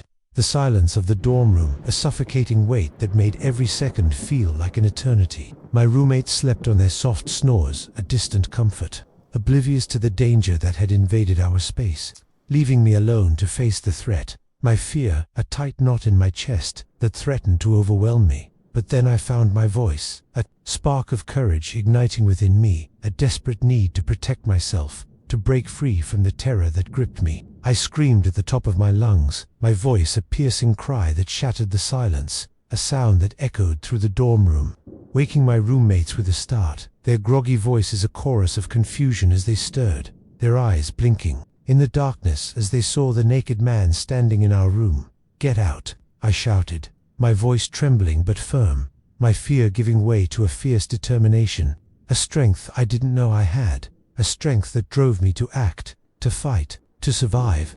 The man froze, his eyes widening in surprise as my roommates jumped from their bunks, their voices joining mine in a chorus of shouts, their presence a shield that pushed him back, a force that made him retreat. The Australian guy jumped out of bed and ran after him, his shouts echoing through the hostel as he chased the man down the hall, his anger a protective fury that drove the intruder out, his naked figure disappearing into the night, a shadow that fled but left its mark, a threat we had narrowly escaped. I started crying, my body trembling as the adrenaline faded, the fear that had gripped me spilling out in sobs that shook me, my roommates gathering around me, their arms a comfort as they whispered words of reassurance, their voices a lifeline that pulled me back from the edge. We reported the incident to the hostel staff, our voices trembling as we recounted the intrusion, the naked man, the terror that had invaded our space, and they acted quickly, calling the police, locking down the hostel, ensuring our safety for the rest of the night. The police arrived, their faces grim as they took our statements, their search for the man yielding nothing, his identity a mystery that lingered in my mind. a shadow that haunted my dreams. The air in the hostel seemed to grow colder, the shadows stretching like a warning, their whispers a chilling refrain, echoing the terror of a man whose intrusion had turned my safe space into a nightmare, a terror that had left its mark on my journey. I couldn't sleep that night, my body trembling as I lay in my bunk, the memory of his naked figure, his glinting eyes, a nightmare that played on repeat, a fear that lingered long after he was gone. The shadows of the dorm room seemed to pulse with his presence, their whispers a haunting promise of danger, a promise that would forever change the way I saw the world of travel, a promise I could never fully escape. What if a single night in a hostel left you with a fear so deep that it haunts your every journey, a reminder of the dangers that lurk in the places you seek adventure? That's the lasting legacy of the naked man in the hostel, a moment that turned my dream trip into a nightmare and left me with a vigilance I'll never shed. I haven't stayed in a hostel since. The memory of that night, a shadow that lingers in my mind, a constant reminder of how quickly a place of rest can become a place of terror. The image of his naked figure, his glinting eyes, a nightmare that plays on repeat, a fear that resurfaces every time I think of traveling alone. I'm extremely cautious now, my eyes always scanning my surroundings when I travel, my bookings limited to private rooms or hotels, my heart racing at the thought of sharing a dorm with strangers. The memory of his intrusion, a constant reminder of the threat that can emerge from nowhere. Travel, once a source of joy, is now a journey I approach with trepidation. My backpack a reminder of the freedom I once felt, a freedom now tainted by fear. I've learned to trust my instincts, to listen to that prickle on the back of my neck, for the greatest threats often come when we least expect them, hiding in the guise of a shared space, a fellow traveler, a friendly face. I've taught myself to be more assertive, to speak up when something feels wrong. A lesson born from the terror of that night, a lesson that has shaped me into the cautious traveler I am today. The shadows of that hostel still linger in my memory, their whispers a haunting refrain, echoing the terror of a man whose intentions I'll never fully know, a terror that continues to cast a chill over my once adventurous spirit.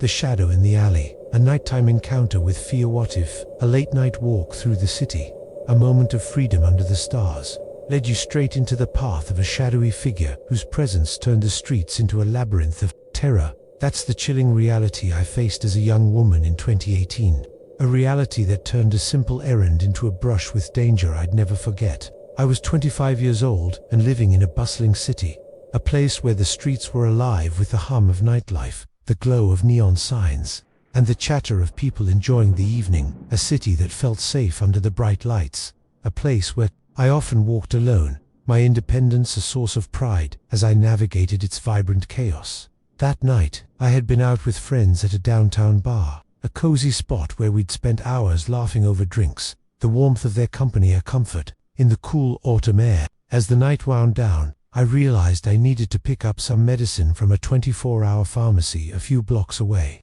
A quick errand I didn't think twice about, a task I'd done countless times before without incident. I said goodbye to my friends, their hugs a lingering warmth as I stepped out into the night. The city streets a familiar maze I knew like the back of my hand. The pharmacy just a short walk away, its neon sign a beacon in the distance. The streets were quieter now, the late hour thinning the crowds, the hum of the city a distant murmur as I walked, my boots echoing on the pavement, the cool air brushing against my skin. I felt a sense of freedom, the night a canvas of possibilities, the stars above a reminder of the beauty of the world, the beauty I often took for granted in the rush of daily life. But as I turned down a narrow street, a shortcut I'd taken many times before, I felt a prickle on the back of my neck, a sensation I couldn't quite place. Like the air had shifted, grown heavier with an unspoken presence. I glanced around, my eyes scanning the empty street, but saw nothing out of the ordinary, just the flickering streetlights, the closed storefronts, the quiet of a city winding down for the night. The air on the street seemed to grow colder, the shadows stretching like a warning, their whispers a chilling prelude to the danger that was lurking just out of sight, a danger I was about to face. I shook off the feeling, chalking it up to the lateness of the hour, the shadows playing tricks on my mind, but the unease lingered, a creeping dread that wrapped around me like a shroud, a whisper of something I couldn't name. but could feel in the pit of my stomach. The pharmacy was just a block away, its promise of medicine a distraction from the fear that had taken root. But the street, a place of familiarity, was about to become a stage for a terrifying encounter. A shadow hiding in the darkness of an alley, a threat I couldn't see but was about to confront. The shadows of the city seemed to pulse with his presence, their whispers a haunting promise of danger, a promise that would soon unfold into a moment of terror that would change my night forever. What if the shadows of the alley revealed a man whose presence turned your quiet walk into a heart-pounding chase, his silent pursuit a chilling threat that left you fighting to escape? That's the terrifying moment I faced as a man emerged from the darkness. His actions, a silent menace that shattered the illusion of safety. I was walking down the narrow street, my boots echoing softly on the pavement, the pharmacy just a block away, its neon sign a faint glow in the distance, a beacon that kept me moving forward despite the unease that had settled in my gut. The street was quiet, the late hour casting an eerie stillness over the city, the only sounds the hum of a distant car and the rustle of leaves in the breeze, a stillness that felt wrong, a stillness that whispered of danger. Then I saw him, a man stepping out from the shadows of an alley just ahead, his figure tall and lanky, his face obscured by the darkness, his presence a jarring intrusion in the quiet of the night. I saw a man step out from an alley, his movements slow and deliberate, his eyes glinting in the faint light of a street lamp, a gaze that locked onto me with an intensity that sent a shiver down my spine, a horrible feeling that washed over me, a primal warning that screamed in my mind, a fear that told me to run, to escape, to survive. He didn't speak, didn't make a sound, but his silence was more terrifying than any shout, his stillness a predator's calm, a threat that made my heart race with a fear I couldn't name, a fear that told me I was in danger. I quickened my pace, my eyes darting to the pharmacy, its neon sign now within reach, a lifeline I couldn't reach fast enough. But as I moved, I heard it the soft echo of footsteps behind me, a rhythm that matched my own, a rhythm that told me he was following, his presence a shadow that refused to let me go. He started following me, his steps deliberate, his silence deafening, a predator closing in on his prey, his gaze a weight that pressed down on me, a weight that made my breath catch in my throat, my body trembling with the fear that gripped me. I wanted to look back, to see how close he was, but I couldn't, my fear keeping my eyes forward, my focus on the pharmacy, on safety, on escape. I broke into a run, my boots pounding on the pavement, my heart racing as I sprinted toward the pharmacy, the neon sign now a beacon of hope, a sanctuary I couldn't reach fast enough. He kept walking, his steps steady, his pace unhurried, a predator who knew his prey was within reach, a predator who didn't need to run to catch me. His confidence, a chilling promise of danger, a promise that made my blood run cold.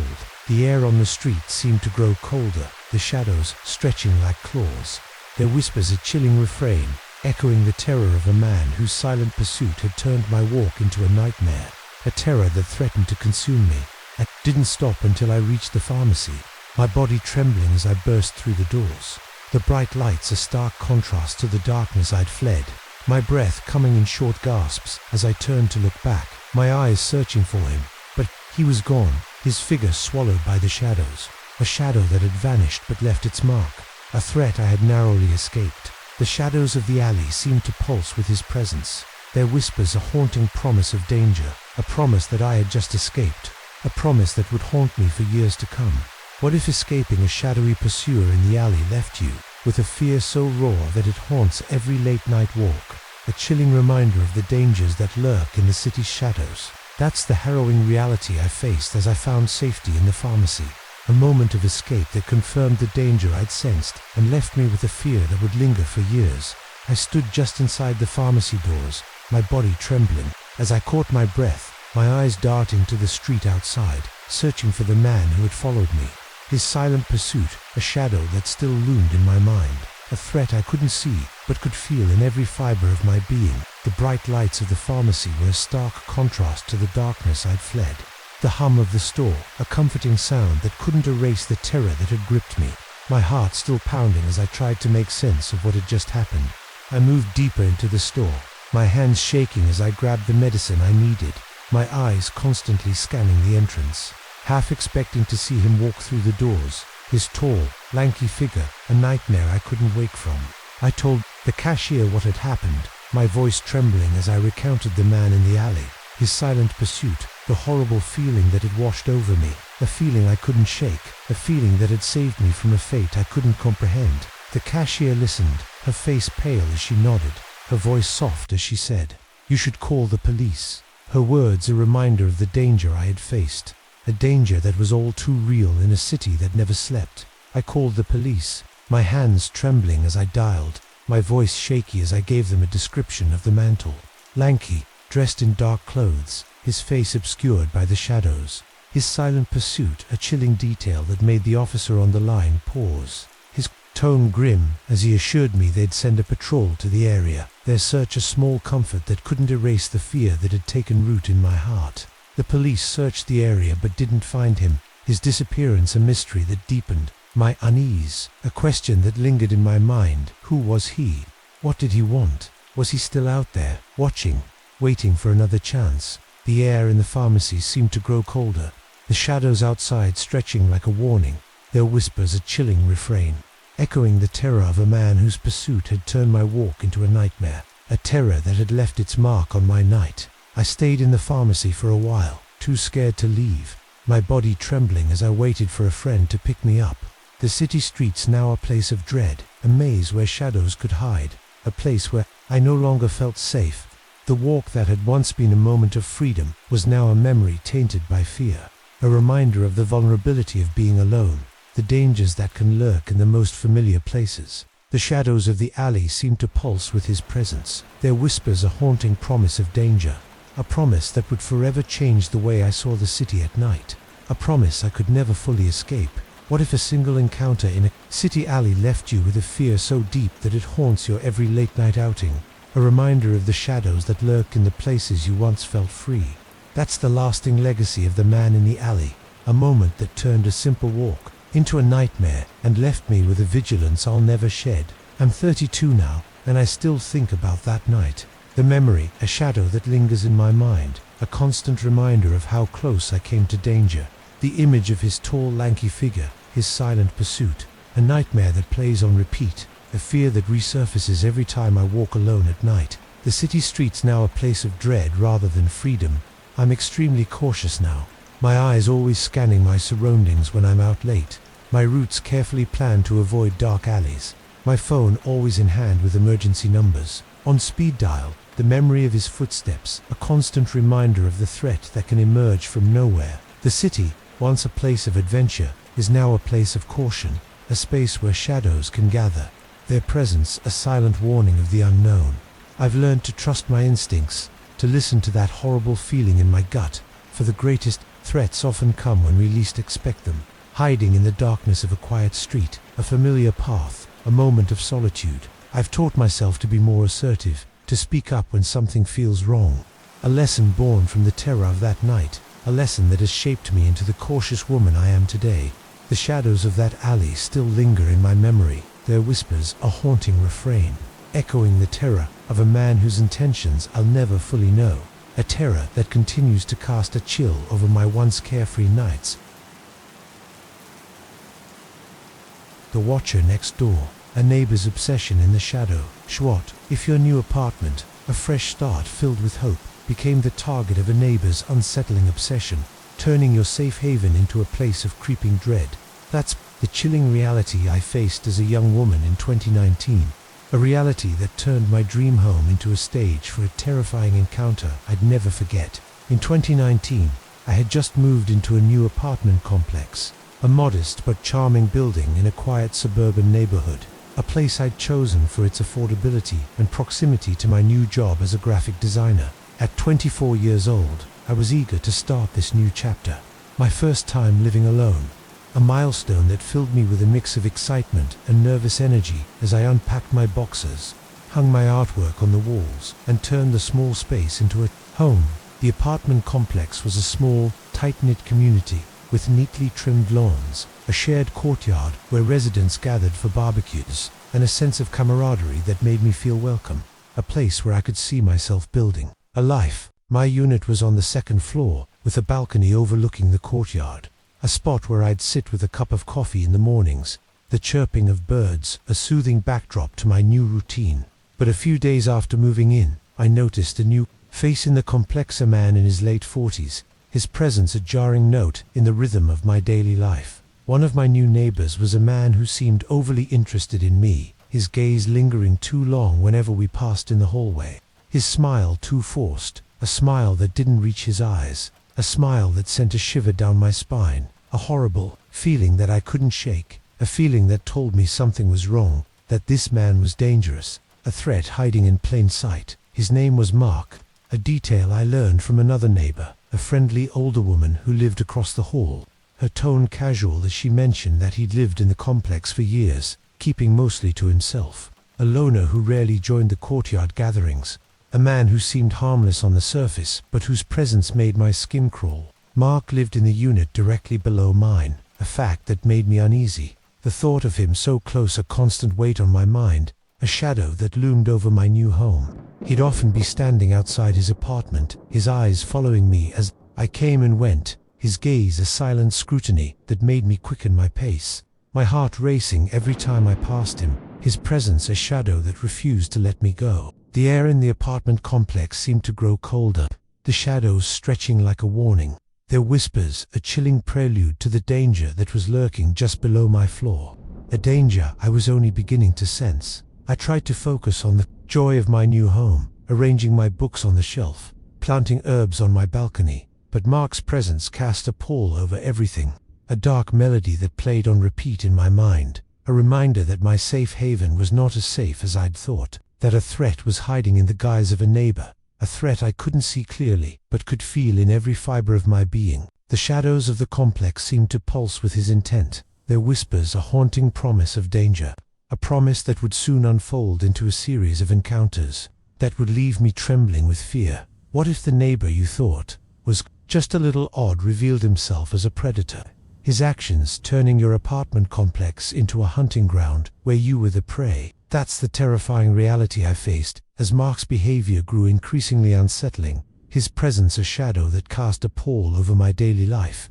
I tried to go about my routine, leaving for work each morning, returning home in the evening, but Mark's constant presence made every moment tense, his gaze a weight that followed me through the complex, a silent threat that made my heart race with a fear I couldn't name, a fear that told me I was in danger, that this man was more than just a nosy neighbor.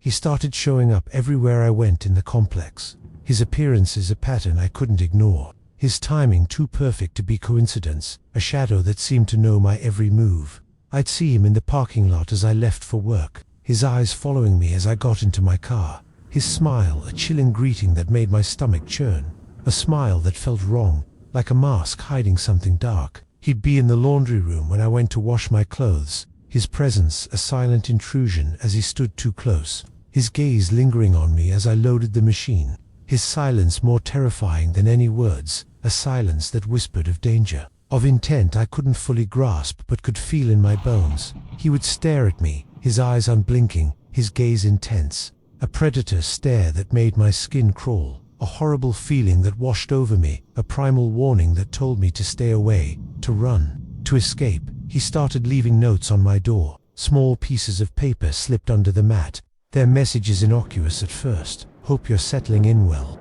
Let me know if you need help with anything. But their tone grew more personal, more invasive, as the days went on. Messages like, you looked nice today. I saw you on your balcony this morning. Notes that made my blood run cold. A violation that turned my home into a place of dread, a place where I no longer felt safe. I started to notice odd noises outside my apartment at night, soft footsteps on the stairs, the faint creak of the balcony railing, sounds that made me jump, my heart racing as I peered through the blinds, my eyes searching the darkness for his figure, for the shadow I knew was watching, waiting, a shadow that refused to let me go. The air in my apartment seemed to grow colder, the shadows stretching like claws, their whispers a chilling refrain, echoing the terror of a man whose obsession had turned my home into a nightmare, a terror that threatened to consume me. I tried to tell myself I was overreacting, that he was just a lonely man trying to be friendly, but the horrible feeling in my gut told me otherwise, a feeling that grew stronger with every note, every glance, every glance, every noise in the night. A feeling that told me he was dangerous, a predator hiding in plain sight, a threat I couldn't ignore. The shadows seemed to pulse with his intent, their whispers a haunting promise of danger, a promise that would soon force me to act, to protect myself from the threat that had emerged from the apartment below. What if the neighbor's obsession escalated into a direct confrontation, turning your attempt to feel safe into a desperate struggle, a moment of terror that forced you to flee your own home? That's the harrowing reality I faced as Mark's actions crossed the line. His intrusion, a chilling threat that left me fighting to protect myself. The notes, the stares, the noises, they had all built to a crescendo of fear, a constant weight that made every moment in my apartment tense, every sound a reminder of the danger that lurked just below my floor. I started keeping my blinds closed, my door double-locked, my phone always within reach, but the fear was always there, a shadow that followed me through every day, a shadow I couldn't escape. One night, the situation escalated in a way I never could have predicted. I was in my apartment, trying to relax after a long day, the TV on low as I sat on the couch with a cup of tea, the warmth of the drink a small comfort against the unease that had settled in my gut. Then I heard it knock at the door, sharp and insistent, a sound that made my heart leap into my throat, my hands trembling as I set the cup down, my eyes darting to the door, my mind racing with 1,000 terrifying possibilities. I approached the door, my breath shallow, and looked through the peephole, my heart sinking as I saw him. Mark was standing outside my door, his face illuminated by the hallway light, his smile a chilling mask, a smile that made my blood run cold, a smile that told me he wasn't here to be friendly, that he was here for something far more sinister. He started banging on the door, his knocks growing louder, more insistent, his voice calling out, "I know you're in there. I just want to talk." His tone, a mix of desperation and menace, a tone that sent a shiver down my spine, a tone that confirmed the danger I had sensed, a danger that was now at my doorstep, a danger I couldn't ignore. I backed away, my hands trembling as I grabbed my phone, my heart racing as I dialed 911, my voice shaky as I whispered to the operator, "There's a man trying to get into my apartment." My words, a desperate plea for help, a plea that felt like a lifeline in the face of the terror that gripped me. I hid in my bedroom, my body trembling as I locked the door, my eyes darting to the window, to the balcony, searching for an escape, for safety, for a way out of the nightmare that had invaded my home. The police arrived quickly, their sirens, a welcome sound in the chaos of the night, their presence a shield as they confronted Mark, his shouts echoing through the complex as they escorted him away, his figure a shadow that disappeared but left its mark, a threat I had narrowly escaped. I moved out of the complex shortly after, the fear too raw to stay. The apartment no longer a home but a place of dread, a place where I could never feel safe again. The air in the apartment seemed to grow colder, the shadows stretching like a noose, their whispers a chilling refrain, echoing the terror of a man whose obsession had turned my home into a nightmare, a terror that had forced me to flee. I later learned from the police that Mark had a history of stalking, his behavior a pattern that had targeted other women before me, a revelation that deepened my fear, a reminder of how close I had come to danger, a danger that had been hiding just below my floor. The shadows of the apartment complex seemed to pulse with his presence, their whispers a haunting promise of danger, a promise that would forever change the way I saw the places I called home, a promise I could never fully escape. What if a neighbor's obsession left you with a fear so deep that it haunts your every new home, a reminder of the dangers that lurk in the places you seek safety? That's the lasting legacy of Mark's intrusion, a moment that turned my new apartment into a place of dread and left me with a vigilance I'll never shed. I'm 29 now, and I still think about that night, the memory, a shadow that lingers. In my mind, a constant reminder of how close I came to danger, the image of his banging on my door, his chilling smile, a nightmare that plays on repeat, a fear that resurfaces every time I hear a strange noise outside my current home. The apartment complex, a memory I can't escape. I'm extremely cautious now, my eyes always scanning when I move into a new place, my doors always double locked, my neighbors always vetted through careful conversations. The memory of his notes, his stares, a constant reminder of the threat that can emerge from those closest to us. Home, once a place of safety, is now a place of caution, a space where shadows can gather, Their presence, a silent warning of the unknown. I've learned to trust my instincts, to listen to that horrible feeling in my gut, for the greatest threats often come when we least expect them, hiding in the guise of a neighbor, a friendly face, a shared space. I've taught myself to be more assertive, to speak up when something feels wrong, a lesson born from the terror of that night, a lesson that has shaped me into the cautious woman I am today. The shadows of that apartment complex still linger in my memory, their whispers a haunting refrain, echoing the terror of a man whose obsession I'll never fully understand, a terror that continues to cast a chill over my once hopeful dreams. The stranger at the pump, a gas station encounter with Firth clock on my dashboard, glowed 12:47 a.m., a stark reminder of how late it had gotten as I drove down a deserted highway, the endless stretch of asphalt illuminated only by the faint beam of my headlights. I was 27 years old, returning from a weekend getaway with friends at a mountain cabin, a few hours from my small hometown. The trip had been a blissful escape days, filled with hiking trails, crackling campfires, and shared laughter. A much-needed break from my demanding job as a nurse. But now, the solitude of the drive felt heavy, the darkness pressing in around me, the soft hum of the radio my only companion as I navigated the lonely road. I glanced at the fuel gauge, my stomach dropping as I noticed the needle hovering dangerously close to empty. I'd meant to fill up before leaving the cabin, but in the rush to pack up and say goodbye, I'd forgotten a careless mistake that now forced me to search for the nearest gas station.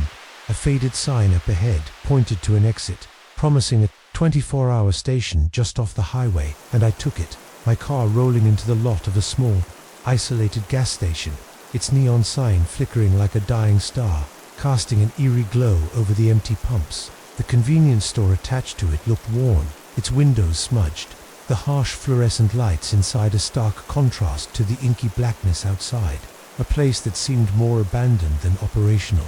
I pulled up to a pump, the gravel crunching under my tires, and stepped out, the cool night air biting at my skin, the silence of the lot broken only by the faint buzz of the street lamp overhead. The station was deserted, not a single car or person in sight, the emptiness amplifying the unease that had been simmering in my guts since I'd left the highway. I started filling the tank, the rhythmic click of the pump, a small comfort in the stillness, but my eyes kept darting around the lot, scanning the shadows that stretched long and dark, a creeping dread settling over me like a heavy fog, a feeling that told me I wasn't as alone as I thought. The flickering neon sign buzzed louder, its light casting jagged shadows that seemed to writhe on the pavement, a silent warning of something lurking just beyond my sight, a presence I couldn't see but could feel creeping closer. I tried to focus on the task, willing the pump to hurry, my hands gripping the nozzle a little too tightly, but the unease grew, a whisper in the back of my mind that urged me to get back in the car, to drive away, to escape before it was too late. The gas station, a necessary stop, was about to become a stage for a terrifying encounter, a shadow hiding in the guise of a stranger, a threat I couldn't see but was about to confront.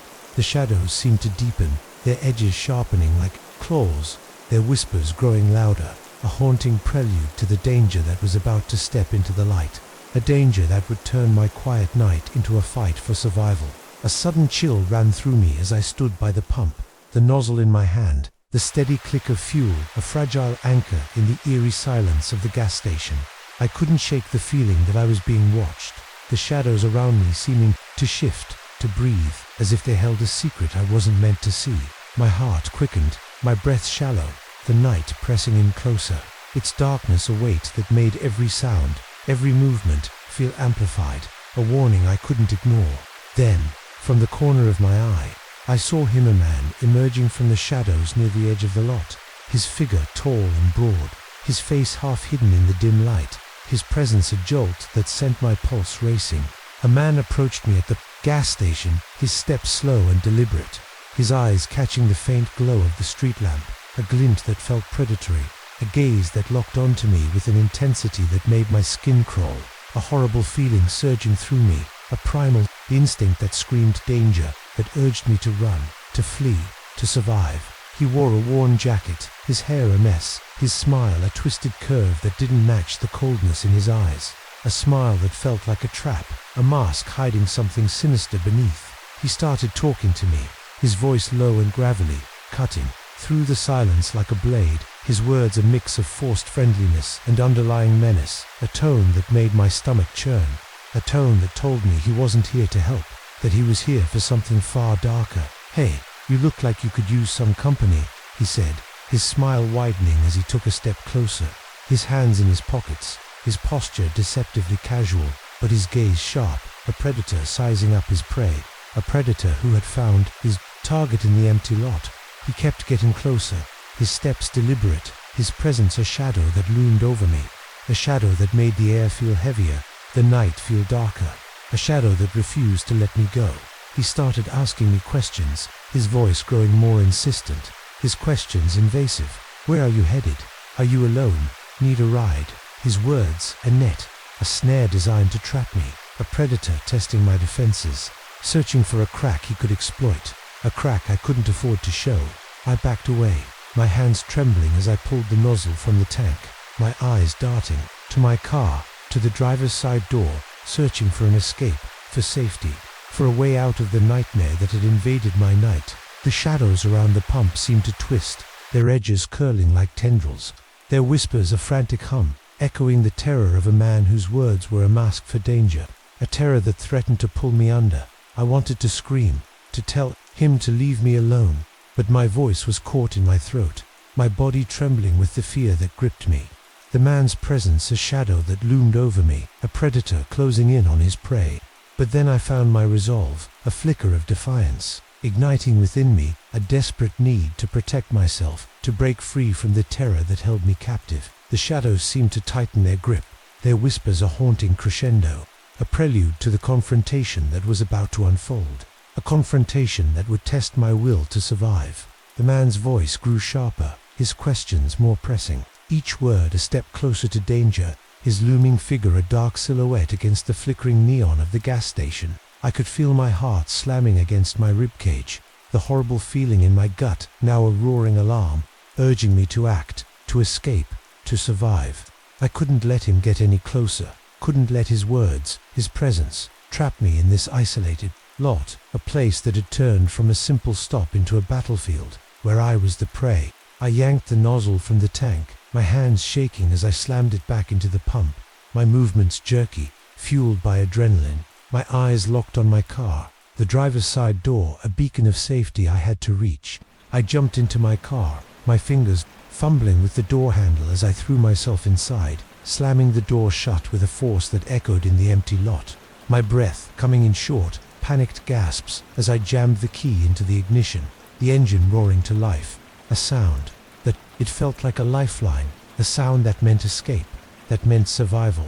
I locked the doors, my hands trembling as I hit the button, the click of the locks, a small comfort in the chaos, a barrier between me and the man who was now just a few feet away, his figure still visible in the dim light, his smile a chilling mask that made my blood run cold. He took a step closer, his hand reaching out as if to grab the door, his voice calling out, "Hey, don't go, I just want to talk." His tone a mix of desperation and menace, a tone that sent a shiver down my spine, a tone that confirmed the danger I had sensed, a danger that was now too close for comfort. I didn't wait to hear more. I threw the car into gear, my foot slamming on the gas as I peeled out of the gas station, the tires screeching on the pavement, the man's figure shrinking in my rearview mirror, a shadow that faded into the night, but left its mark, a threat I had narrowly escaped. I drove straight to a nearby diner I knew was open 24 hours, a place I'd passed on the highway, its bright lights a stark contrast to the darkness I'd fled,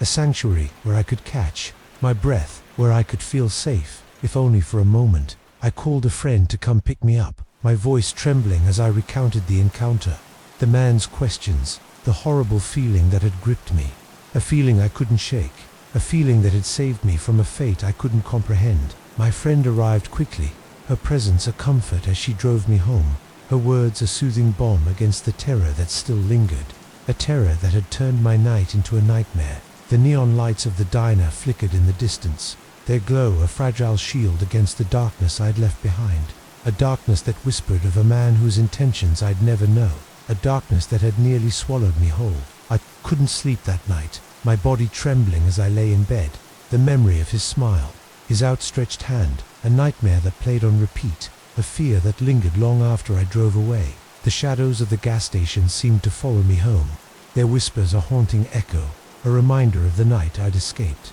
a night that would forever change the way I navigated the world. At 31, I still feel the icy grip of that night at the gas station, a memory that clings to me like a second skin, a constant reminder of how quickly the mundane can turn menacing. The image of the man's twisted smile, his looming figure against the flickering neon, haunts me, a specter that emerges whenever I'm alone on the road, a fear that has woven itself into the fabric of my life, a fear that refuses to fade. I've transformed my habits entirely, my once casual approach to travel now, replaced by a meticulous caution that borders on obsession. I never let my gas tank dip below half, always plan my routes to include well-lit, busy stops, and keep a can of pepper spray in my glove compartment, a tangible reminder of the threat that can emerge from the shadows. The open road, once a place of freedom, now feels like a tightrope, a space where every flickering light, every empty lot, holds the potential for danger, a space where I'm always looking over my shoulder, waiting for the next shadow to step into the light. I've learned to trust my instincts, to heed that horrible feeling in my gut, for the greatest threats often come when we're most vulnerable, hiding in the guise of a deserted gas station, a friendly stranger, a moment of solitude. I've shared my story with others, hoping to spare them the terror I endured, a lesson that has made me a more guarded traveler, a woman who now navigates the world with a wary eye, always prepared for the worst. I often wonder who he was, what he intended, whether he's still out there, his unsettling smile, a silent threat at another gas station, another night. The memory of that encounter is a permanent mark, a reminder of the fragility of safety and the power of instinct to guide us through the dark. I'm grateful for the courage I found to drive away, a courage that kept me from a fate I can't bear to imagine. But the cost is a lingering unease, a quiet vigilance that shadows every journey, a whisper of fear that I'll carry with me always.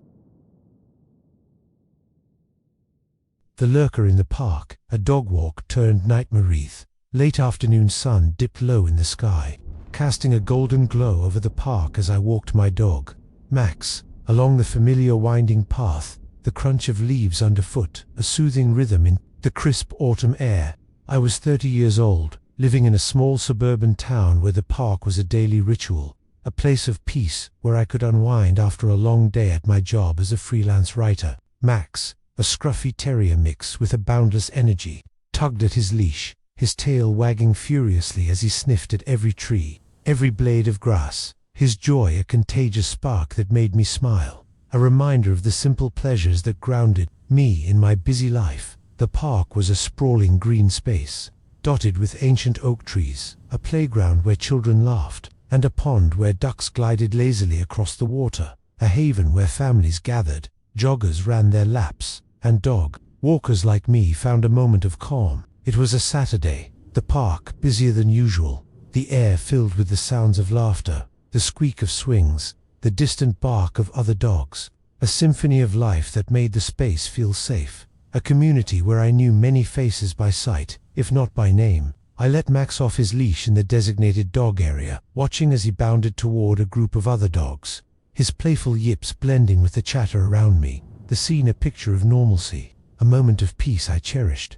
I sat on a nearby bench, my notebook in hand, jotting down ideas for a new article, the warmth of the sun on my face a gentle comfort as I watched Max play, his energy a stark contrast to the calm that settled over me.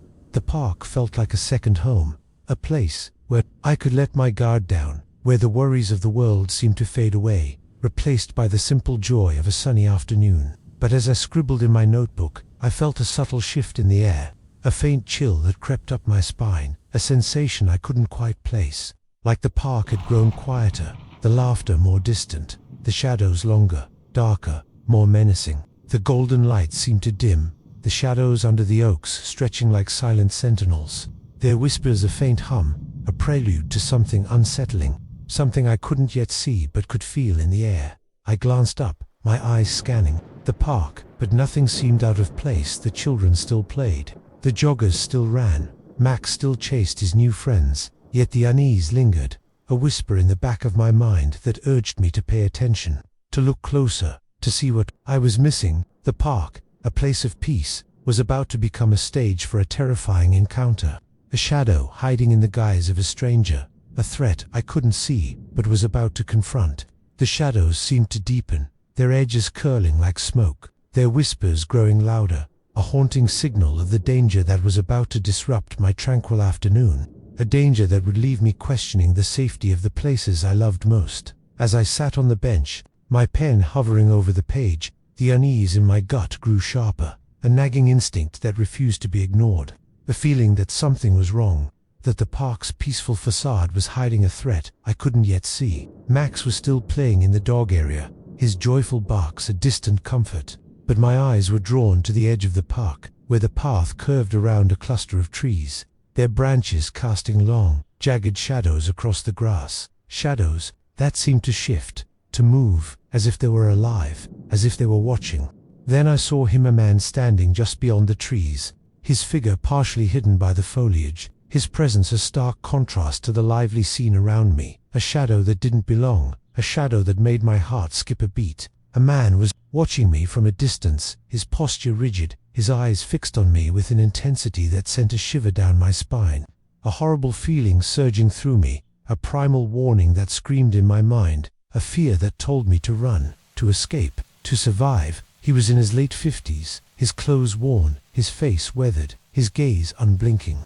A predator's stare that made my skin crawl, a stare that told me he wasn't here to enjoy the park, that he was here for me, a threat hiding in plain sight. He started walking toward me, his steps slow and deliberate, his eyes never leaving mine, his presence a shadow that loomed larger with every step, a shadow that made the air feel heavier, the park feel smaller, a shadow that refused to let me go. I stood up, my notebook slipping from my lap, my hands trembling as I called out to Max, my voice shaky. "Max, come here." My words a desperate plea, a plea that felt like a lifeline in the face of the terror that gripped me. He kept staring at me, his gaze unyielding, his steps steady, a predator closing in on his prey, a predator who had chosen me as his target, a predator who made my heart race with a fear I couldn't name, a fear that told me I was in danger.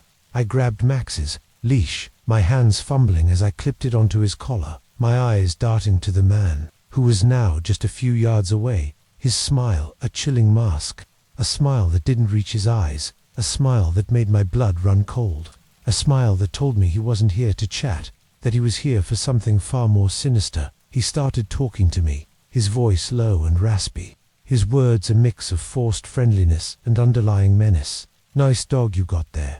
You come here often." His tone a trap, a lure designed to draw me in, a predator testing my defenses, searching for a weakness I couldn't afford to show. The shadows under the trees seemed to writhe, their edges curling like tendrils, their whispers a frantic hum, echoing the terror of a man whose words were a mask for danger, a terror that threatened to pull me under. I backed away, my hands trembling, as I pulled Max closer, my eyes darting around the park, searching for help, for safety, for a way out of the nightmare that had invaded my afternoon. The shadows seemed to tighten their grip, their whispers a haunting crescendo, a prelude to the confrontation that was about to unfold, a confrontation that would test my will to survive. The man's raspy voice lingered in the air, his words a chilling undercurrent to the fading laughter of the park, his presence a dark stain on the golden afternoon, a threat that loomed closer with every step he took toward me. I could feel my pulse hammering in my ears, the horrible feeling in my gut, now a roaring alarm, urging me to act, to escape, to survive. I couldn't let him get any closer, couldn't let his words, his gaze, trap me in this once safe space, a place that had turned from a haven into a battlefield where I was the prey. I tightened my grip on Max's leash, his small body pressing against my leg, his playful demeanor replaced by a low growl, a sound that mirrored the fear coursing through me, a sound that gave me the courage to move.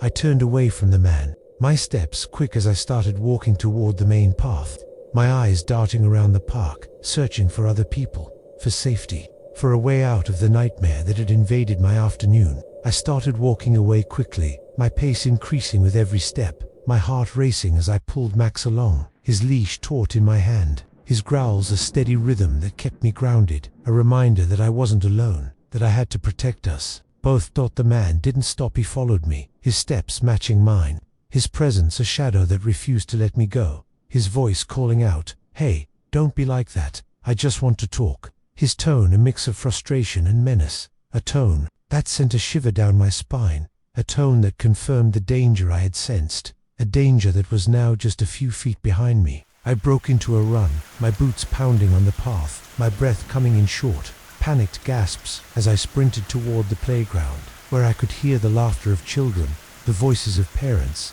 a crowd that meant safety, a crowd that meant escape. I reached the playground, my body trembling as I slowed down, my eyes darting back to see if he was still following. But he had stopped, his figure now a distant shadow at the edge of the path, his gaze still fixed on me, a predator who had been thwarted but not defeated, a predator who had marked me as his prey. I found a group of parents and told them what happened, my voice shaky as I recounted the man's behavior, his pursuit, the horrible feeling that had gripped me, a feeling I couldn't shake, a feeling that had saved me from a fate I couldn't comprehend. The parents listened, their faces pale as they nodded, one of them pulling out a phone to call the police, their presence a shield as we waited for help to arrive. The police arrived quickly, their presence a comfort as they searched the park. But the man was gone, his figure swallowed by the shadows, a mystery that deepened my fear, a question that lingered in my mind. Who was he? What did he want? Was he still out there, watching, waiting for another chance? The golden light of the afternoon had faded, the shadows now a deep, inky black, their whispers a lingering echo, a reminder of the terror I had escaped, a terror that had turned my peaceful park into a place of dread. I stayed with the group until I felt safe enough to leave, Max by my side, his warmth a small comfort against the fear that still lingered, a fear that had changed the way I saw the world. At 35, the memory of that afternoon in the park still casts a long dark shadow over my life, a haunting reminder of how quickly peace can turn to peril. The image of the man's unblinking stare, his slow, deliberate steps, lingers like a ghost, a specter that emerges whenever I step into a park, a fear that has rooted itself deep within me, a fear that has altered the way I move through the world. I've changed my routines entirely. My once daily walks with Max now limited to busy hours, my routes carefully chosen to avoid secluded paths, my hand always gripping a whistle, a tangible reminder of the threat that can emerge from the shadows. Parks, once a place of solace, now feel like a maze of potential dangers, a space where every rustling leaf, every distant figure, sends my heart racing, a space where I'm always on edge, always waiting for the next shadow to step into the light. I've learned to trust my instincts, to heed that horrible feeling in my gut, for the greatest threats often come when we're most at ease, hiding in the guise of a sunny afternoon, a familiar place, a moment of joy. I've shared my story with others, hoping to spare them the terror I endured, a lesson that has made me a more guarded person, a woman who now navigates the world with a cautious heart, always prepared for the worst. I often wonder who he was, what he intended, whether he's still out there, his predatory gaze a silent threat in another park, another day. The memory of that encounter is a permanent mark, a reminder of the fragility of safety and the power of instinct to guide us through fear. I'm grateful for Max's growls, for the parents' quick response, a combination that kept me from a fate I can't bear to imagine. But the cost is a lingering wariness, a quiet vigilance that colors every walk, a whisper of caution that I'll carry with me always. Well, today's story has come to an end, but did those mysterious events really finish? Be careful, for the darkness might still linger somewhere out there. Don't forget to subscribe to the channel to follow more terrifying ghost stories. Sleep well, if you dare.